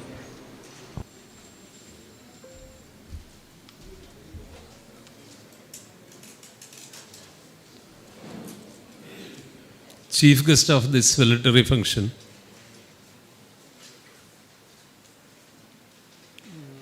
Sri Muhammad Nias, Judge, High Court of Kerala, District Judge Pradeep Kumar Sir, members of the Bar Council of Kerala, dignitaries on and off the dais, delegates who listen to these two classes from 10 o'clock onwards, my dear friends, senior lawyers. ഇന്ന് നമ്മൾ 2 class ആണ് ഇന്ന് രാവിലെ മുതൽക്ക് ഉണ്ടായിരുന്നത്. First class artificial ഇൻ്റലിജൻസിനെ സംബന്ധിച്ചായിരുന്നു. അത് 1.5 മണിക്കൂറോളം നമ്മൾക്ക് നീണ്ടു നിന്നു. അതിൽ ഇൻറ്ററാക്റ്റീവ് സെഷനും ഉണ്ടായിരുന്നു. നമ്മളെ പണ്ട് പഠിച്ചതും പിന്നീട് പ്രയോഗിച്ചു വരുന്നതുമായ Rylands and Fletcher, Donoghue versus Stevenson, അതെല്ലാം ഇന്ന് നമ്മൾ റീവൈൻഡ് ചെയ്തു കംപ്ലീറ്റ്. അദ്ദേഹം ഇൻട്രാക്ഷൻ്റെ ഭാഗമായിട്ട് നമ്മളെ പല അംഗങ്ങളും വളരെ വൈസായിട്ടുള്ള പല ചോദ്യങ്ങൾ ചോദിച്ചു. എനിവേ അത് വളരെ ഇൻട്രസ്റ്റിംഗ് ആയിട്ടുള്ളൊരു ക്ലാസ്സായിരുന്നു. അതിനുശേഷം നടന്ന 2ാമത്തെ ക്ലാസ് കമേഴ്സ്യൽ കോഡ്സ് ആയിരുന്നു. കമേഴ്സ്യൽ കോഡ്സ് ഈ സമയത്ത് അത് വളരെ പ്രധാനപ്പെട്ടൊരു വിഷയമായി മാറിയിരിക്കുകയാണ്. സാറ് ബാലസുബ്രഹ്മണ്യം സാറ് ഈ സബ്ജക്റ്റ് തിരഞ്ഞെടുക്കാൻ കാരണം അദ്ദേഹത്തിന് ഇത് നല്ല ഒരു പഠിക്കണം എന്നുള്ള ആഗ്രഹത്തോട്. സാറെ നോട്ട്സ് ഞാൻ കണ്ടു. അതിൽ ഹാൻഡ് റിട്ടൺ, ടൈപ്പിഡിന് പുറമെ ഹാൻഡ് റിട്ടൺ നോട്ട്സും കുറേ ഉണ്ട്. അതിൽ സാറ് കുറച്ച് ജഡ്ജ്മെൻറ്റ്സും കളക്ട് ചെയ്തിരുന്നു. അത്ര വാസ്റ്റായിട്ടാണ് അദ്ദേഹം നമുക്ക് ക്ലാസ് എടുത്തത്. അദ്ദേഹം തന്നെ ഒരു ടോപ്പിക്ക്, നമുക്ക് ഏറ്റവും അത്യാവശ്യമായ ഒരു ടോപ്പിക്കാണ് തിരഞ്ഞെടുത്തത്. അദ്ദേഹത്തിൻ്റെ ഇൻട്രിക്കസീസ്, അതായത് കമേഴ്സ്യൽ കോർട്ട് ഒരു എക്സ്പീഡിയസ് ട്രയലിന് വേണ്ടിയിട്ടാണ് ഉദ്ദേശിച്ചതെങ്കിലും പക്ഷേ അത് അവസാനമെത്തിയപ്പോൾ ഒരു സാധാരണ ഒരു ട്രയൽ കോർട്ട് വിഷയമാണ് മാറുകയാണ് ഉണ്ടായത്. എന്നിരുന്നാലും അതിൻ്റെ പോരായ്മകളും അതിൻ്റെ അഡ്വാൻറ്റേജസും നമുക്ക് അദ്ദേഹം പറഞ്ഞു തന്നു. തീർച്ചയായിട്ടും കാലിക്കറ്റ് ബാർ അസോസിയേഷന് വേണ്ടി ഞാൻ അദ്ദേഹത്തെ ഈ വാലഡറി ഫംഗ്ഷനിലേക്ക് സ്വാഗതം ചെയ്യുന്നു. നിയാസ് സാറിനെ സംബന്ധിച്ചിടത്തോളം അദ്ദേഹം ഈ ബാറിൻ്റെ ഒരു അംഗമാണ്. വളരെ കാലം നമ്മളോടൊപ്പം പ്രാക്ടീസ് ചെയ്തിരുന്ന ആളാണ്. ഇന്ന് അദ്ദേഹത്തിൻ്റെ പ്രസൻസ് നമുക്കിന്ന് വളരെ പ്രിയപ്പെട്ടതാണ്. കാരണം എന്താ വെച്ചാൽ ഇന്നത്തെ ഈ ക്ലാസ് കംപ്ലീറ്റ് 4 ക്ലാസ്സും ഒരു advocate turned legal luminaries turned judges, അതാണ് 4 പേരും. ഉള്ളത്. അതിൽ ജസ്റ്റിസ് നിയാസും ഒരാളാണ്. അദ്ദേഹത്തിൻ്റെ ഈ വലിയൊരു ഫംഗ്ഷനെത്തിയത് വളരെയേറെ ബാർ അസോസിയേഷൻ സന്തോഷിപ്പിക്കുന്നു. ബാർ കൗൺസിൽ അംഗങ്ങളായ രാമൻകുട്ടി സാറ്, ഗിരീഷ്, നമ്മളെ വോട്ട് ഓഫ് താങ്ക്സ് അർപ്പിക്കുന്ന ശ്യാംജിത്ത് സാറ്, നമ്മുടെ district judge Pradeep Kumar sir, എല്ലാവരും രാവിലെ മുതൽക്ക് തന്നെ നമ്മൾ ഈ ഫംഗ്ഷനിലുണ്ട്. ഞാൻ കൂടുതൽ ദീർഘിപ്പിക്കുന്നില്ല. എല്ലാവരെയും ഈ വെലിറ്ററി ഫംഗ്ഷനിലേക്ക് സ്വാഗതം ചെയ്തുകൊണ്ട് നിർത്തുന്നു. Thank you. Jai Hind. Mohammad Nia CP graduated from Government Law College, Kozhikode, and started his practice in 1995 as a member of Calicut Bar Association. He was a junior to eminent lawyer of Calicut, late Advocate Ramankuti Nair. He started his independent practice in 2003 and he shifted his practice to Kerala High Court. While practicing, he served as a standing counsel for Calicut University, State Cooperative Union, Kerala State Rubber Cooperative Union, that's RUBCO, Greater Cochin Development Authority, etc. He was appointed as Additional Judge of High Court of Kerala on 11th August 2021.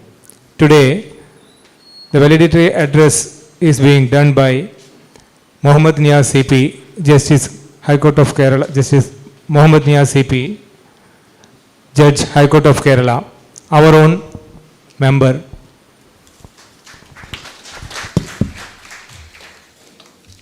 Good afternoon. Brother Justice Balasubramaniam, Principal District Judge Sri Pradeep, other judicial officers of the district, senior members of the bar, younger members of the bar, and everyone present here. I'm really happy to be here in my home bar for attending a function like this, a program which is meant to ignite the legal minds. You could not have got better persons than Justice Balasubramaniam and Justice Nageshwar Rao to deal with the subjects they spoke.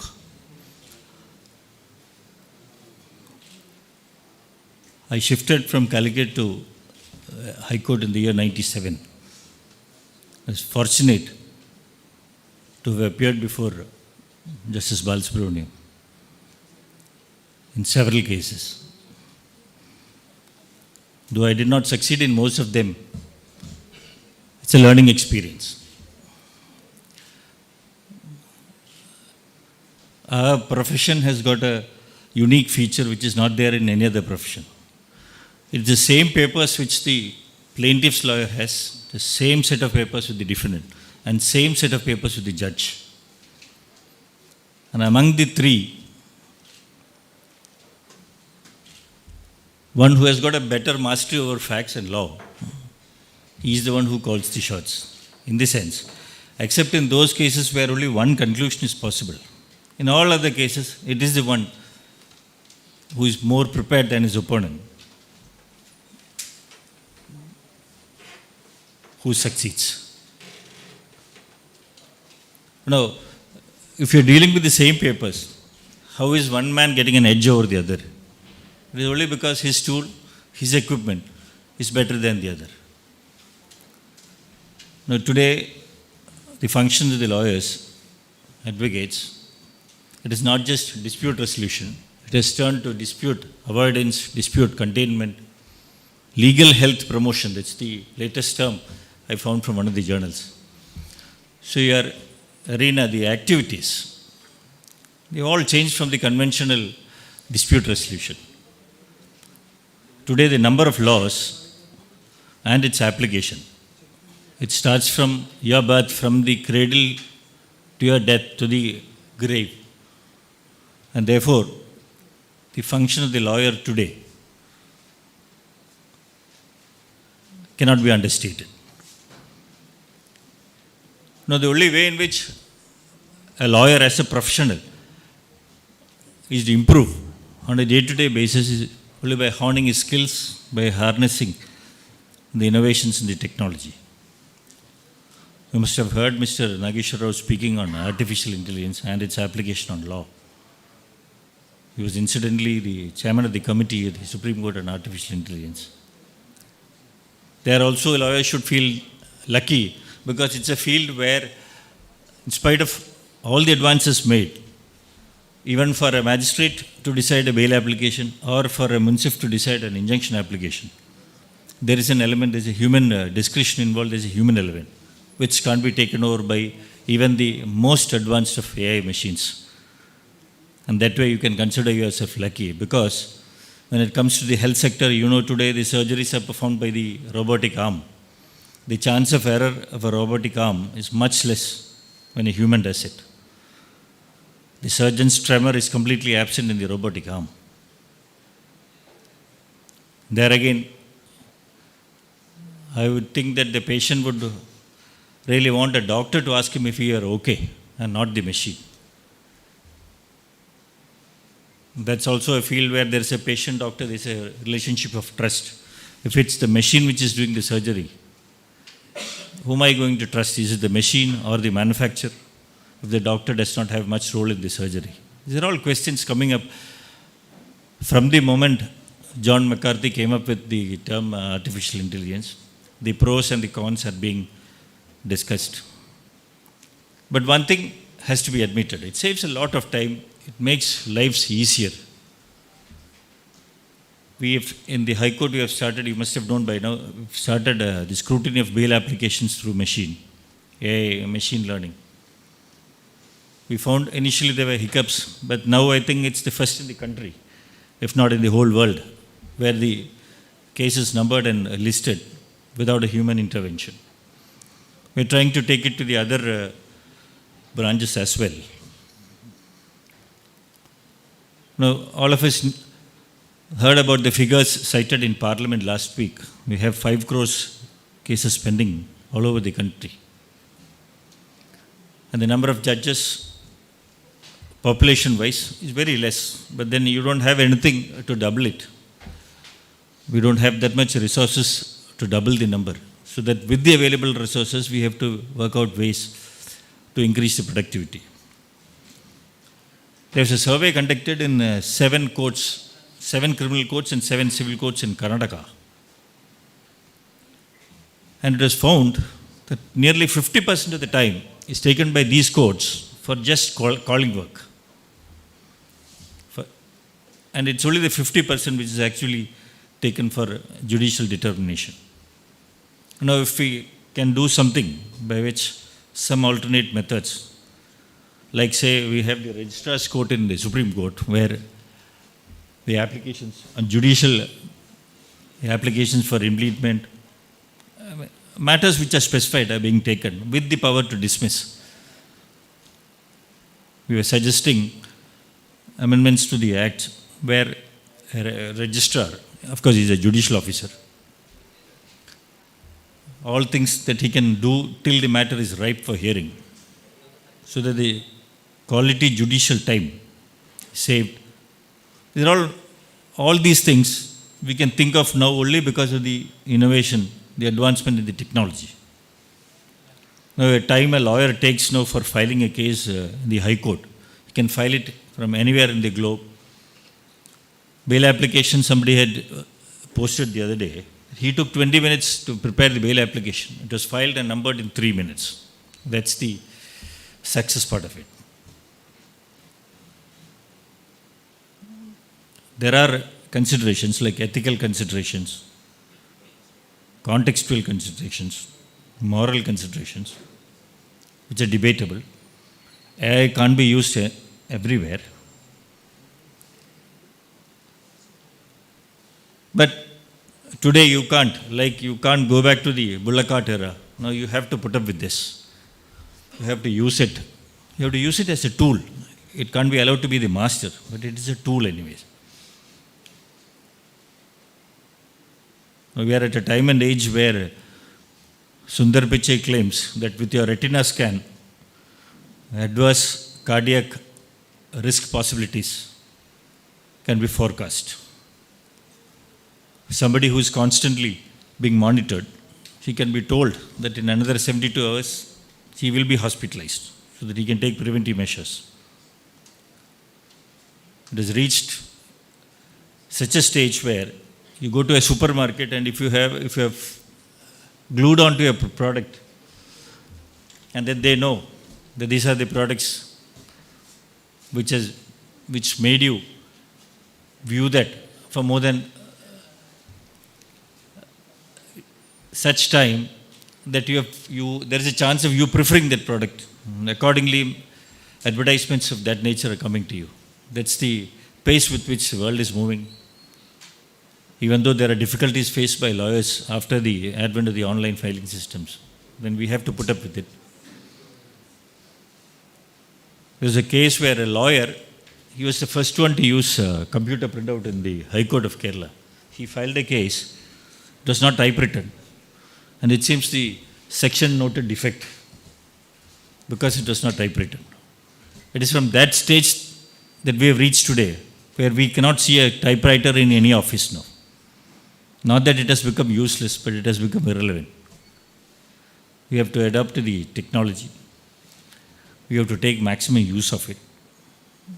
It should be the effort of all, not just the judges or the lawyers. It should be the effort of all to see that these are used so that people get justice at a faster pace.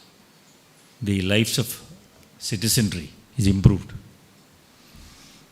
Everybody has a duty under the Constitution to strive for excellence, both individual and collectively, so that it helps the nation in all its endeavors. If that be so, the duty on the lawyers should be more than what it is for an ordinary citizen. These lecture series organized by the Bar Council and also by the Bar Association, it has to necessarily increase the skills of the lawyers. And I'm sure the younger lawyers here, they would have learned at least one new thing today after attending the both lecturers. Out of my curiosity, I'm asking, is there anyone who does not share my opinion that you have learned at least one new thing today? I should take that you have learned at least one new thing today from the two lectures. And that's the success of the function. My congratulations to the organizers for having a function like this. The Bar Council also should seriously think of having a mandatory continuing legal education class for the lawyers, making them attend fix a minimum number of classes which every lawyer will have to attend. Because if youngsters should be knowing, our cricketers, they all have achieved whatever they wanted in life. They have fame, they have money. But notwithstanding all that, even now they practice for more than 10-12 hours a day. If they can do it, where it's a sport or an entertainment, we lawyers, we're dealing with men and matters, living with human flesh and blood. We cannot have any excuse but to hone our skills, to improve our skills on a daily basis, being professionals. Your curiosity must be that of a child, to learn things. Every time you win a case or lose a case, you are learning a lesson.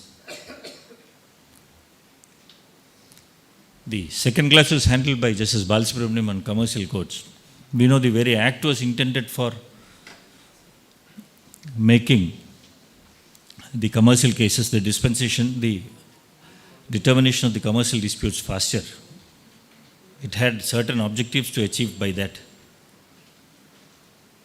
But as Justice Balasubramaniam is pointing out, lack of designated courts to exclusively deal with them, whether it has affected, whether it has achieved the objective it wanted, is a question to ponder.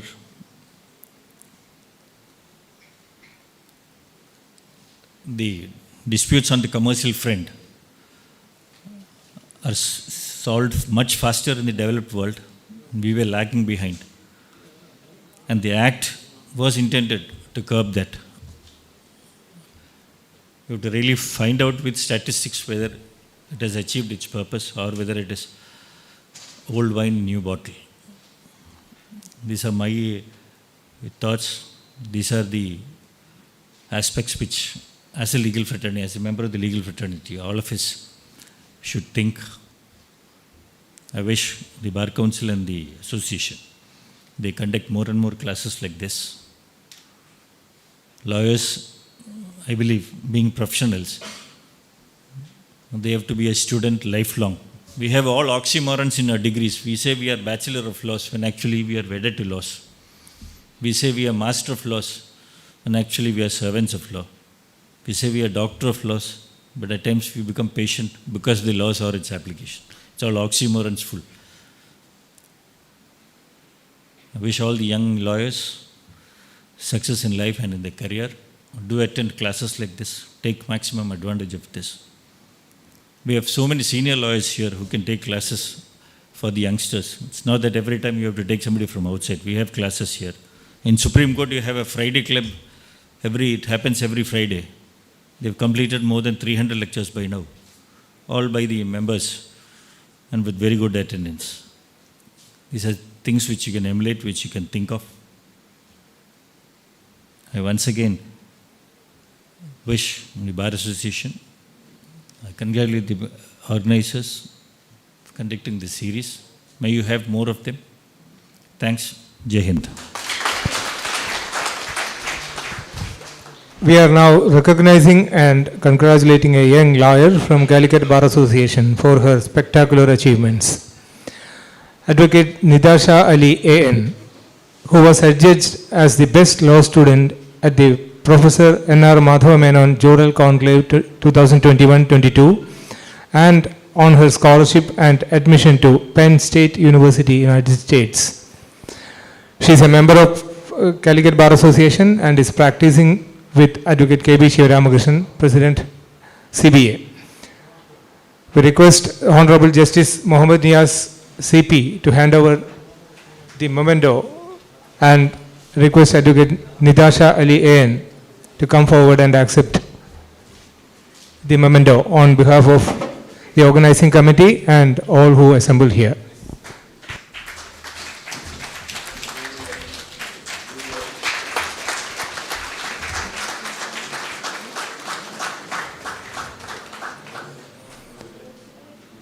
Now Nidasha Ali will address us as a reply speech and feedback and her feedback on today's sessions.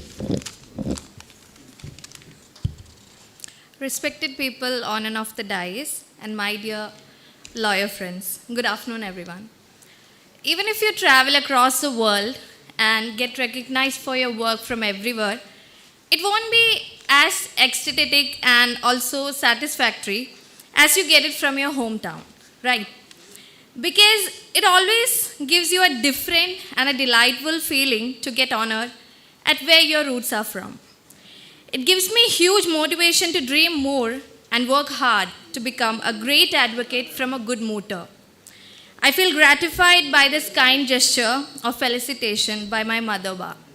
And I'd like to extend my warm gratitude to Calicut Bar Association and my senior Advocate K.B. Shivaramakrishnan sir for this felicitation. Adding on to that, I'd like to express my thankfulness for organizing an insightful session for all of us on such relevant topics. Starting from clarifying the basics about artificial intelligence, retired Honorable Justice Mr. Nagesh Rao sir took us to the complexities and challenges that AI poses and would potentially come across in the future. We were also fortunate to have an interactive session with him. And in the post-lunch session, we were enlightened by retired Honorable Justice P.K. Balasubramaniam sir on the topic Commercial Courts, Concept and Practice. Sir shared his experience and knowledge that he has gained from various dimensions of legal profession and through the designation that Sir had decorated in his career. Honorable Justice Dr. A.K. Jayashankaran Nambiar sir not only gave us insights on AI, but also became a part of the interactive session we have had. And also adding on to that, it was a very memorable moment for me to be felicitated by and also to get a chance to share the stage with Honorable Justice Mohammad Niaz sir as well. I bet that both the eminent faculty have ignited the sparks of quench for knowledge in our minds.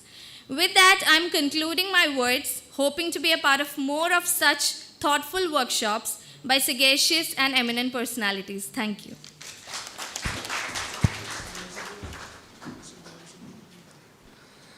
Now, participation certificates and books distribution is being inaugurated by Honorable Justice Mohammad Nia CP by handing over the certificates and books to the members who attended these sessions from Kunnamangalam Bar Association.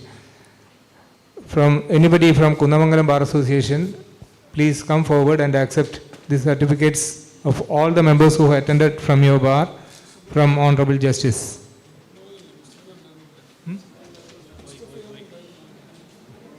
Kunnamangalam.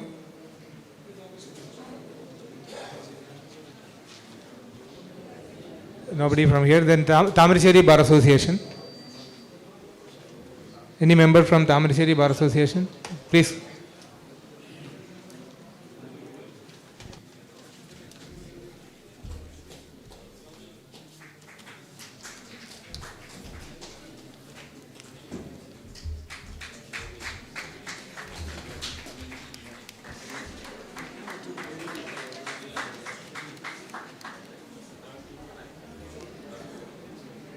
The certificates and books for members from Perambra Bar Association are absent. So Payoli Bar Association, anybody from Payoli Bar Association, please come forward and accept the certificates and books. President himself is present, so request the President Payoli Bar Association to accept.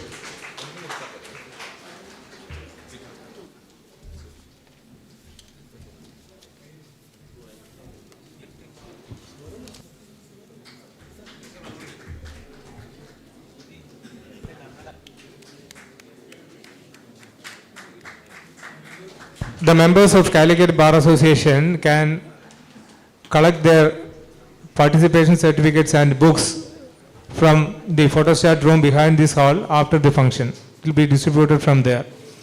Now it's time for concluding remarks by Srinath Girish, Advocate and Member, Welfare Committee, Bar Council of Kerala.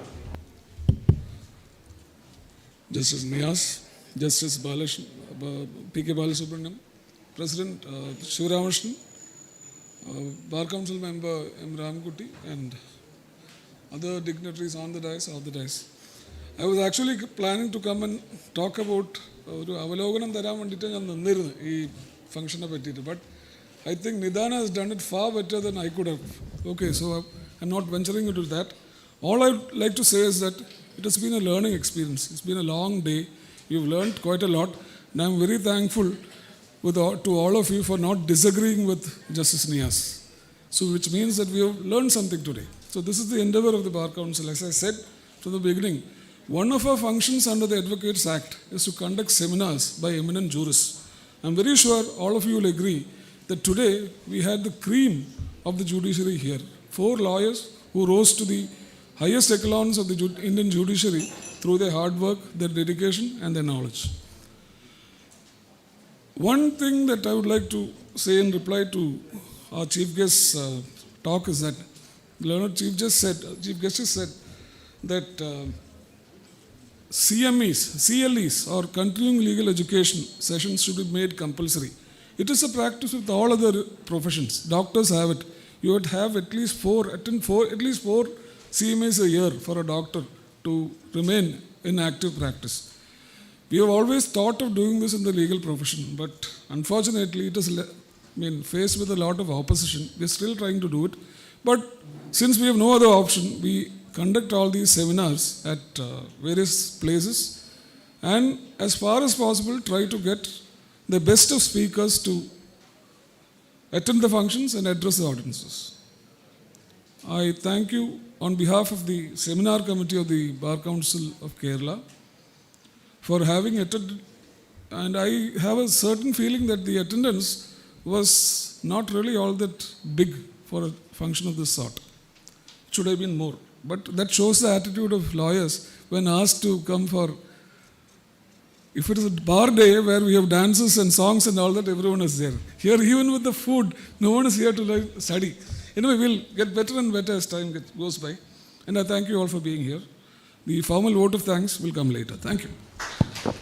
Now the President, Calicut Bar Association and Chairman, Organizing Committee will hand over a memento to Honorable Justice Mohammad Niaz CP.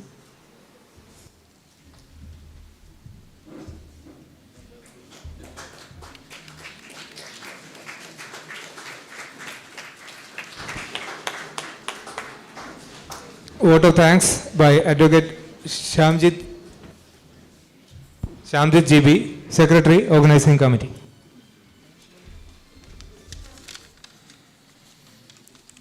Chairman of the function, Bar Association President, Advocate K.B. Shivaramarsan, the Honorable Mr. Justice Mohammad Niaz CP, Judge, High Court of Kerala, the Honorable Mr. Justice Balasubramaniam, former Judge, Supreme Court of India, District and Sessions Judge Shri Pradeep Kumar, judicial officers, Advocate Raman Kutty and Advocate Srinath Girish, members, Bar Council of Kerala, other dignitaries, and my dear friends. It's a great pleasure for me to be here to propose a vote of thanks for this highly enriching legal seminar. Our gratitude goes to the Honorable Mr. Justice Niaz CP, Judge, High Court of Kerala, for his kind words here as the chief guest for this valedictory function. We are proud that your journey in law began from this bar.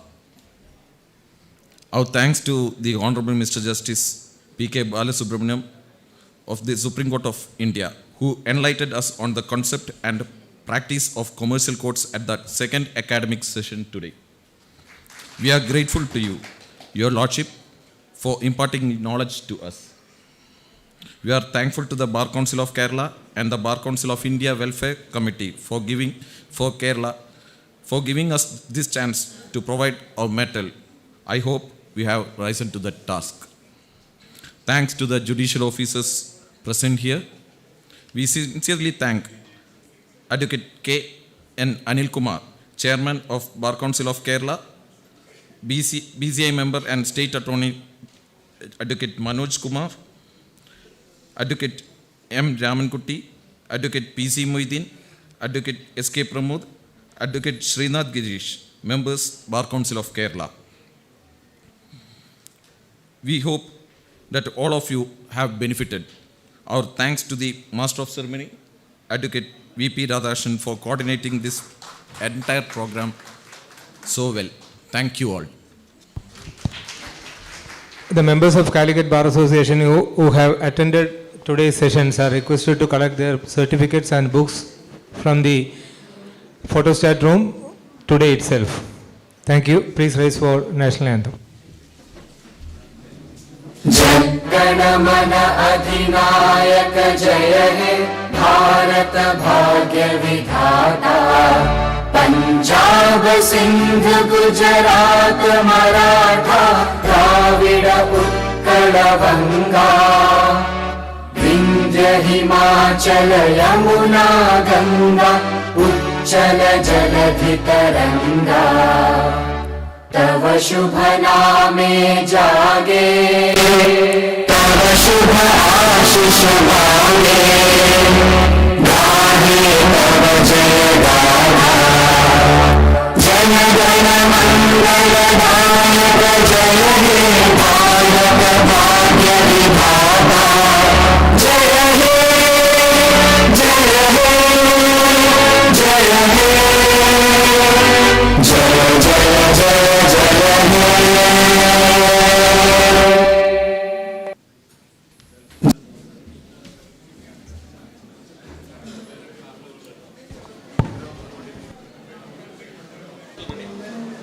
Tea and snacks are ready outside. Please collect the books before having